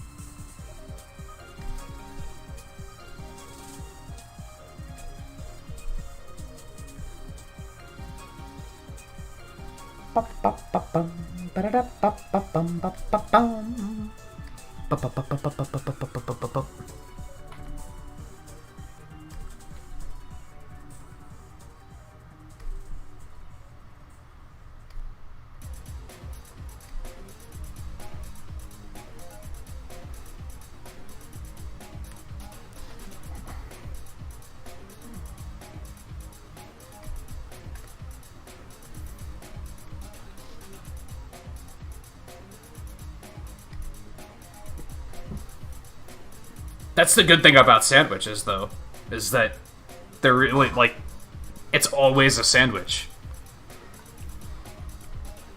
It can't be not done.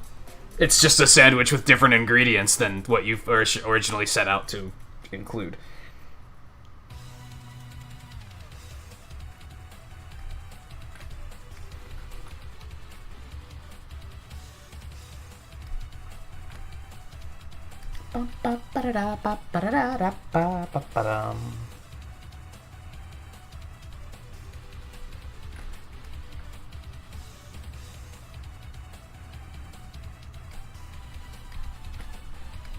The arcade game remixes have, like, really strong percussion, and I think that's part of what's really sweet about them. It's very paunchy.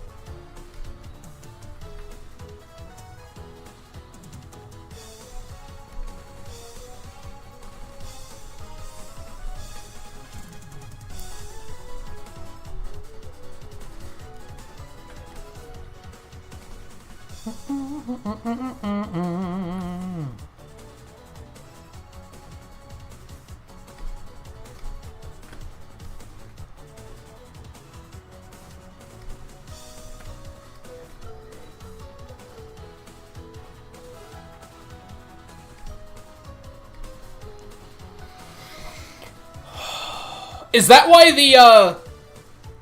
the two like sets of remixes sound so completely different? Because I guess they were done with different instruments, right? With different boards. That makes sense. Because yeah, the arcade ones were done with an arcade soundboard, and then the rest of them, as far as I know, was the same they used for the X games. The PlayStation X games, that is.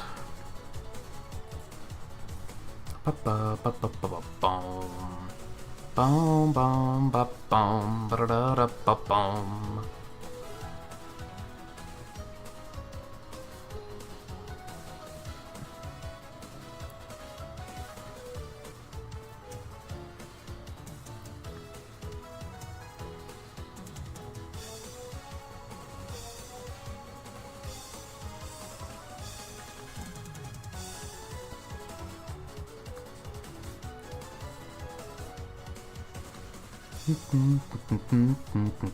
Ah, Twain fell asleep.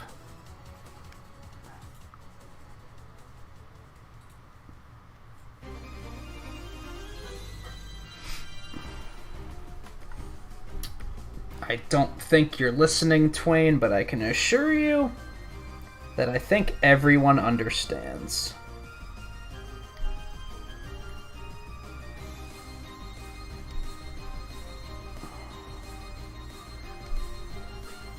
At least that's what I like to think, right? Whenever I start a stream late, I always like to think no one's gonna be sitting here fucking tapping their shoe like Sonic the Hedgehog. I'm waiting! Like, honestly, I'd probably ban you if you did that. But, like, at the same time, I guess it's appreciated that people are that eager.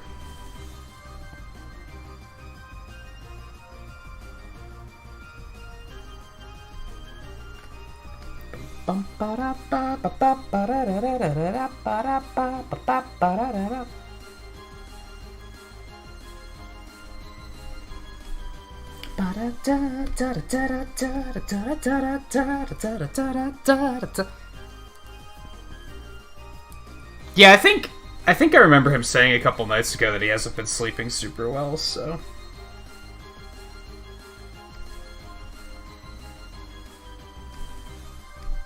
So I totally sympathize with. My sleeping during the summer was garbage.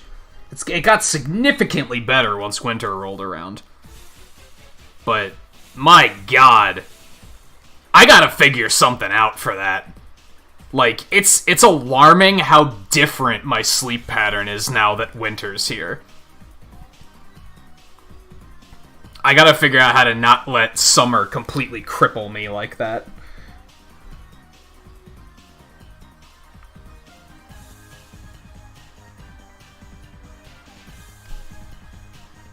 Like, during summer, I was able to say, like... I had to delay streams a lot, because I just wasn't sleeping very well. Now when I delay a stream, honestly, I'm just being fucking lazy. I'm just not getting myself out of bed. But in the summer, it was like, I feel like I'm constantly under-rested.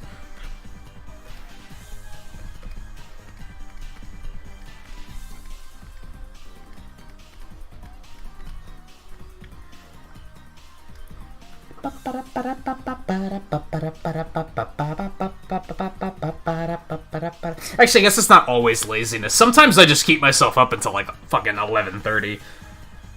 And then, you know, of course I just don't get enough sleep. But that's all my doing. That's not the weather being shitty.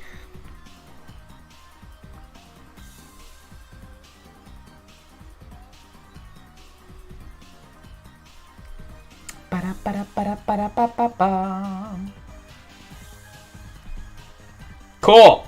Thanks, Adobe. You the best.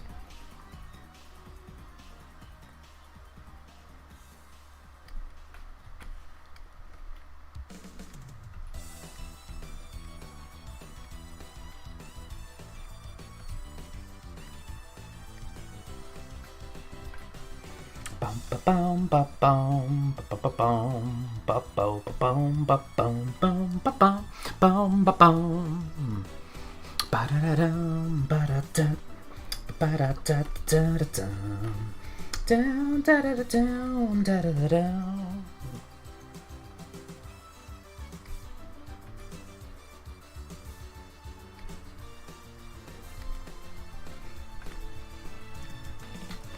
No, we need to do this the other way around.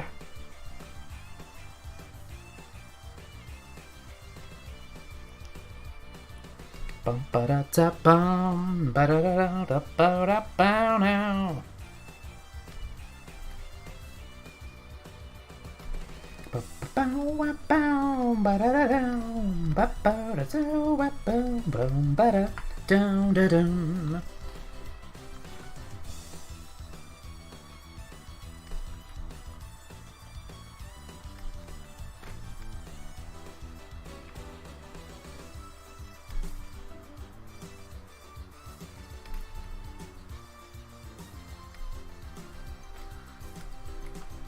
Down da da do, ba da da da ba da do.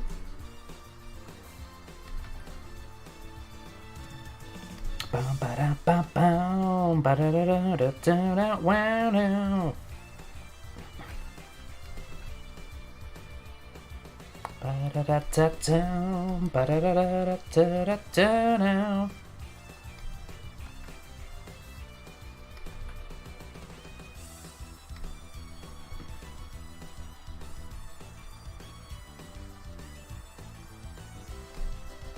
Ba ba da ba da da ba ba ba ba ba ba ba da da da ba da wow da wow na na da da da da da da ba da da da da da ba ba ba da da ba da da. This is like the only track in 5 that they just knocked it out of the park with. And I think it's because they knew it's Proto Man's Castle, you can't fuck this up. There's a lot at stake here.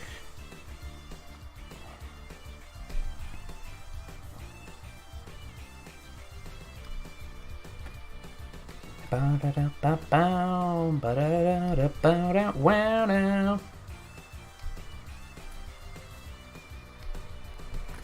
Ba ba ba ba ba ba ba ba ba ba da da da do do do do do do. Ba da da da do.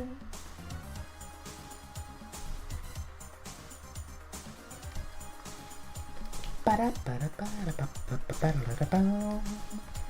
Ba da ba da da da ba da.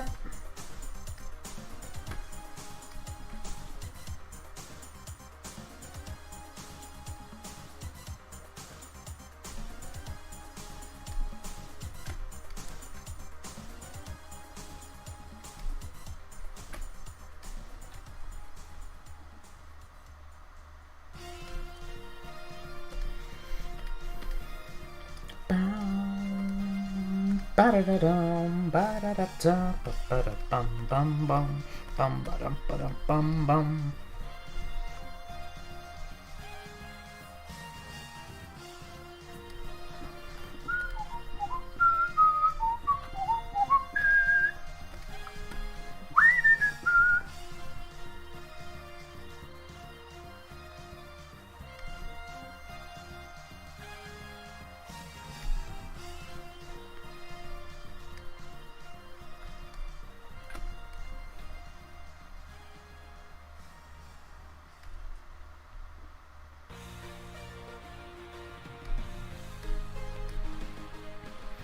Bum bum ba bum ba bum ba bum bum bum.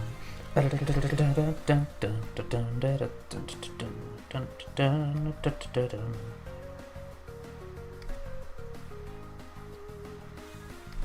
Da da da da dun da da dun.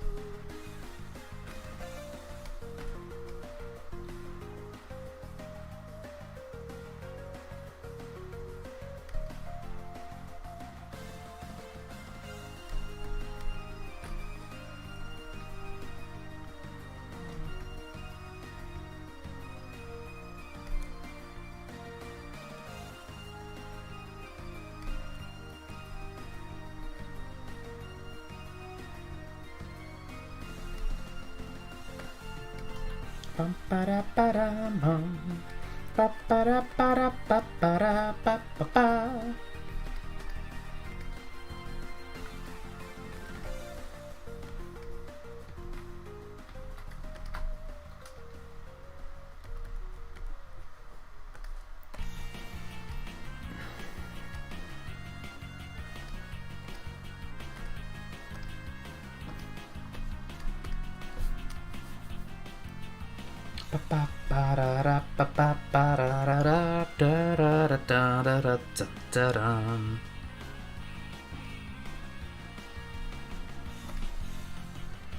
That's too bright.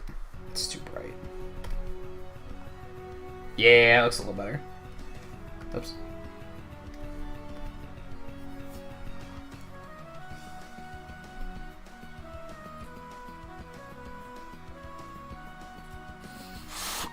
It needs to be a little more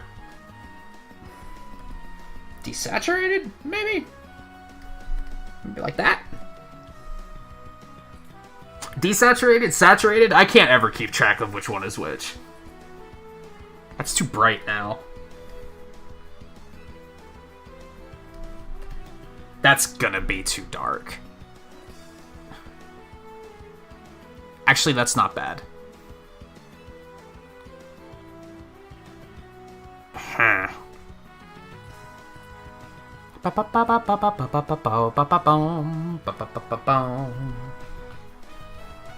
Here, let's look. So this is 100%. You guys can't see this. This is 100% saturation. So if I turn it down, that makes it grayer. So saturated is like brighter. Okay. I'm never gonna remember that. I'm going to immediately forget it. I think I already did.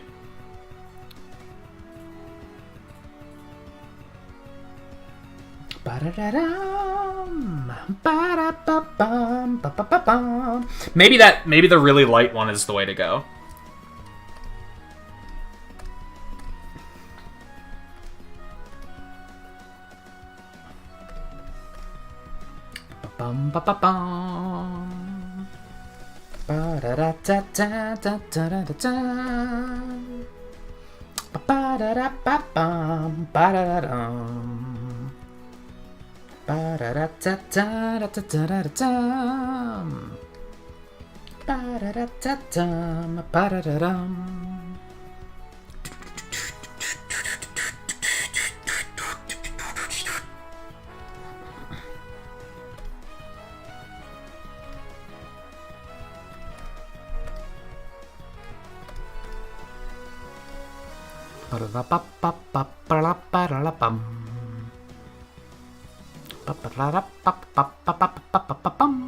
I feel like that's too bright, right?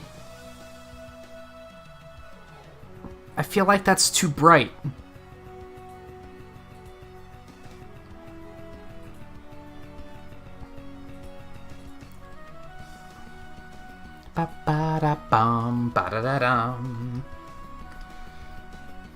Maybe we should go with that. That just makes it brighter, though. Well, it's not as desaturated. There you go. It's a little bit more saturated, but I also feel like it's too dark. Or too light, rather. But that actually looks about right on where it needs to be.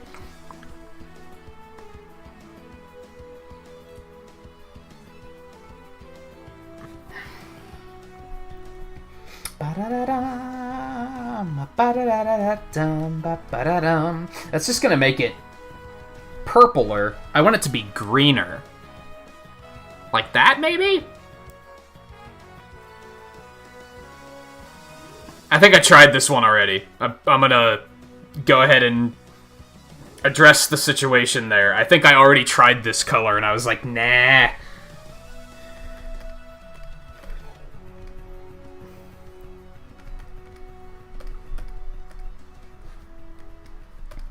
But now I'm kind of feeling it again.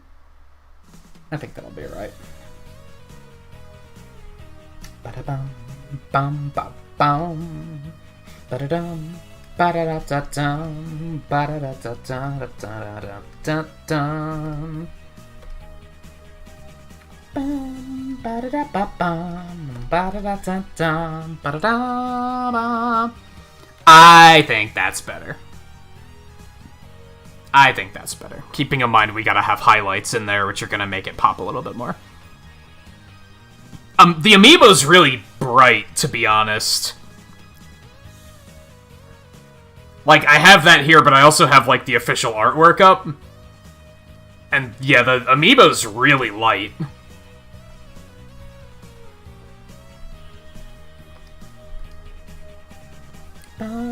Ba-da-da-da-da, ba-da-da-da-da, da-da-da-da.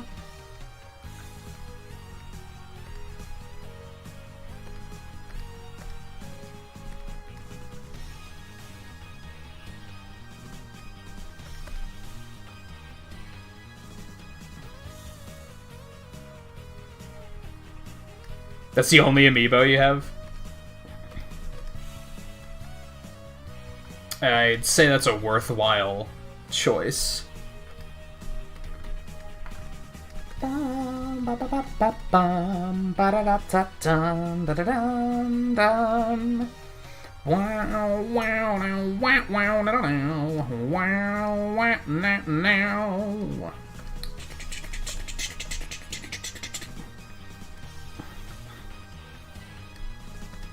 Do do do do do do do do do do do do do. Boy da da da, boy da da da da da da.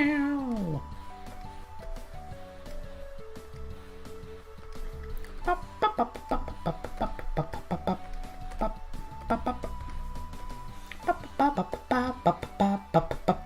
pop pop. Okay.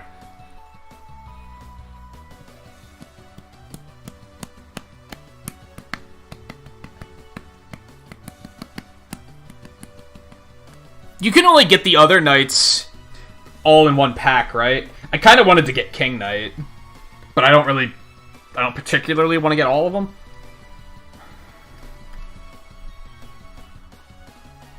Do do do do do do do do do do do.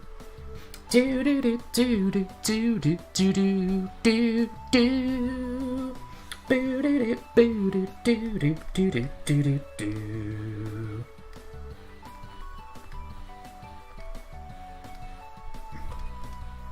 Ba da da da ba bum, ba da ba da bum.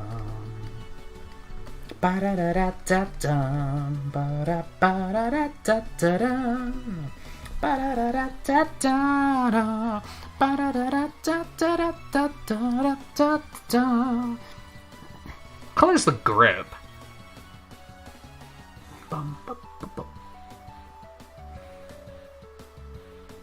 Actually, I think both of them are supposed to be the middle tone, not the darkest.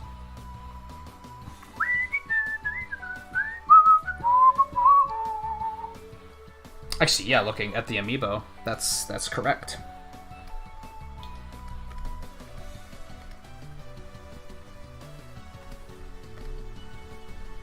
Da da da da dum, ba da ba ba da ba ba da, ba da da da ba ba da, ba da da da da da da ba ba da da da ba ba ba ba.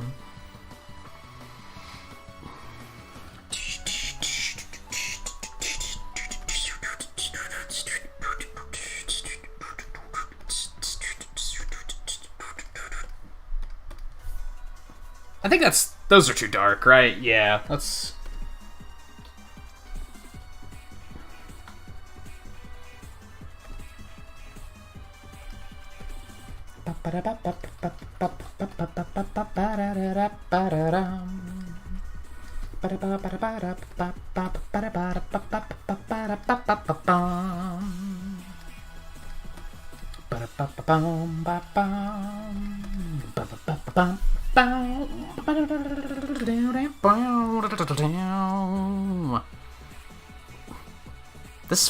This mix goes fucking hard.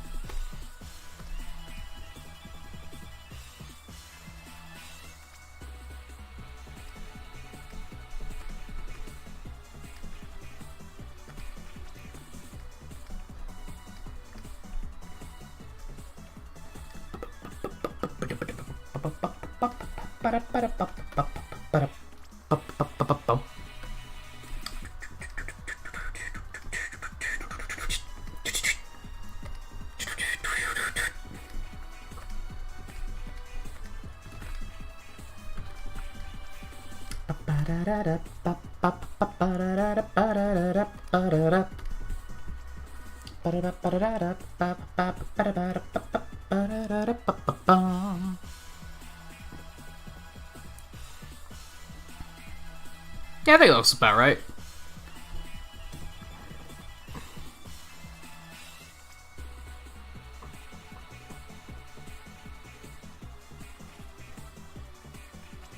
Bum ba bum bum ba bum bum ba bum.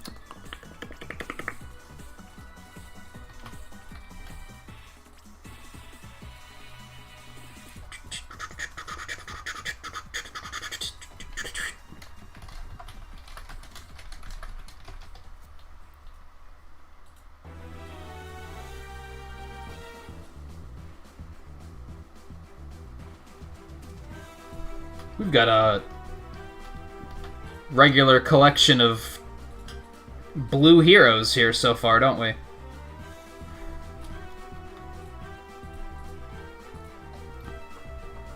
Keeping in mind Mega Man's not staying.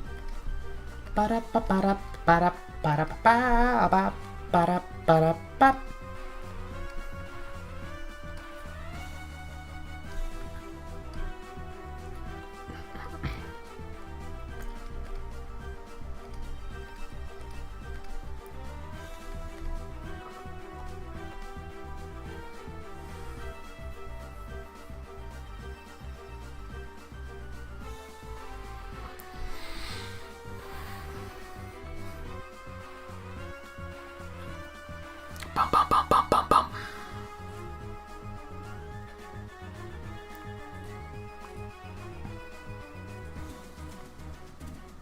Bum ba-dum ba-dum ba-da-da-ba-ba-bum. Ba-ba-ba-ba-ba-ba-ba-ba-ba-ba-ba-ba-bum. Ba-dum ba-dum ba-da-ba-ba-ba-bum. Sorry, there's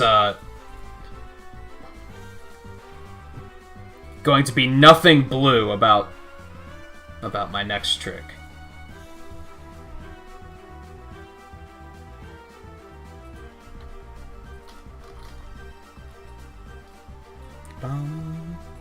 So I didn't even lead into any of this correctly tonight. I just jumped into it.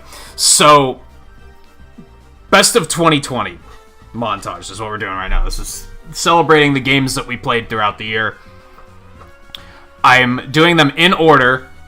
I looked back on my dashboard, dialed it back to January 1st, which we didn't stream on January 1st, so the first stream was on this... Wait, no. Since I end after midnight, I guess I did stream on January 1st. because the first stream ended on January 2nd. I actually wanted to put this somewhere on the montage, but I don't really know where to do it.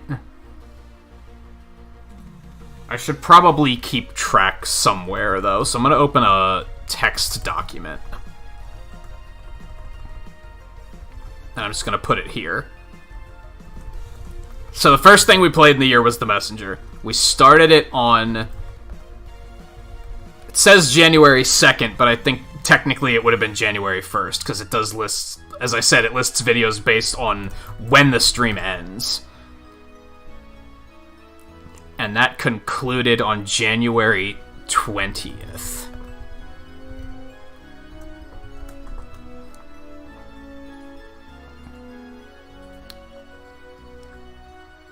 The second stream we did was Shovel Knight, which we were currently on Plague Knight at the time. Because we did start it... I don't think we started it in January. No, it says episode 5. We started it in January. Or in 2019, rather.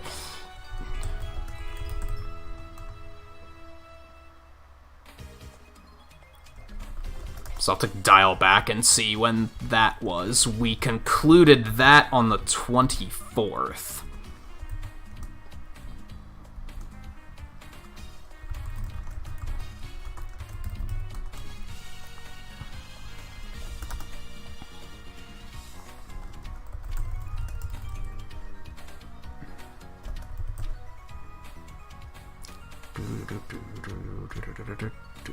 Oh.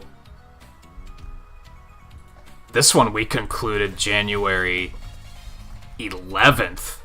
So this one was actually barely in this year. I'm still going to include it. So the third thing we put... The third stream of the year, which would have been on January 3rd, was Monster Hunter World. We only streamed it 3 times this year.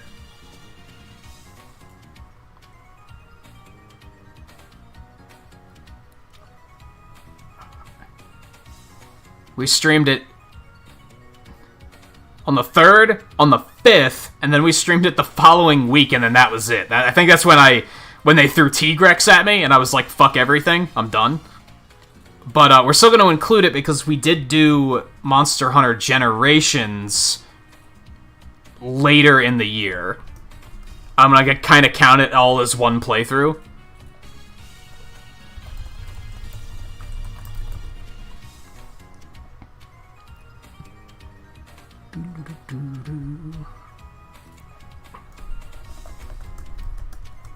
And that ended on July 31st. That was the last one we did of that.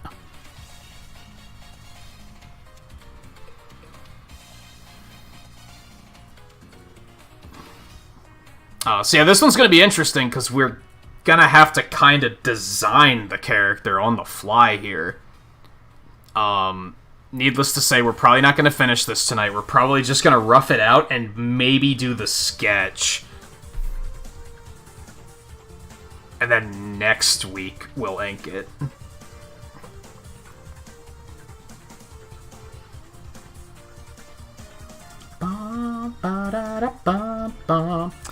But, as I am hydrating a little too much tonight, I need another quick break.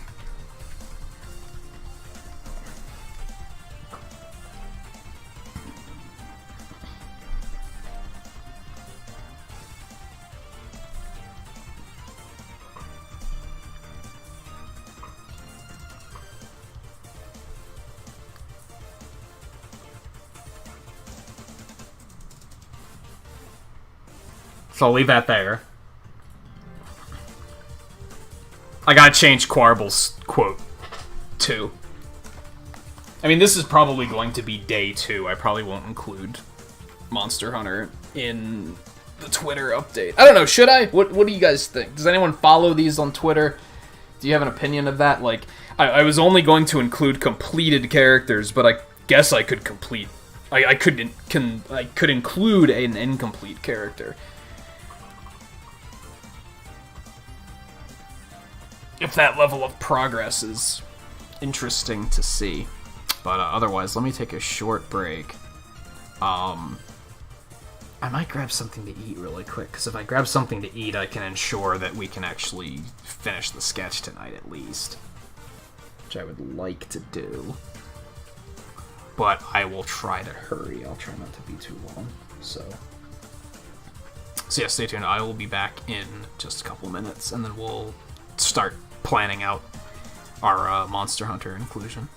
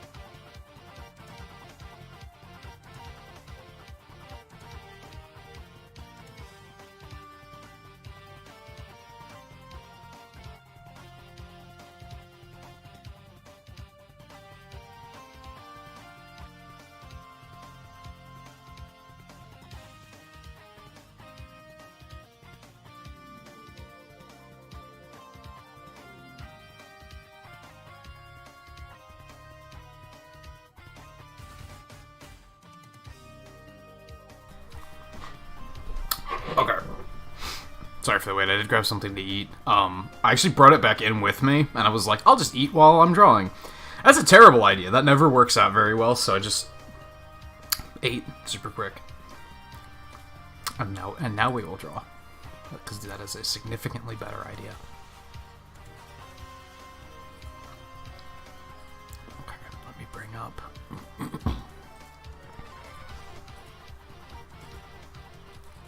So for those of you really interested in, like, the art side of things, this one's probably going to be interesting, because this isn't a case of just... I mean, the Messenger kind of had this happening too, where, like, there's not that much official artwork of the Messenger. There's basically the main artwork they use. He doesn't show up in cutscenes or anything, right? So I kind of had to piece it together from sprites and all sorts of different... I had to reference all these different things. Shovel Knight was easy. I just had to find the artwork, and then I just kind of was like, okay, there's the design. Done. Easy. Not easy, but you know what I mean. But now with Monster Hunter, we don't have just one character we can use, right? Unless we put the shitty, stinky handler in, and we're not doing that because fuck her. So...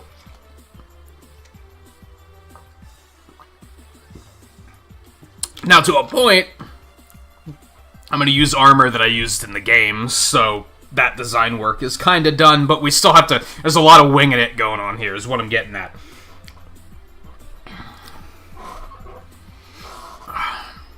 Hey, Mike, how's it going?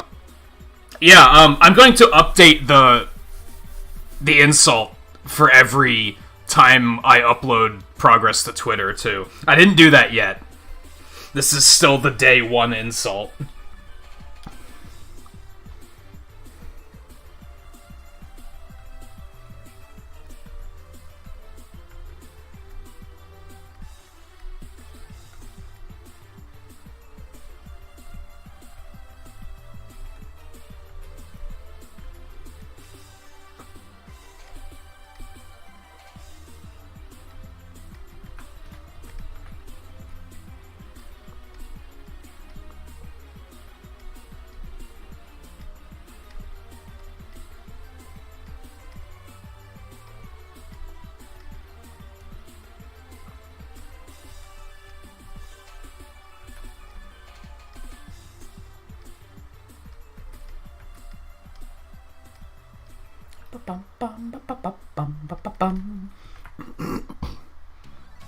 Also, I have to use pretty, I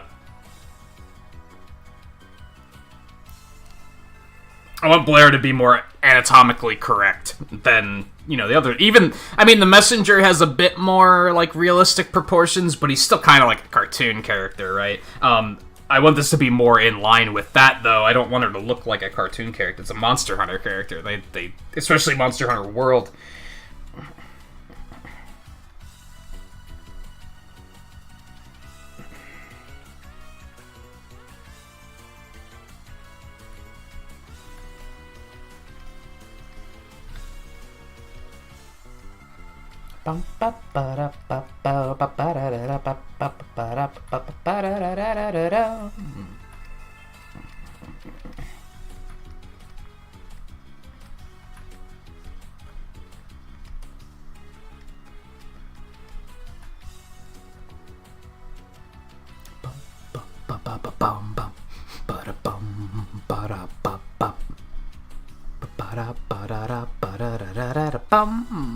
So you did beat Mega Man 4. You didn't want to use your 9 E-tanks? Why? Because you, like, watch us do it, and you're like, well, they don't need E-tanks.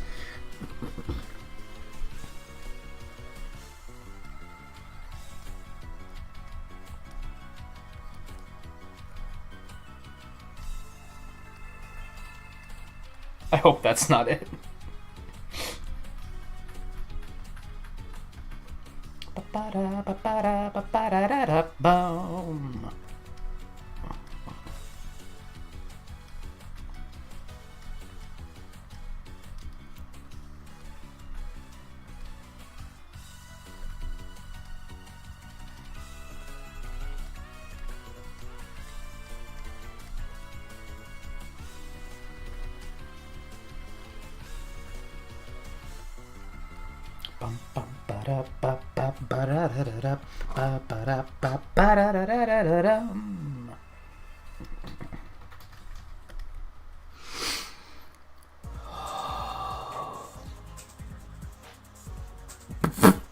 You just saw a trailer for the Monster Hunter movie, you're not even a fan of the series, you can tell it's just wrong.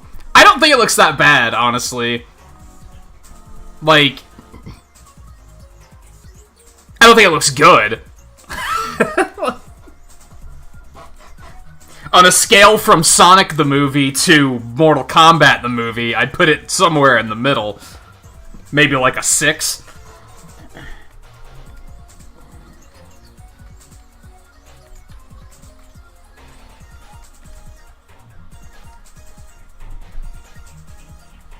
I'd like to go see it, but I don't think the theaters here are even operating. They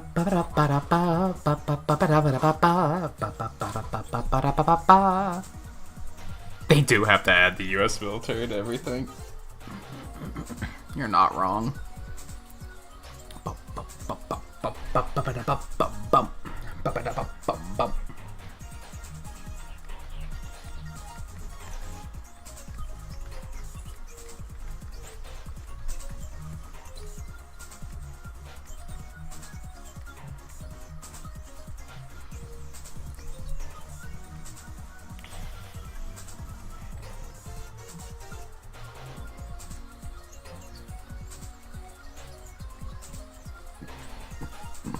Do they think that's like the quickest way to make it feel connected to reality, I guess?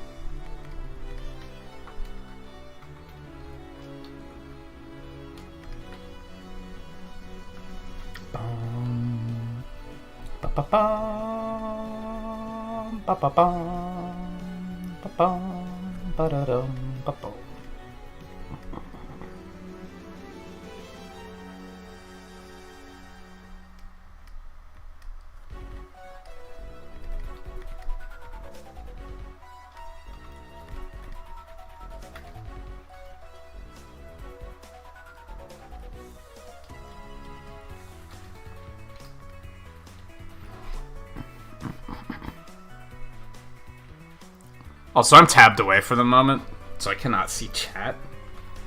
Apologies.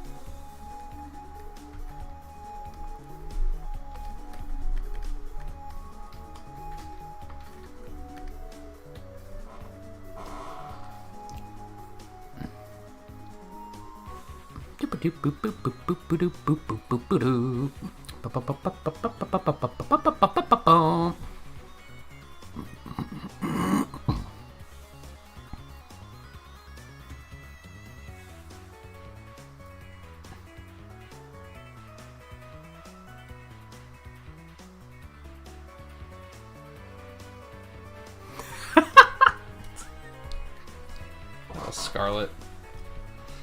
But yeah, why do they have to connect it to reality? It's like that early Sonic design was that's what went wrong. Is they were like, well, it needs to look like it can exist in reality because we need it to look like it's real. It's like, but why?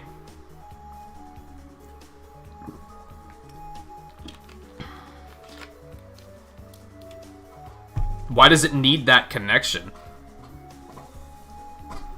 Him referencing Amazon drones and shit is enough for us to say, oh yeah, this is in the real world. Got it. That's all we need.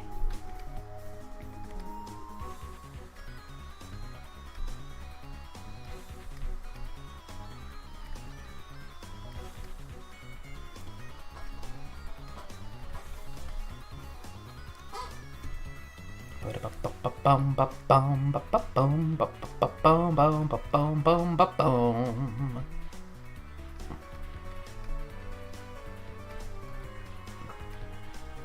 By the way, that's the armor I was using for most of the game, so minus the helmet. We're not including the helmet.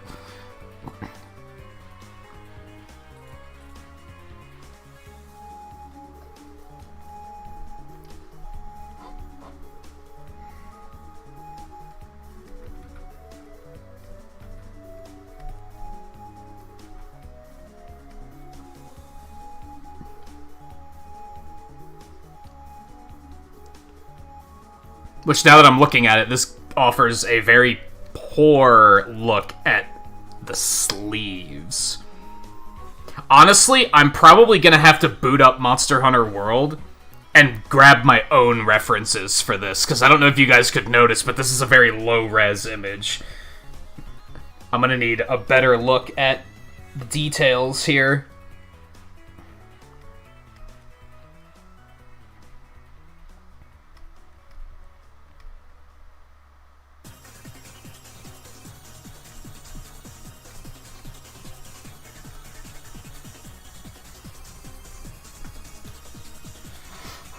Especially the arms. I can't really see the sleeves at all. I mean, we only have to draw one of them, but still.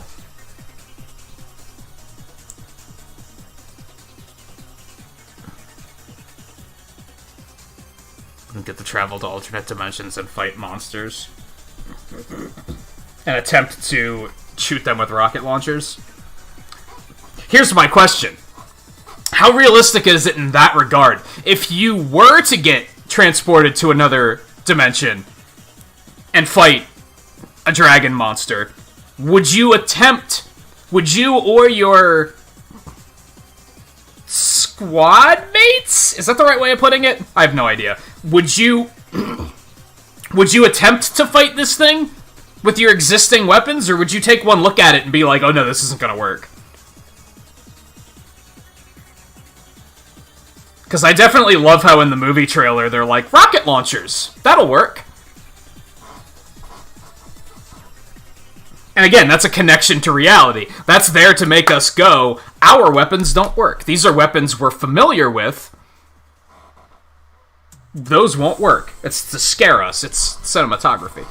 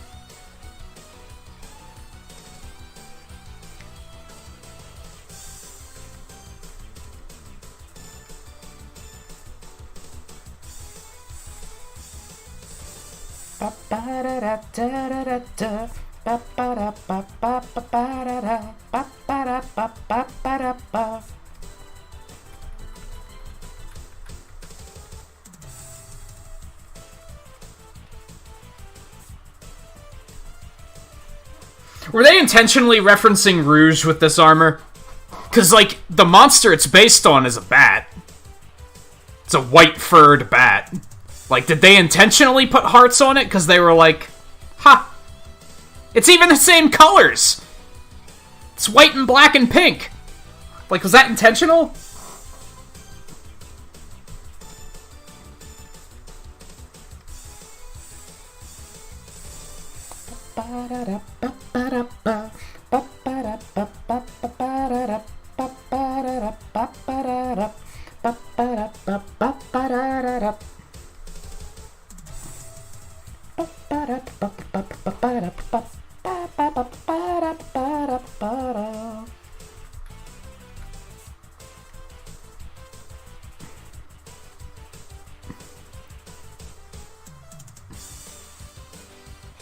Do you think all bats look the same? These two do!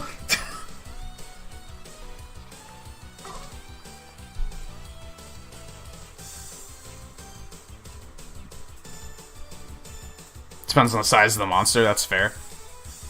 Then again, do you use rocket launchers to take out dragons in the actual game? No.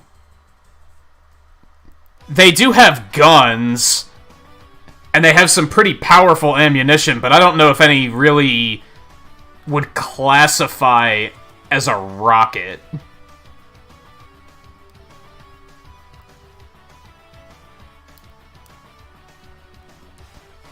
That is a silly thing about the movie, is they have guns in the universe.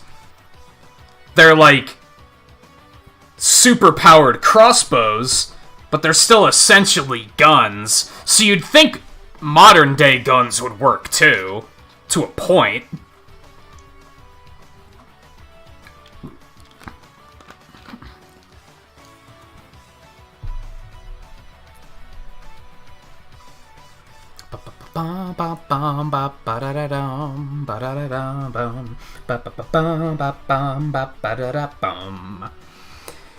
Okay, alright, here's what we're doing. This is gonna take a year and a half, but pretty sure I already have my PS4 hooked up, so... I was gonna say I'll get references by next week, but I don't feel like waiting that long, honestly.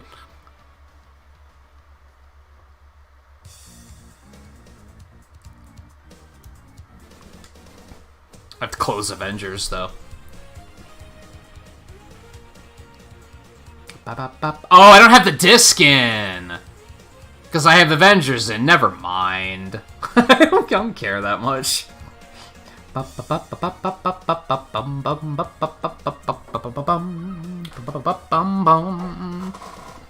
don't feel like switching discs and all that shit. I'm pretty sure I can find more references on Google. It shouldn't be that difficult.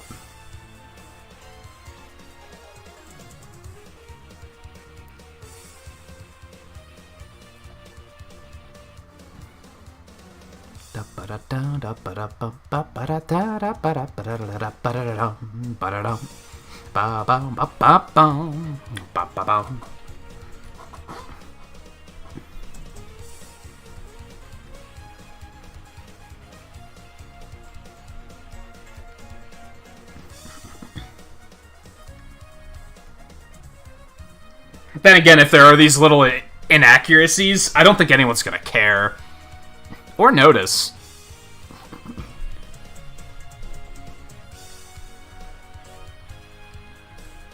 We're already in a territory here where a lot of people are gonna look at it and they're gonna be like, what character is that? If people can look at it and say that's a Monster Hunter, I will have done my job well. I will be over the moon if people look at it and they're like, that's a Monster Hunter.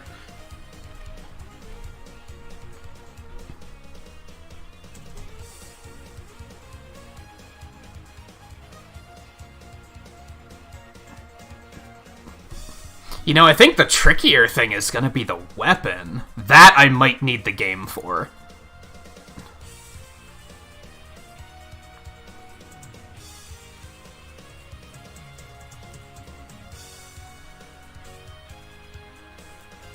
That is higher resolution than the other one I was using, though, so that's useful. I think that'll get the job done.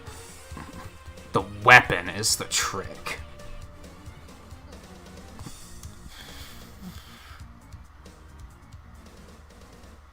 Bum, bum, bum, bum, bum, bum, bum, bum, bum. I wonder if Kiraniko's 3D model viewer lets you zoom in.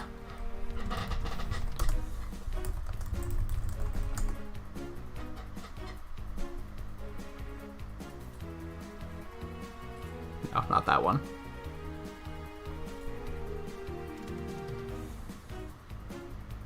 Oh, that's better. That's slightly better.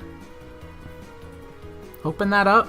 Oh, baby! That's nice and high res. Okay, that's beautiful. Love it. It's really dark, but it'll get the job done. I don't need every detail to be correct. I just need the overall shape of the weapon.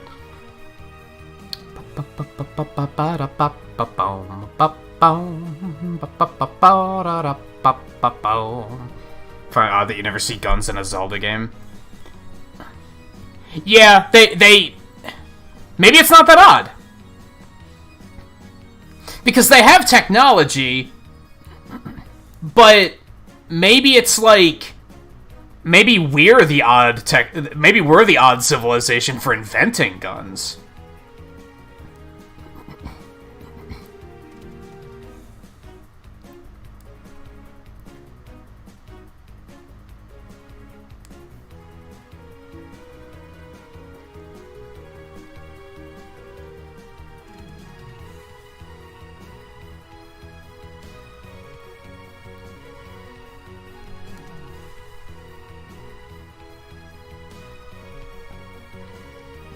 There could definitely be some sort of beam weapon in Breath of the Wild too, yeah. If they wanted to go down that path, absolutely. What would be super cool is if we get to see Zelda, like, cobble something together, like, on the fly. That'd be pretty neat. I want to see more of her, like, tinkering side.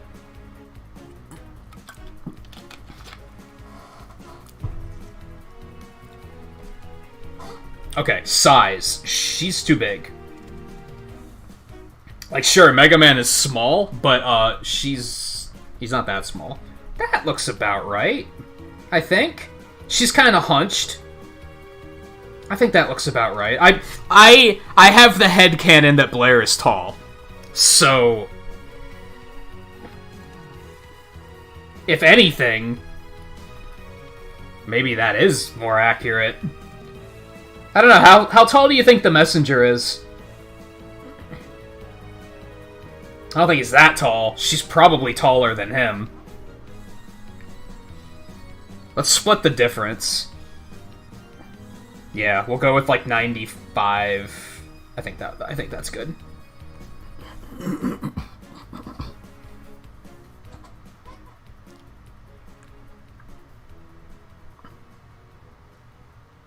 I mean, nobody's ever seen using a smartphone as a communication device either, got him.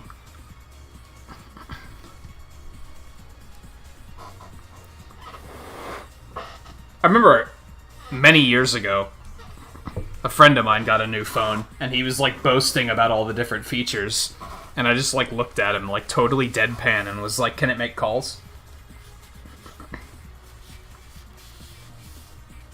And... of course the answer was yes, but I don't think he knew how to make calls. Like, he hadn't gotten that far. He was like, it can, I'm just not sure how to. Like, cool.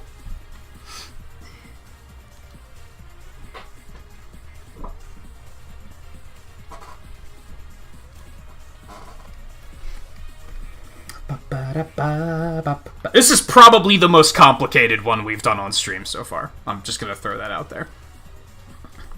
I'm kind of happy to say that I feel like it's going fairly smoothly so far. Maybe getting a little ahead of myself there, but...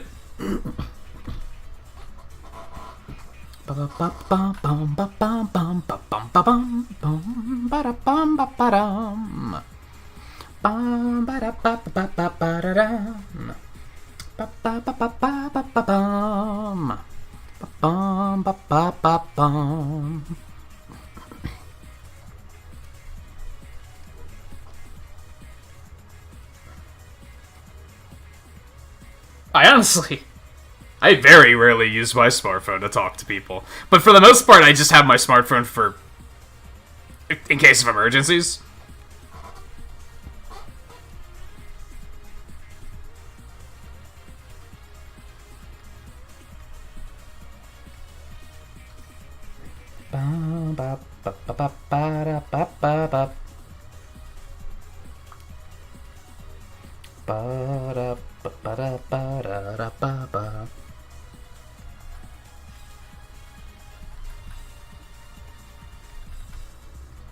In fact, I only recently put Facebook Messenger back on it because I started to feel bad that the friends that I do have on Facebook that I would still very much like to talk to, I kind of just turned my back, and I was just kind of like, well, I don't want to use Facebook anymore because it's a shit-posting trash fire.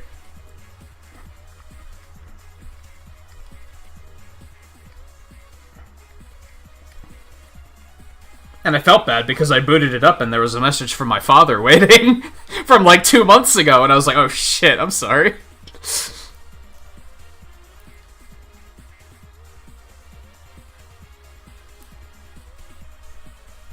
And you have no idea how much I appreciate that part, Mike. Not only when you text, but when you chat. I very much appreciate when everybody does that.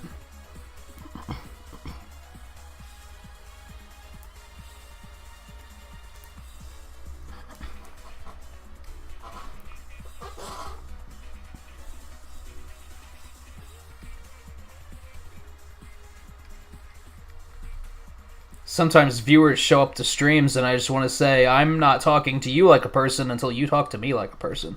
Use your words.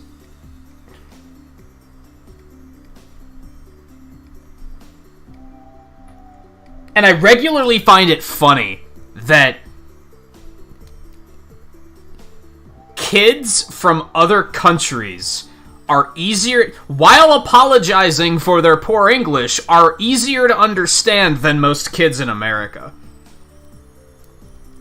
Like, I think that's really funny.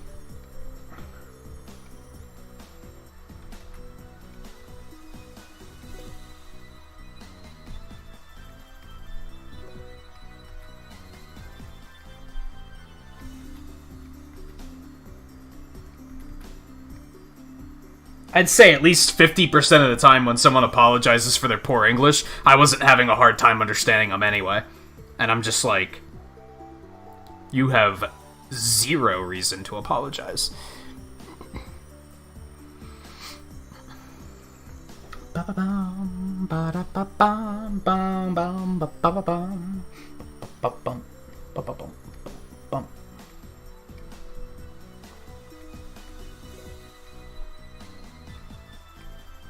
I remember a couple years ago, I don't talk to this friend anymore, and I wouldn't say this is part of the reason, but I think it paints a lot of, kind of shows what type of person they were. But, I've always kind of communicated online with, like, punctuation, full sentences. And I don't really abbreviate stuff, other than, like, LOL. And, I actually started cleaning up the way I typed even more than usual. Like, I started using more accurate punctuation. Like, I have a weird habit, and I think a lot of people do this, where if you're about to press enter in chat, you don't feel like you need a period at the end of it, right? Because I can't really explain it, but usually if it's if I'm about to hit enter and send a message, I'm like, well, the end of this doesn't need a period. For a while, I started trying to. I was like, I want to start making an effort to put that more proper punctuation in there. And I had a friend that was like, "You sound like an asshole all the time now," and I was like, "Excuse me." Like, they got very like, you sound like a jerk now that you use, like, full punctuation all the time. And I was like, how do you figure? Question mark.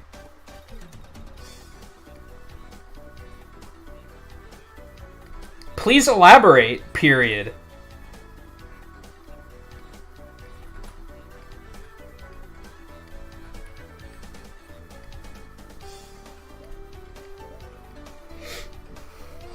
I don't talk to that person anymore. That's not the reason why, but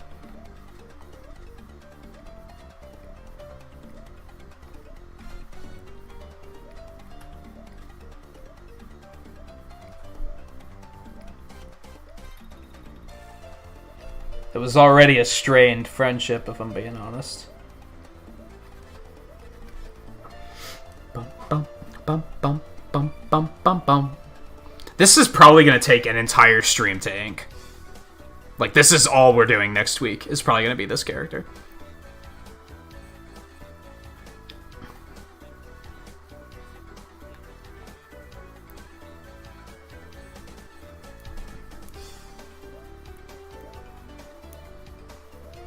I feel like we need to popularize, like, tiers of being an asshole, right?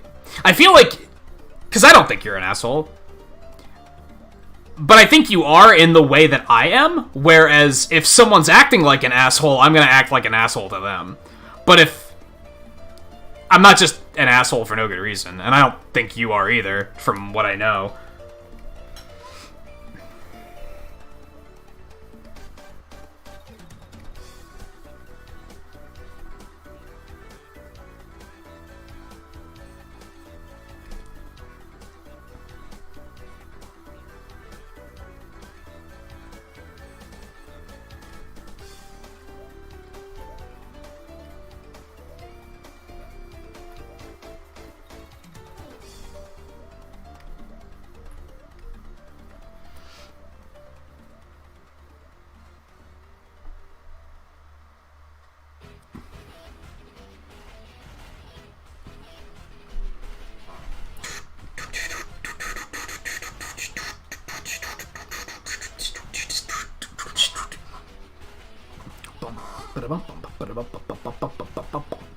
I guess the tricky thing here is I have to question which details are worth including.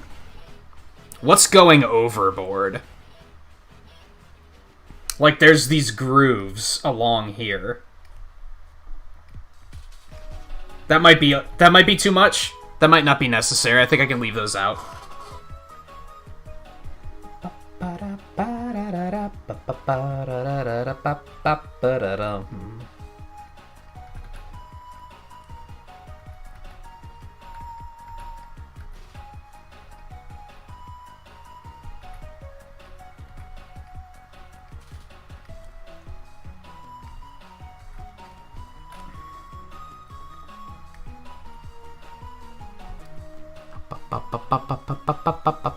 I don't think you type like an idiot either.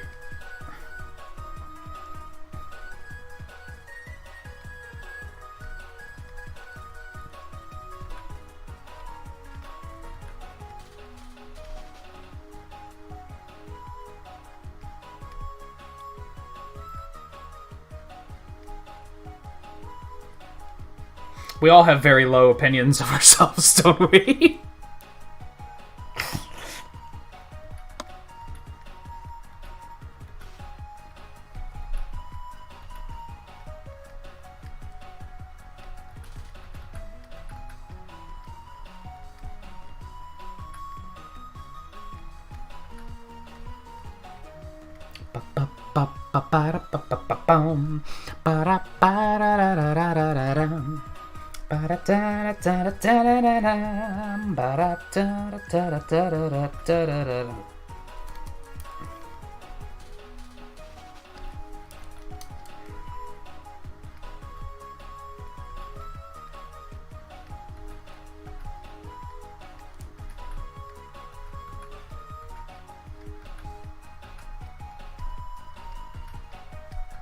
Cool. Thanks, Adobe.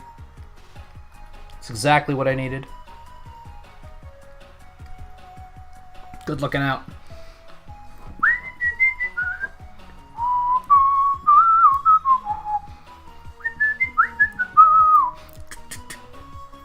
Has it caught your attention? I've heard good things. There's no delicate way to put this. I've heard good things about it, but the people I've heard good things about it from are the type of people that think Breath of the Wild is the best game ever made. So I don't find that opinion to be very high. Like, it's not... I don't take it very seriously. I've talked to people who are interested in it. It doesn't catch my eye, to be honest, and I'm not sure why. I tried to watch somebody playing it, I was like, this just doesn't... That's the other thing, the people that like it are just like, it's just like Breath of the Wild, and I'm like, I don't want Breath of the Wild. Like, that's not a good thing, in my eye.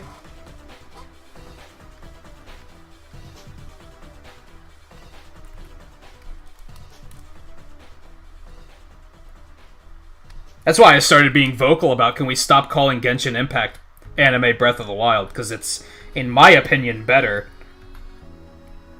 In multiple ways.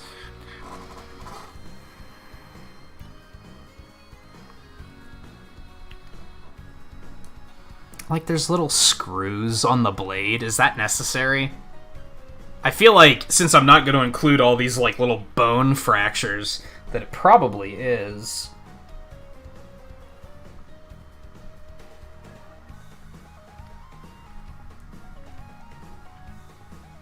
Yeah, I'd agree with that. I think it's a very good open world game.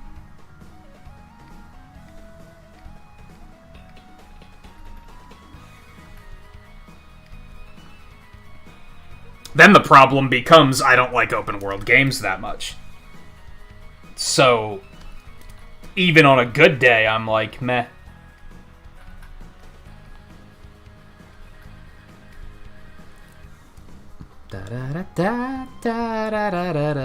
It is redundant on top of that. Yeah.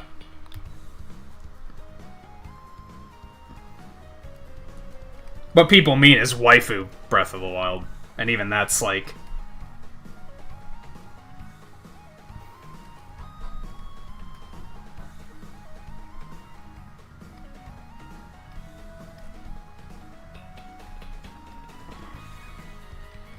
It reminds me of... A wise man once said, why does everything have to be compared to Dark Souls? And it's kind of the same thing there. But it's like, why does it have to be compared to Breath of the Wild? Because you can climb on things? I guess?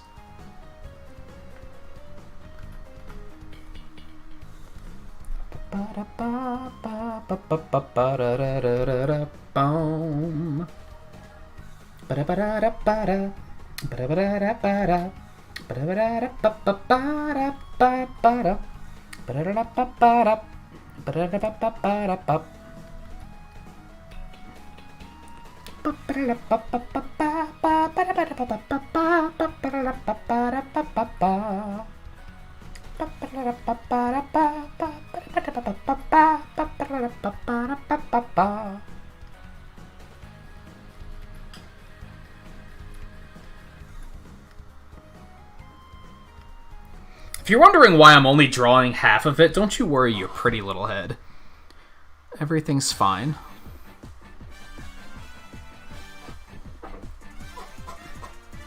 That's not... You don't have a high opinion of Dark Souls, do you? So that's not a good... That's not a good thing.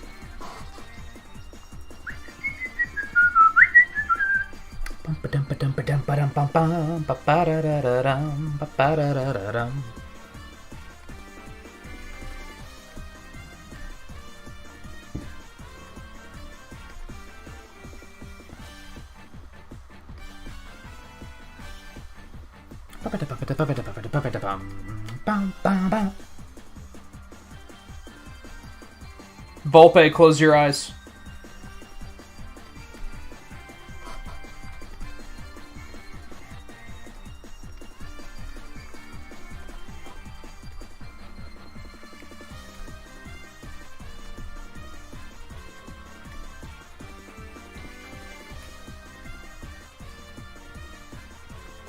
Wow, that was so fast! How did I do that? With how long the first half of the weapon took, I thought that was going to take at least another half an hour.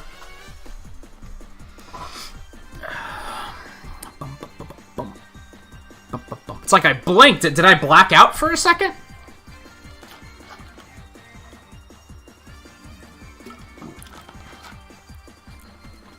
You know what? We're working off of something... Fun fact!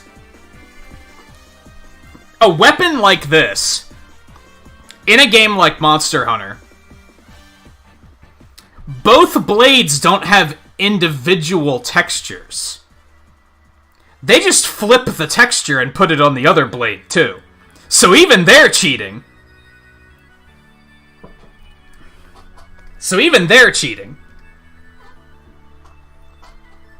Also, I forgot that part. It's okay.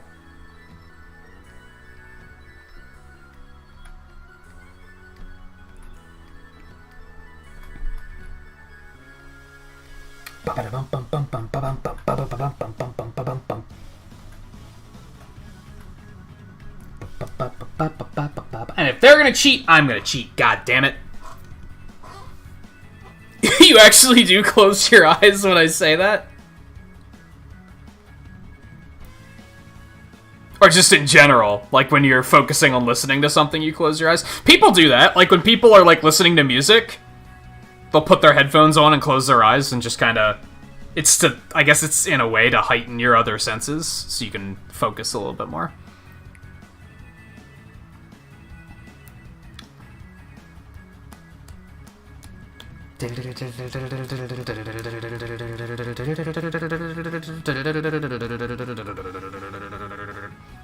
It's just enough to freak them out and make them shut up. Isn't that weird? You're raised to think, look people in the eye when they're talking to you.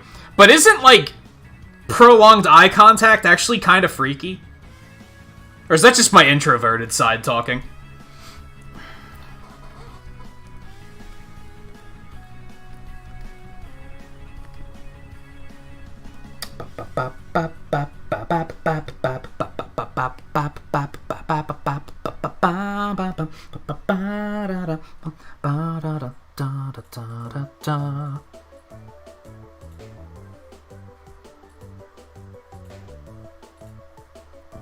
Okay, let's zoom that in a little bit.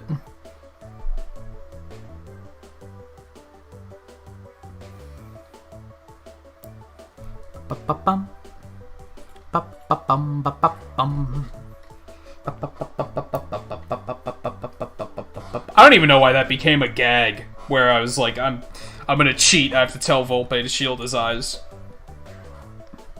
I think it's funny, though, so we're gonna keep doing it.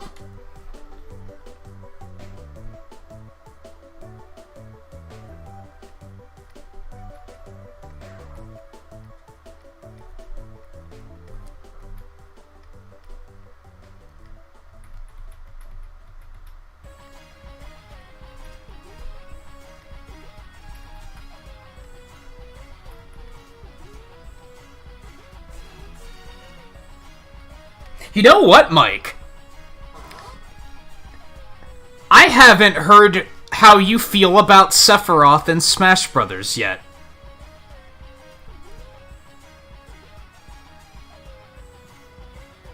I don't think I've seen you since then.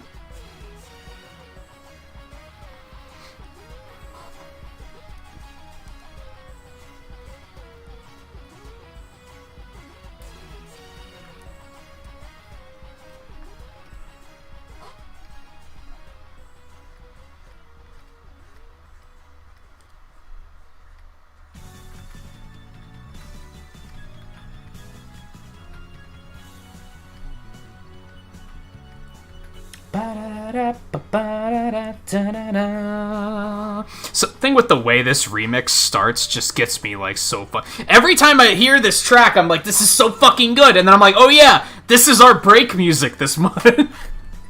Like, I forgot. I picked it because it's that fucking good. And yet every time it comes on the playlist, I'm like, holy shit, this remix is good.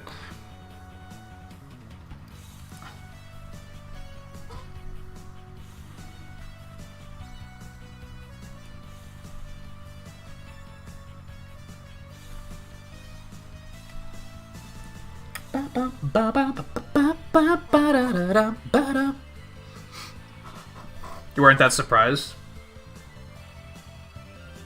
I was surprised because Steve set the bar so low that I was just convinced that any character they add is not going to be anything cool. So it managed to blow me away because they subverted my expectations. And it's not even a character I care about, but I was still like, holy shit.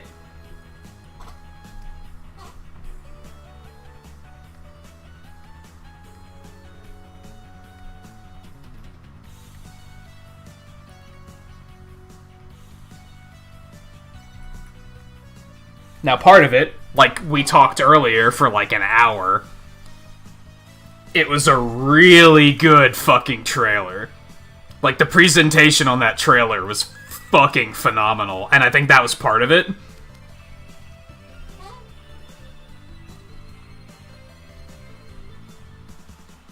Ba-da-da-da-ba-ba-da-da-ba-da-dum.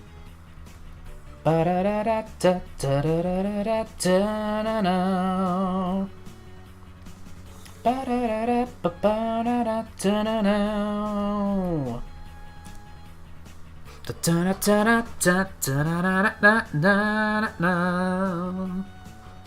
I'd really like to see Spyro after I played through the trilogy this year, and I had so much fun with it. I'd be really into that. I don't think it's terribly likely, but I think Crash is more likely since they just made Crash 4.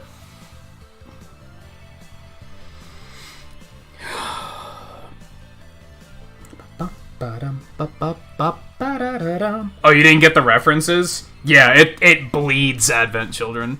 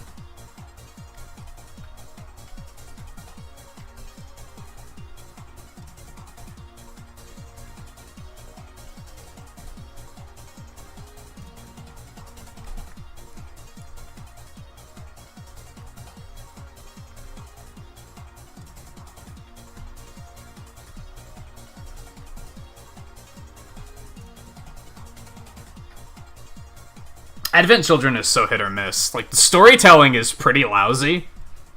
I don't know if that's a hot take.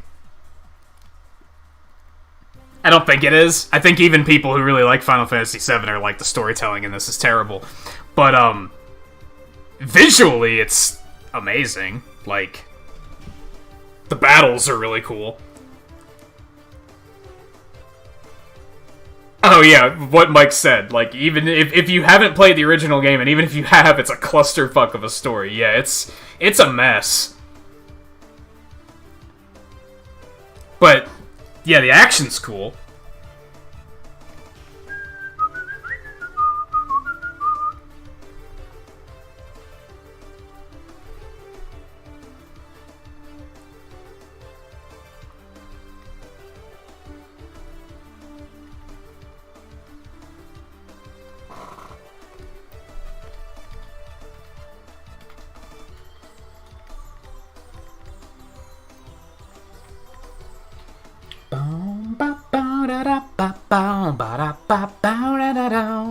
I don't remember what...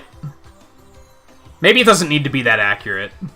I could probably just make it up. I don't really remember what her hairline looks like in-game. I'm kind of making up her hairstyle. I'm gonna be totally honest.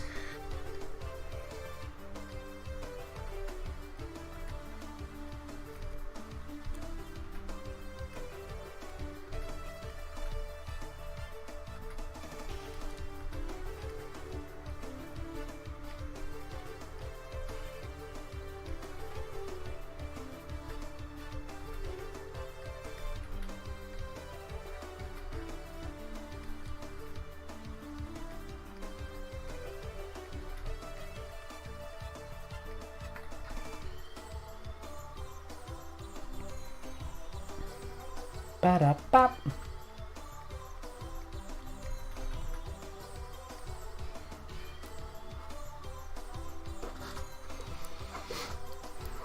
Bum bum bum bum ba-da-dum bum ba-da-da-da-da-dum ba-da-da-da-da. But yeah, we talked at length earlier that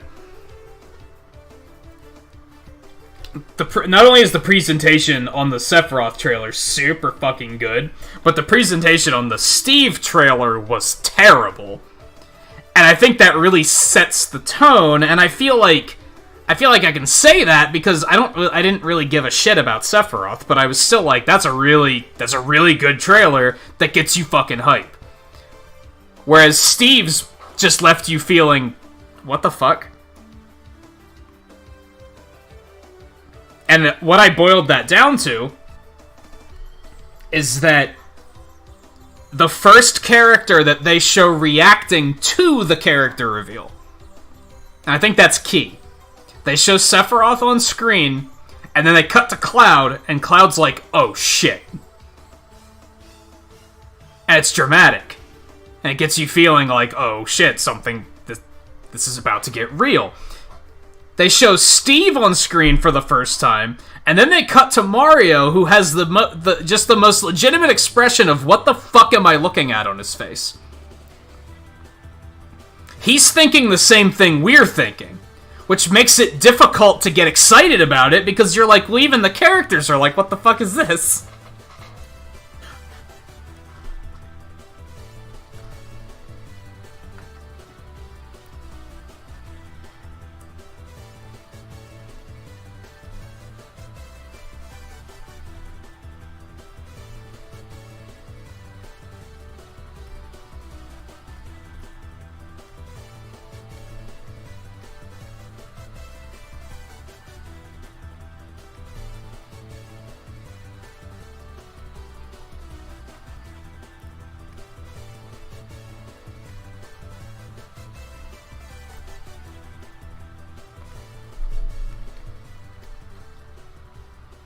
It's so sad that when drawing her, the glasses more or less cover up the beauty mark. Bum ba da bum ba da ba ba bum ba ba ba da ba bum bum bum ba ba da ba ba da ba ba bum ba da ba ba da ba ba ba bum.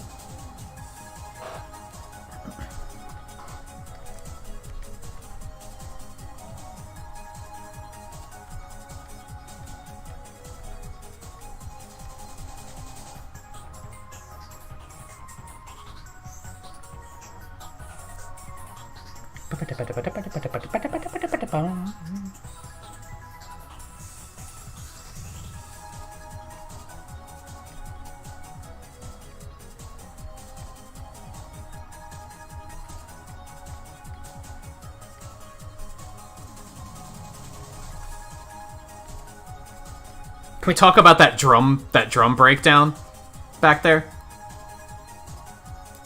That gave me fucking chills.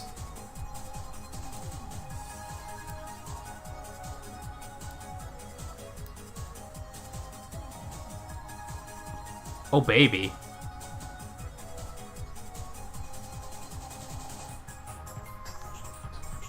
Scarlet knows.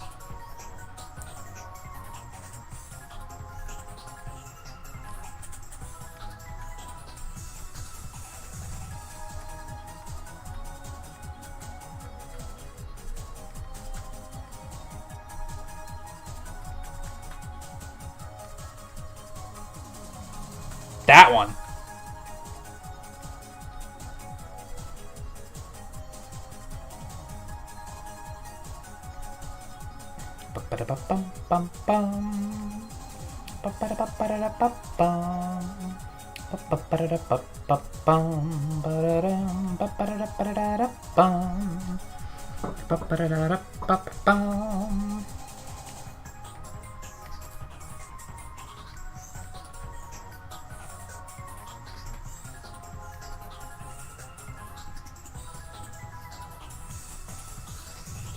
Something that's also really interesting to me is I was not an obsessive headphone music listener when I was a kid. So, since I got these new headphones, when my old ones stopped working, like just recently, I feel like I'm hearing all music for the first time again. Like that shit? That fucking bass line? Holy God. It tickles my eardrum. I don't know if that makes sense, but that's how it makes me feel.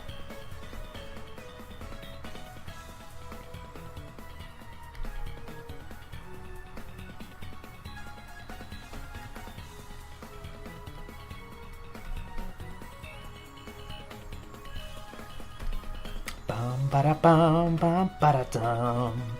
Ba da bum ba da bum ba da bum bum ba dum.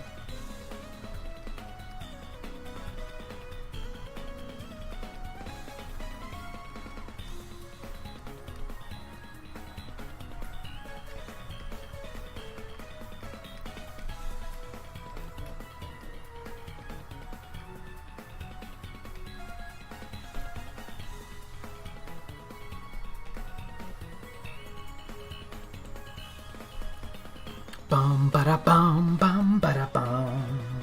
Ba da bum ba da bum ba da ba ba ba dum. And I feel like I have Scarlet to thank for some of that too, because I feel like Scarlet, you have a very unique way of looking at music. At the layers of the music. And I feel like I never did that before until I saw how you were, like, observing different layers of the music. I think it heightened my observation skills when it comes to music.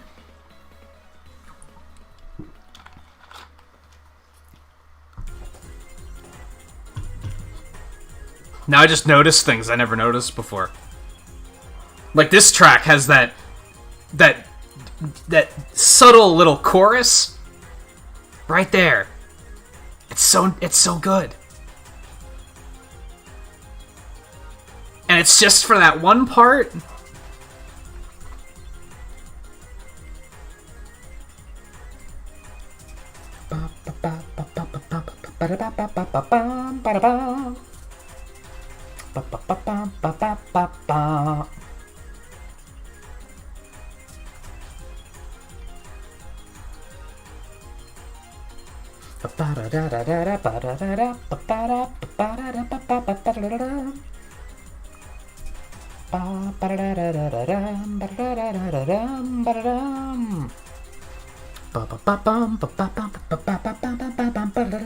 Alright, so I need to do something interesting here, and this is going to be difficult to keep track of. Some of the details are going to be lineless. I just have to keep my head wrapped around exactly how I'm going to do this.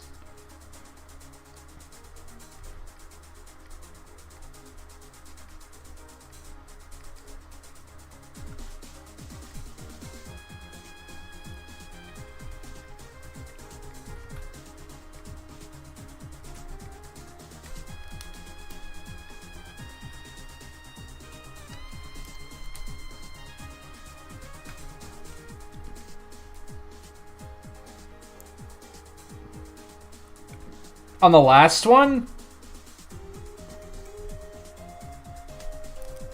it's very, very light.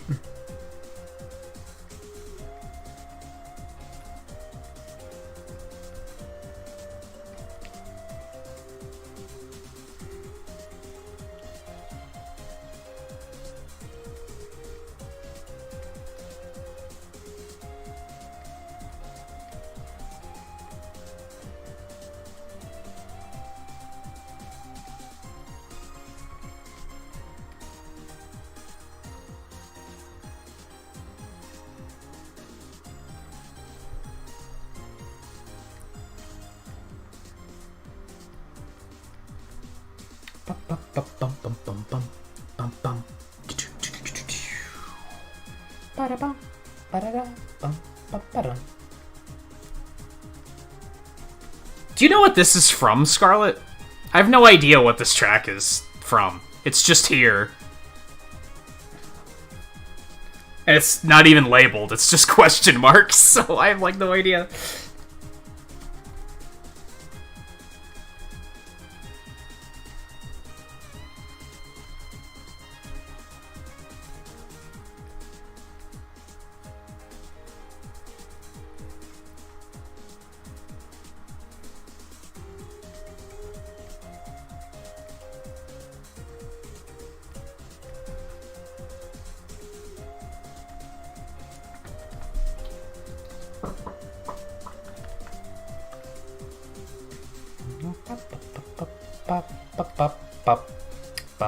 Ba-dum, bum, bum.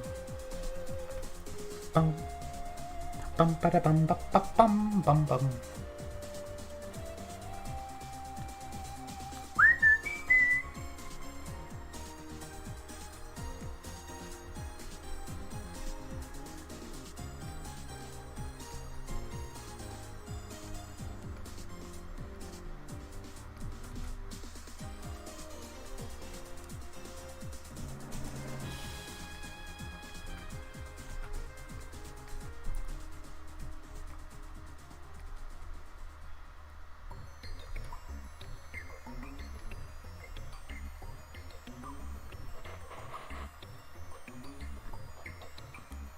I actually saw that Google just released a thing for their, like, voice thing, where you can search by humming. Like, you can hum a music track, and it'll be able to detect what you're humming. I doubt it would work for this, though. But apparently that's, like, a thing that they just made.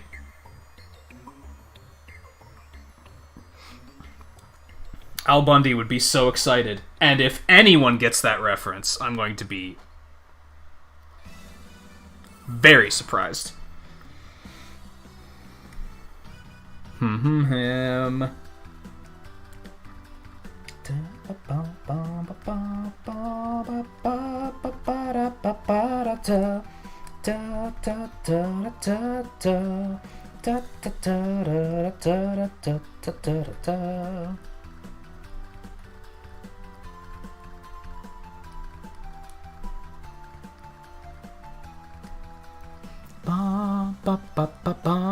That only works for people who are pitch perfect. That's not surprising.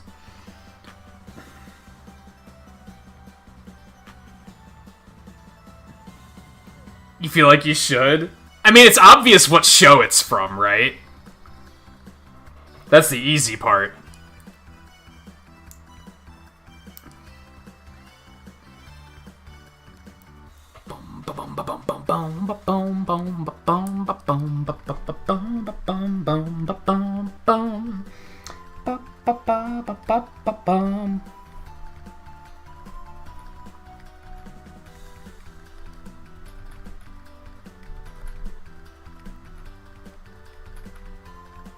Oh fuck, what's the clicky?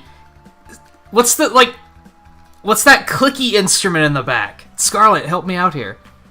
Like, I just noticed that, and that adds so much.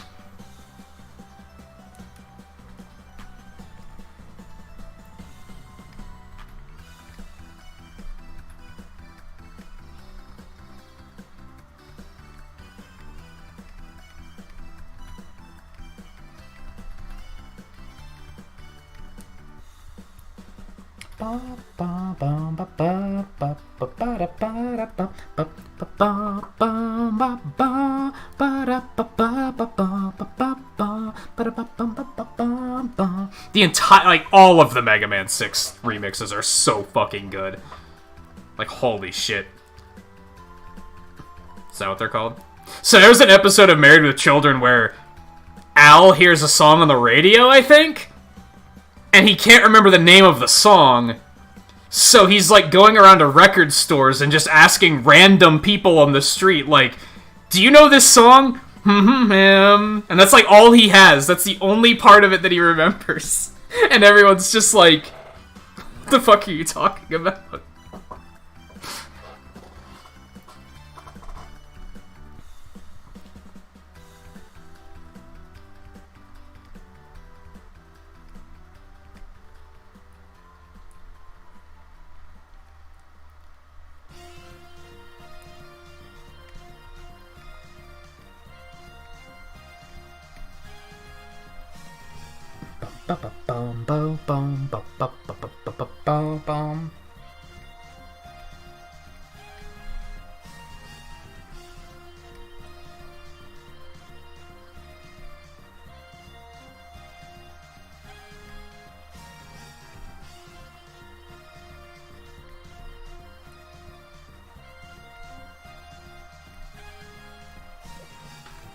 I feel like including the glowflies thing might be a little silly, but fuck it.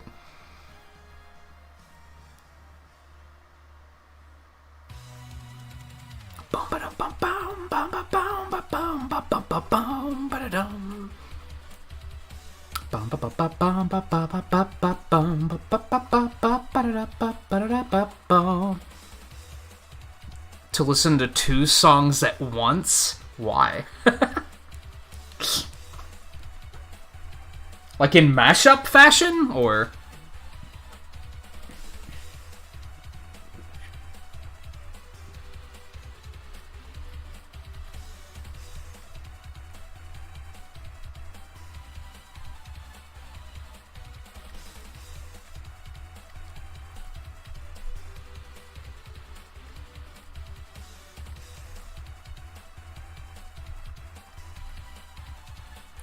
And yeah, doesn't Smooth McGroove get so close sometimes that he gets copyright claims? Like, I think I've heard about that happening.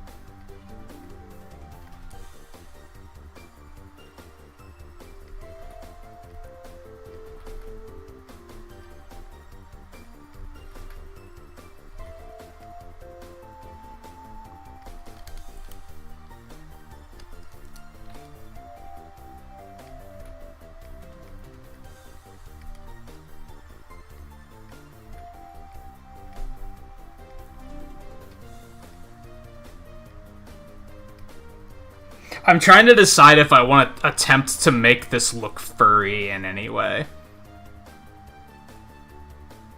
Because some of these sections should be kind of, like, fluffy, and I don't know if I want to attempt that or not.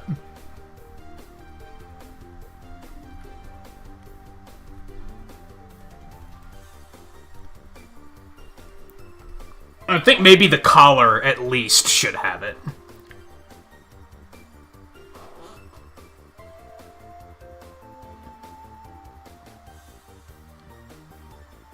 You think it's just legitimately no one knows, except, like, the composers?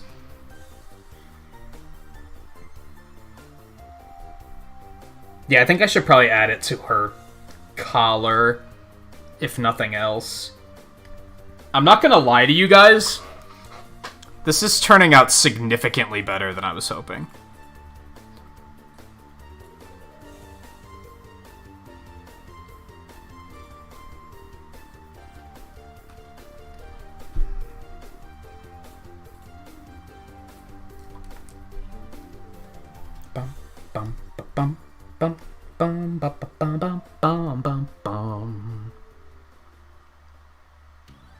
Okay, now the sword might suck.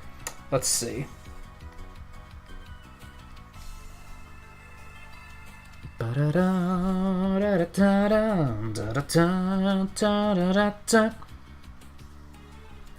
little? It sounds like a lot of different tracks. There's one part that reminds me of Sonic music for some reason.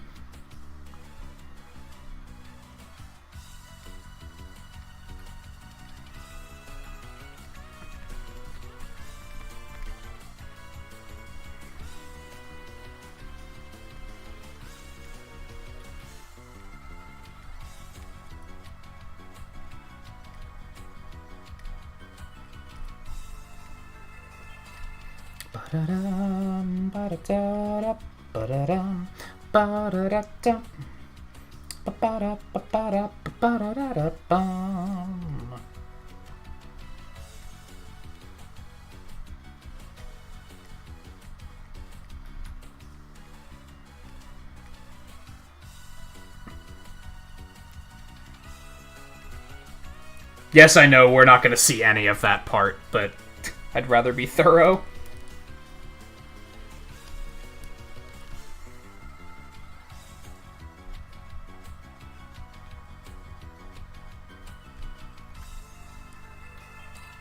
Ba-da-dum, ba-da-da-dum, ba-da-dum, ba-da-da-bum, ba-da-ba-ba-da-ba-ba-da-da-dum-bum.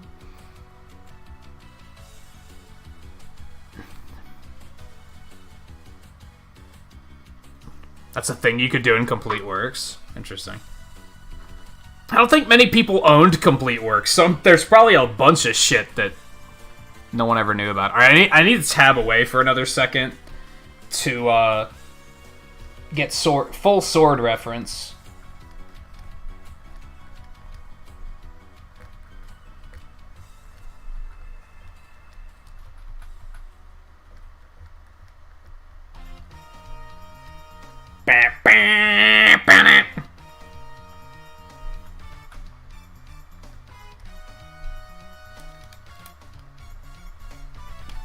Thanks for ruining my train of thought, Crystal Man.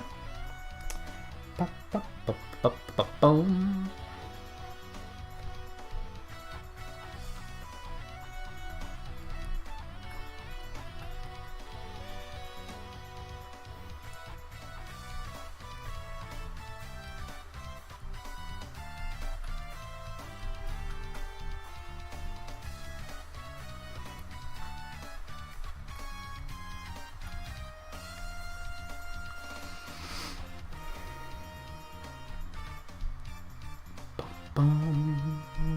Ba-da.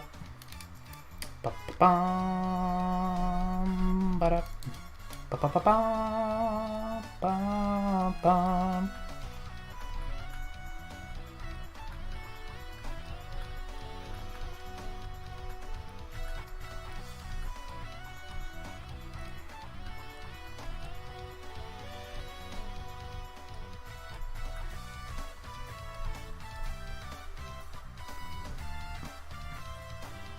Okay.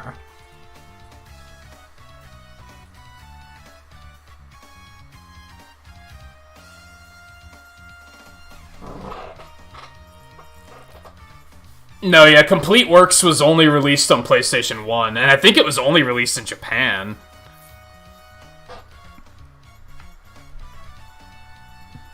That's why I say I don't think that many people had it, because it wasn't exactly obtainable.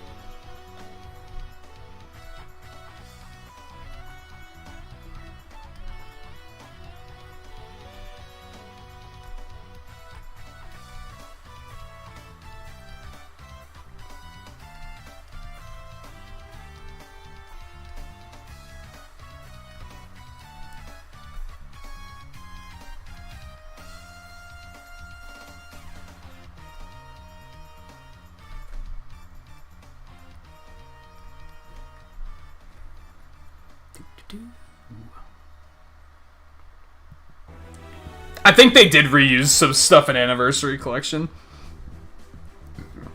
I think you're right on that.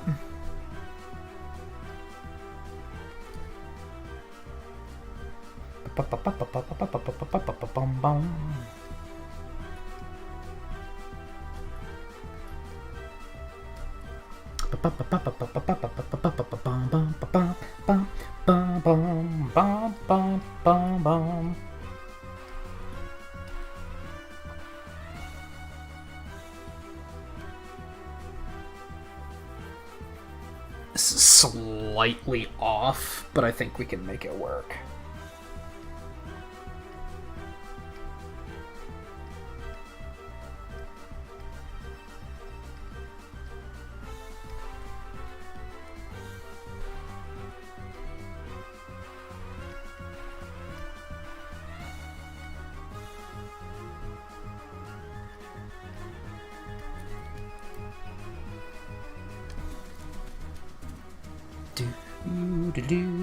That percussion breakdown was pretty badass too.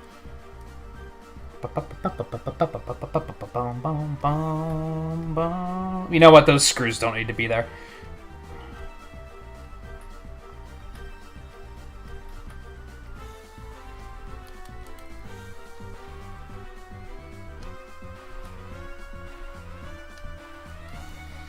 No,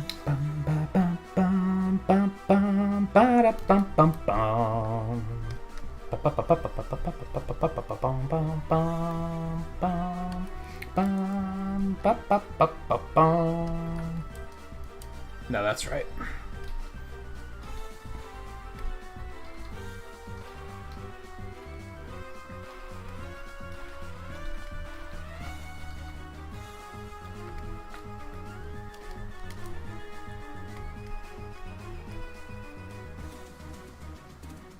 Down, bow, bow, wow, no, no, no.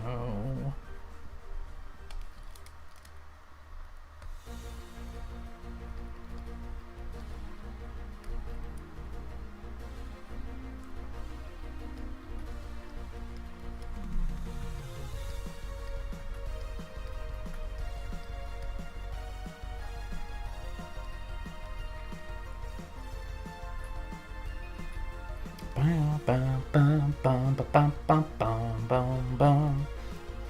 Ba, ba, ba, bum, ba, ba, bum, ba, ba, ba, ba, ba, ba, ba, bum.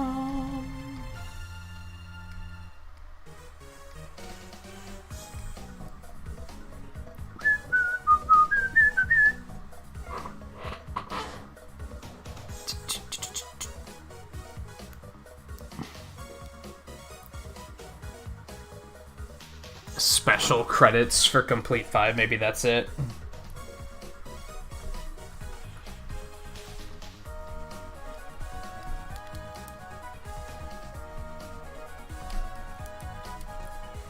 Bum, bum, ba, ba, ba, ba, ba, ba, bum.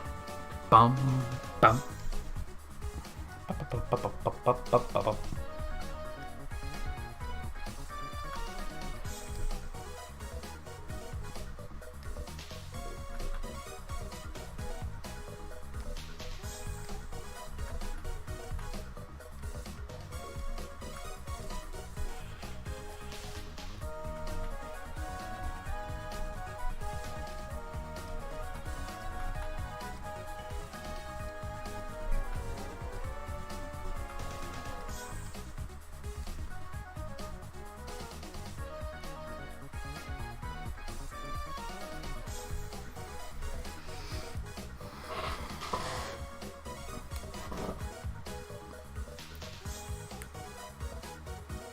I have it on random, so I don't know when it's gonna pop up, but I'll mention it the next time it pops up.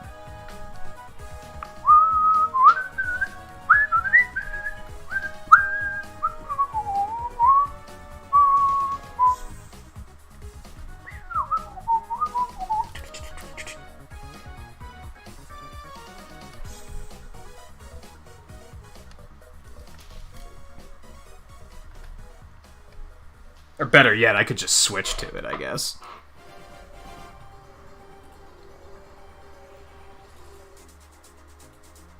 It does sound kind of Mega Man 80. I see what you're saying. There's part of it that sounds like Sonic music. There's part of it that sounds like Chrono Trigger music. It's like it's all over the place.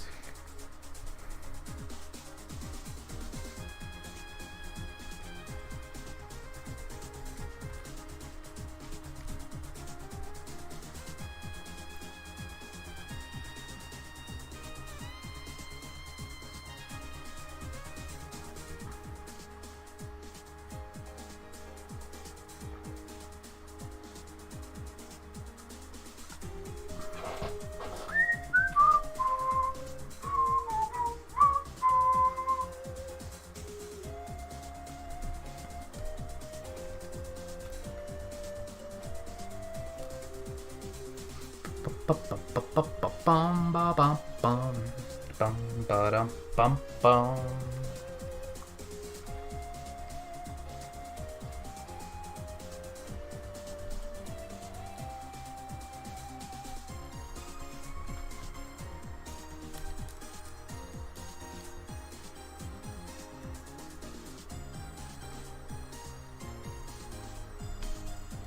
I could see that. I'm not super familiar. Legends didn't resonate with me like it did with other people. I didn't dislike it, but it's certainly not locked in my memory to the point where it's a constant thing, you know what I mean?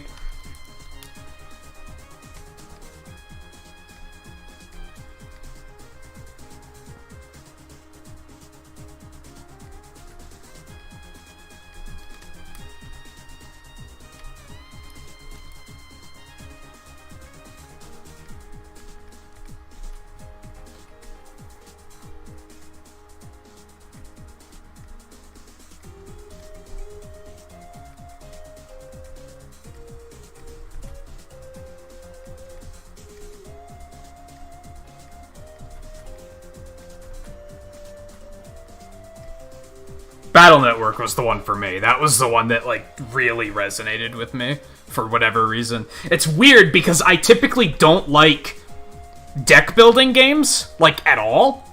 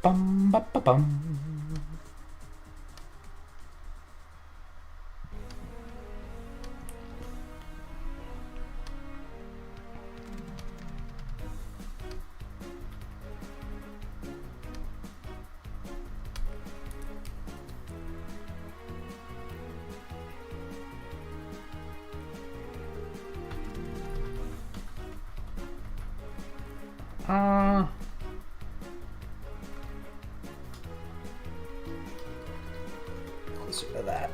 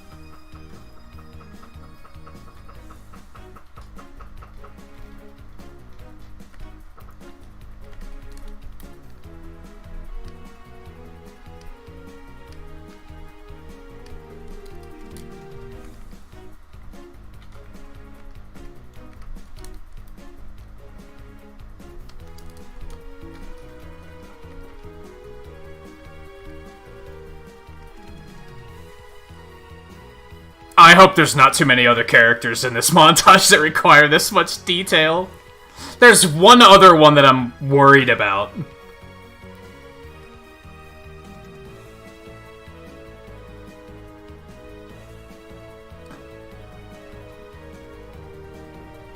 And I don't know when it's going to come up, but I'm going to go ahead and throw it out there. It's Noctis. A little worried about Noctis. That's probably going to suck. But at least it's all designed, and I can use the Pocket Edition design as a shortcut.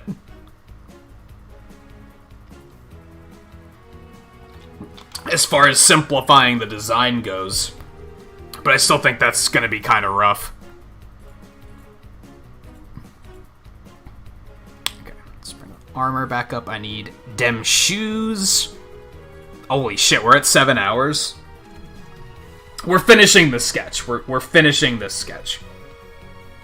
We're so close. We're so close.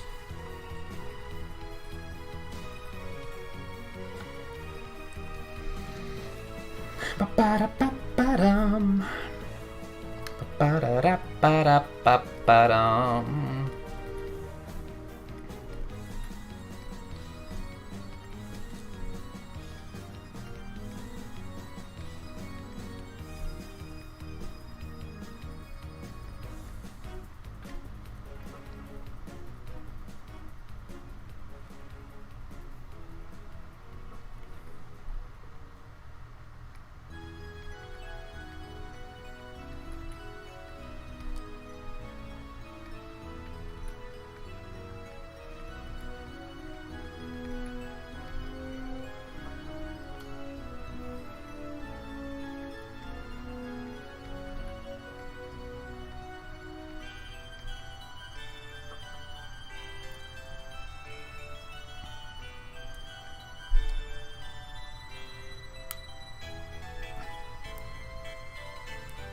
Yai is a weird one, honestly. And I think mostly because she never gets any character development. She, like, not in the games at least, maybe in the show she did, but she strikes you as such a character that's like, oh, she's gonna have a lot of development, she's gonna be important later, right? But she just never is.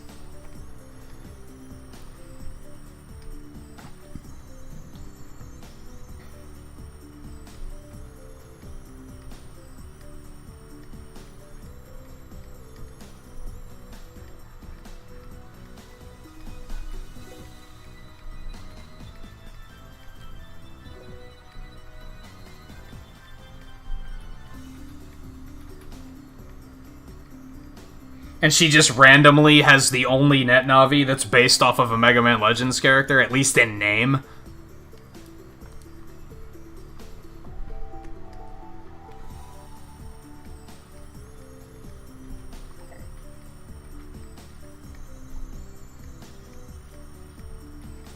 Maybe that was why it felt like she was going to be important or later.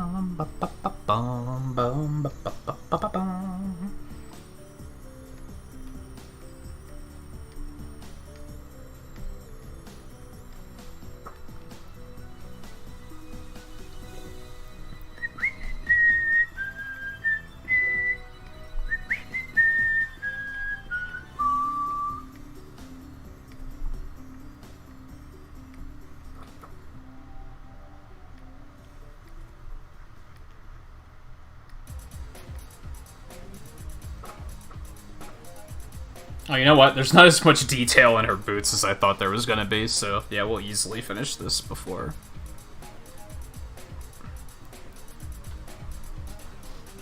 we call it quits.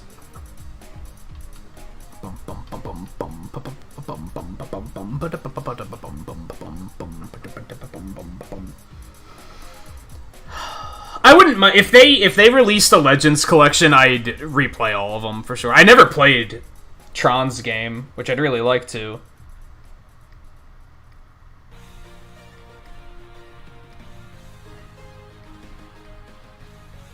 Like, it's not high on my list, but if they release a collection, I'll be like, well, I'm making time. I'm making time for it.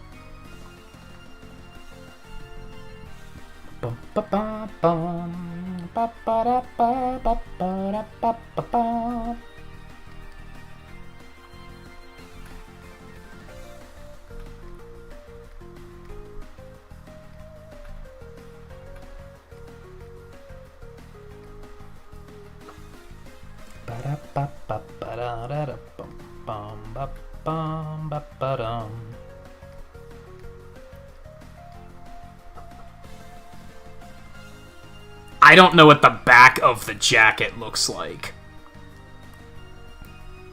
But I don't think many people are going to, so I think we're just gonna make it up.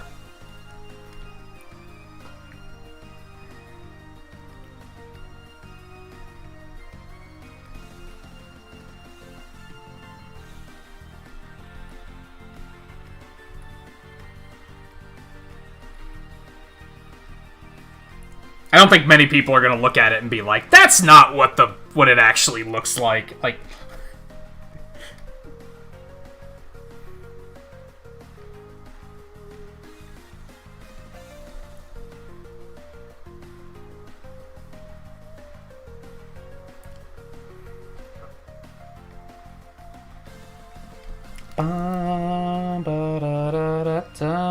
dun. Da da da dun. Ba ba da da da da da da da. Da da da da da da. Da da da da da da da.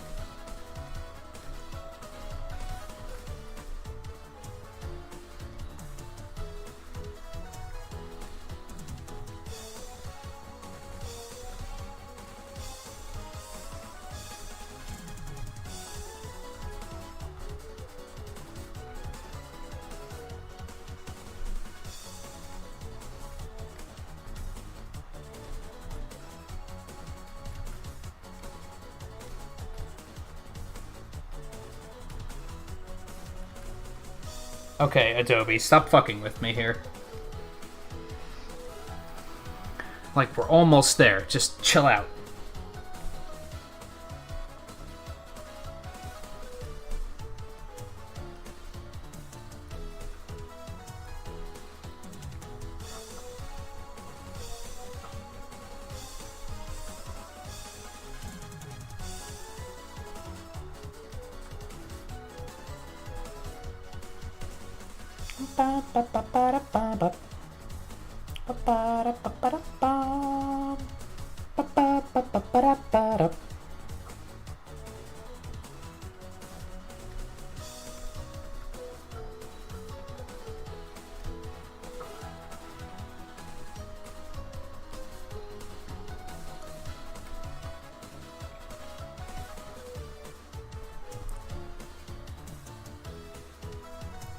Okay, there's one little detail that we have to add just so that I don't fuck it up later.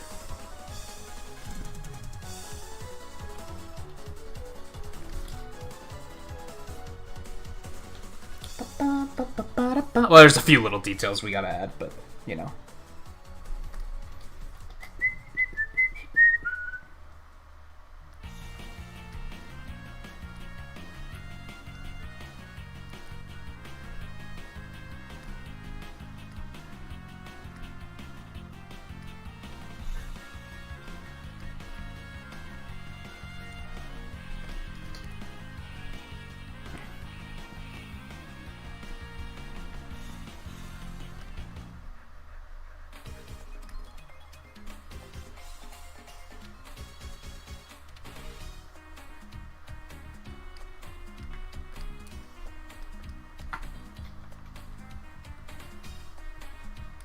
It's mostly that. We also need a red stripe here.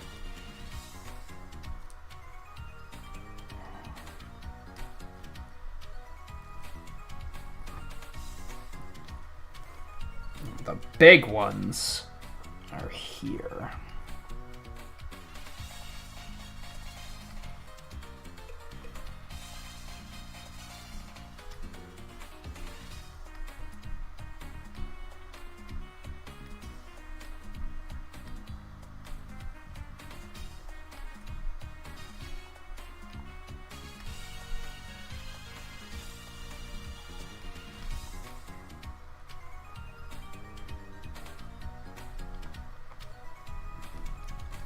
Whoops.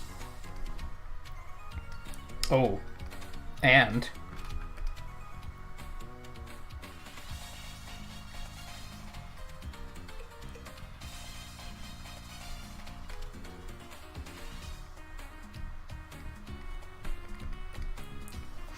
very important. I feel like that's where a lot of her sass comes from.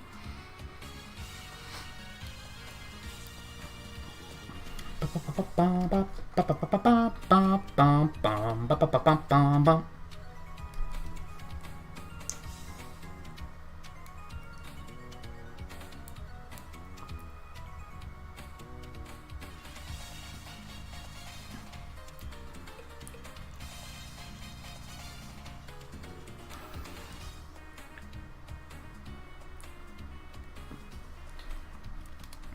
Okay, I don't love this one.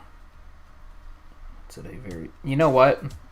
I think we're just going to take that off. We're just going to have it be one solid object.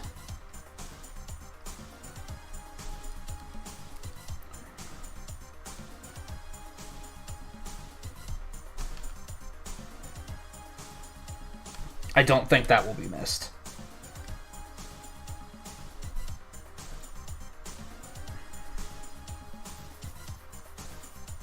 Ba-ba-bum, ba-ba.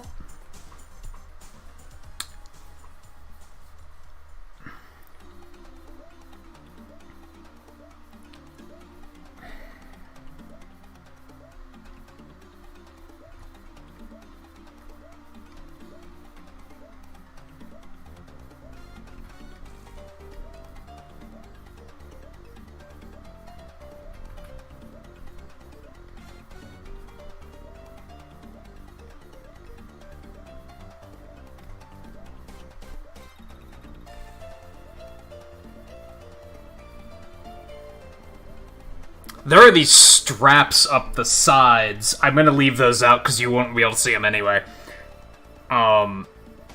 If anything, I could put one here, but I don't think it's necessary.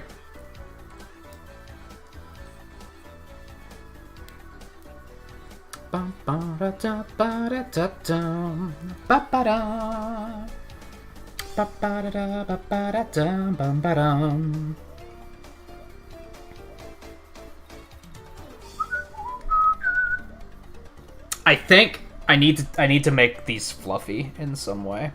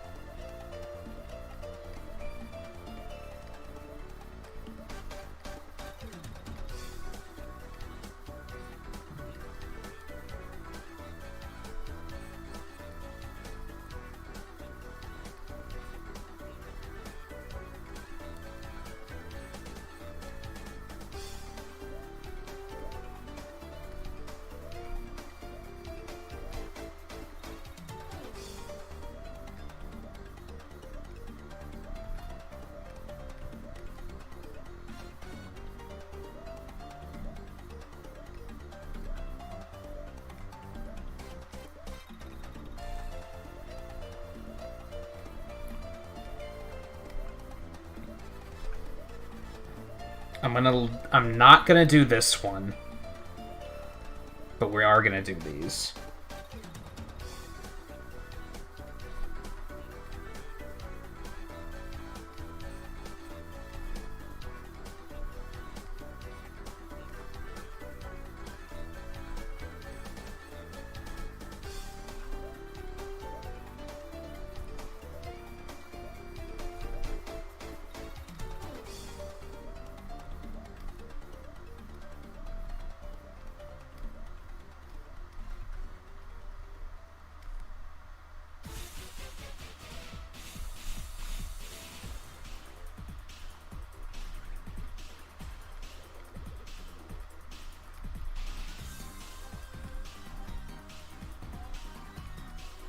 Is it going to make these areas harder to ink? Believe it or not, no. Because in my opinion, smaller line segments are easier to deal with than larger line segments.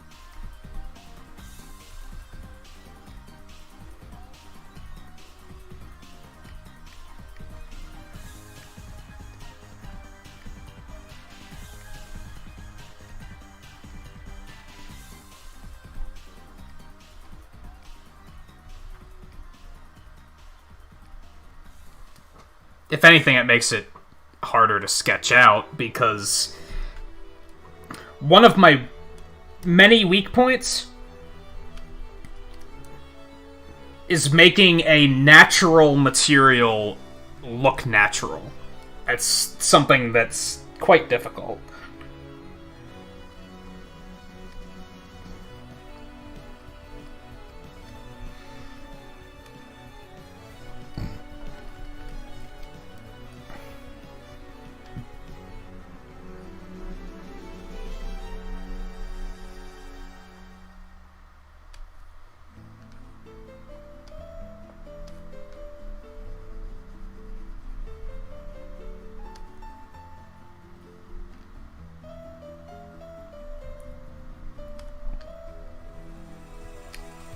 That's why you'll notice I often don't go too overboard with... especially with these, because they're kind of smaller images. I don't go overboard with, like, folds in clothing. Because that can be...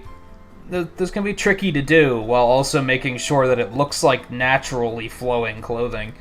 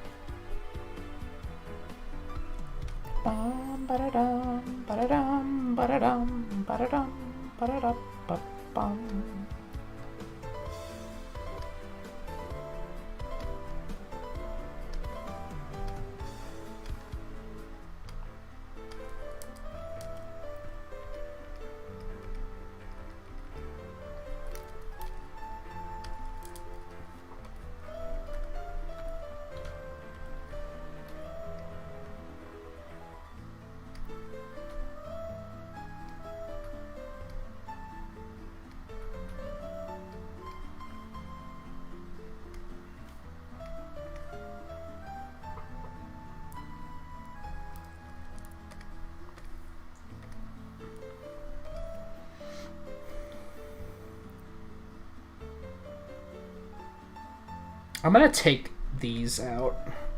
I'm not gonna worry about those. I'm just gonna worry about the red. I think that'll be fine.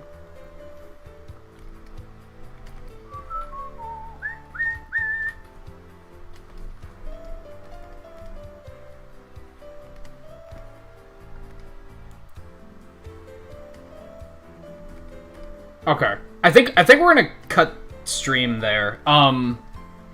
I'm going to add, like, a white silhouette. I'm gonna add, like, a white silhouette behind her. I'm gonna do all this off stream. If you guys keep up on Twitter, you'll see what I mean when I post it. Because she's gonna be in front of the other two characters. And clearly if I do that now, you can't see shit. So I'm gonna put, like, a white silhouette behind her to, like, highlight her. And then I'm gonna put her where she needs to be, and then we'll put it on Twitter as such. Inking is probably going to take all of the next stream. I'm semi-tempted, since we have 2 unscheduled streams this week, as in Tuesday and Wednesday. I haven't decided what I'm doing on those days yet. We might do an extra art stream, because I'm really happy with how this one in particular has turned out, and I kind of want to keep working on it. If it weren't... I'd keep going tonight if it weren't for 2 factors. One, I only had that brief something to eat in between on breaks. So I need to get more to eat. And 2, my wrist is starting to hurt. Because I've been drawing for 7 hours straight. So I need to take a break. As much as I don't want to.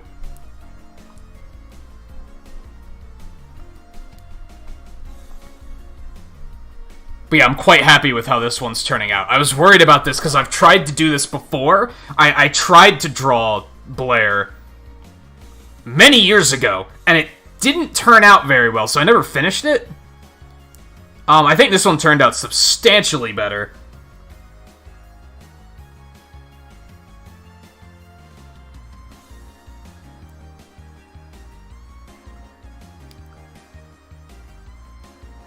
Oh, I wonder if I should make her sword glow to indicate the files being loaded.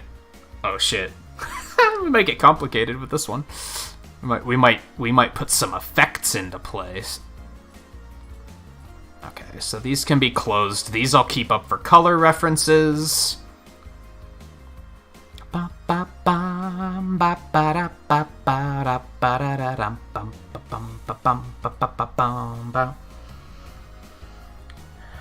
And let's move her over a bit, and we'll bring Shovel Knight back over here so you guys can see a look at him if you didn't. I also gotta come up with a quip for Quarble to replace that as well.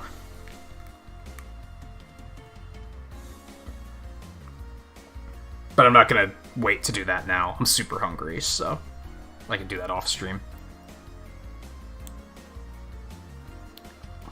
So to look ahead, as I mentioned earlier, we're doing these in order.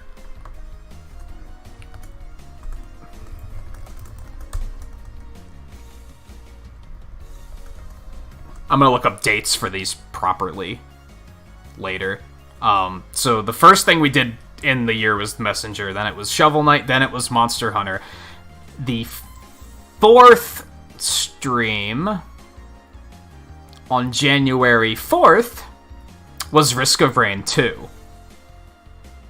So next time we do an art stream, which might be next Sunday, or maybe I'll try and fit one in on maybe Tuesday?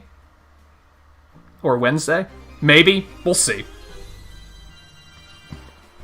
We'll finish this, and then we're going to do a Risk of Rain character, which will probably be the Huntress, due to the fact that for most of the year, that was the character I was playing.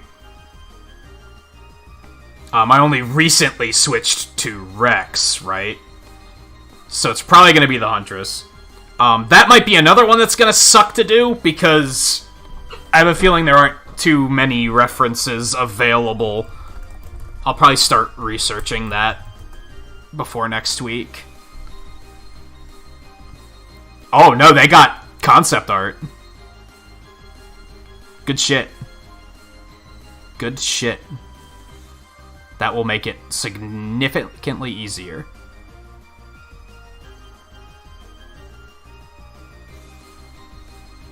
Cool. I was really worried about having to piece it together from fucking screenshots. That was gonna suck.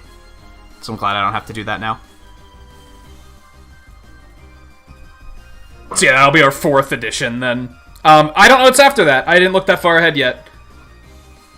That will probably keep us busy next stream, so I don't think I need to look ahead further yet.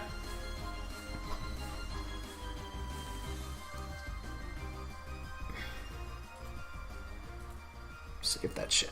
So yeah, if you guys, if you keep an eye on Twitter, I'll get a progress update on that. Before morning, probably. It's already 4 o'clock, holy shit. I'm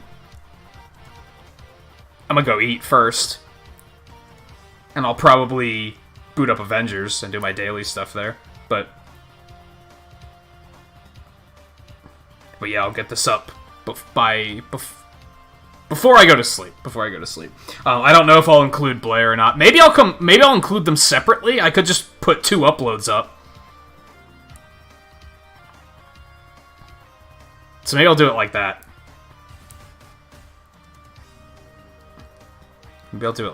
I'll figure it out. After I get something to eat. So thank you everyone for hanging out tonight. This was a lot of fun. I was not really... I was looking forward to it. This morning when I went to sleep, I was like, man, I can't wait to do this tonight. This is going to be fun. And then I had such a hard time getting out of bed tonight, so that sucked. But once we got going, it was a good time. Excuse me. Even good conversation, which is only surprising due to the fact that we got on the subject of Smash Brothers, and usually when we get on that subject, things get kind of nasty. But this was nice and clean, so that was a good time.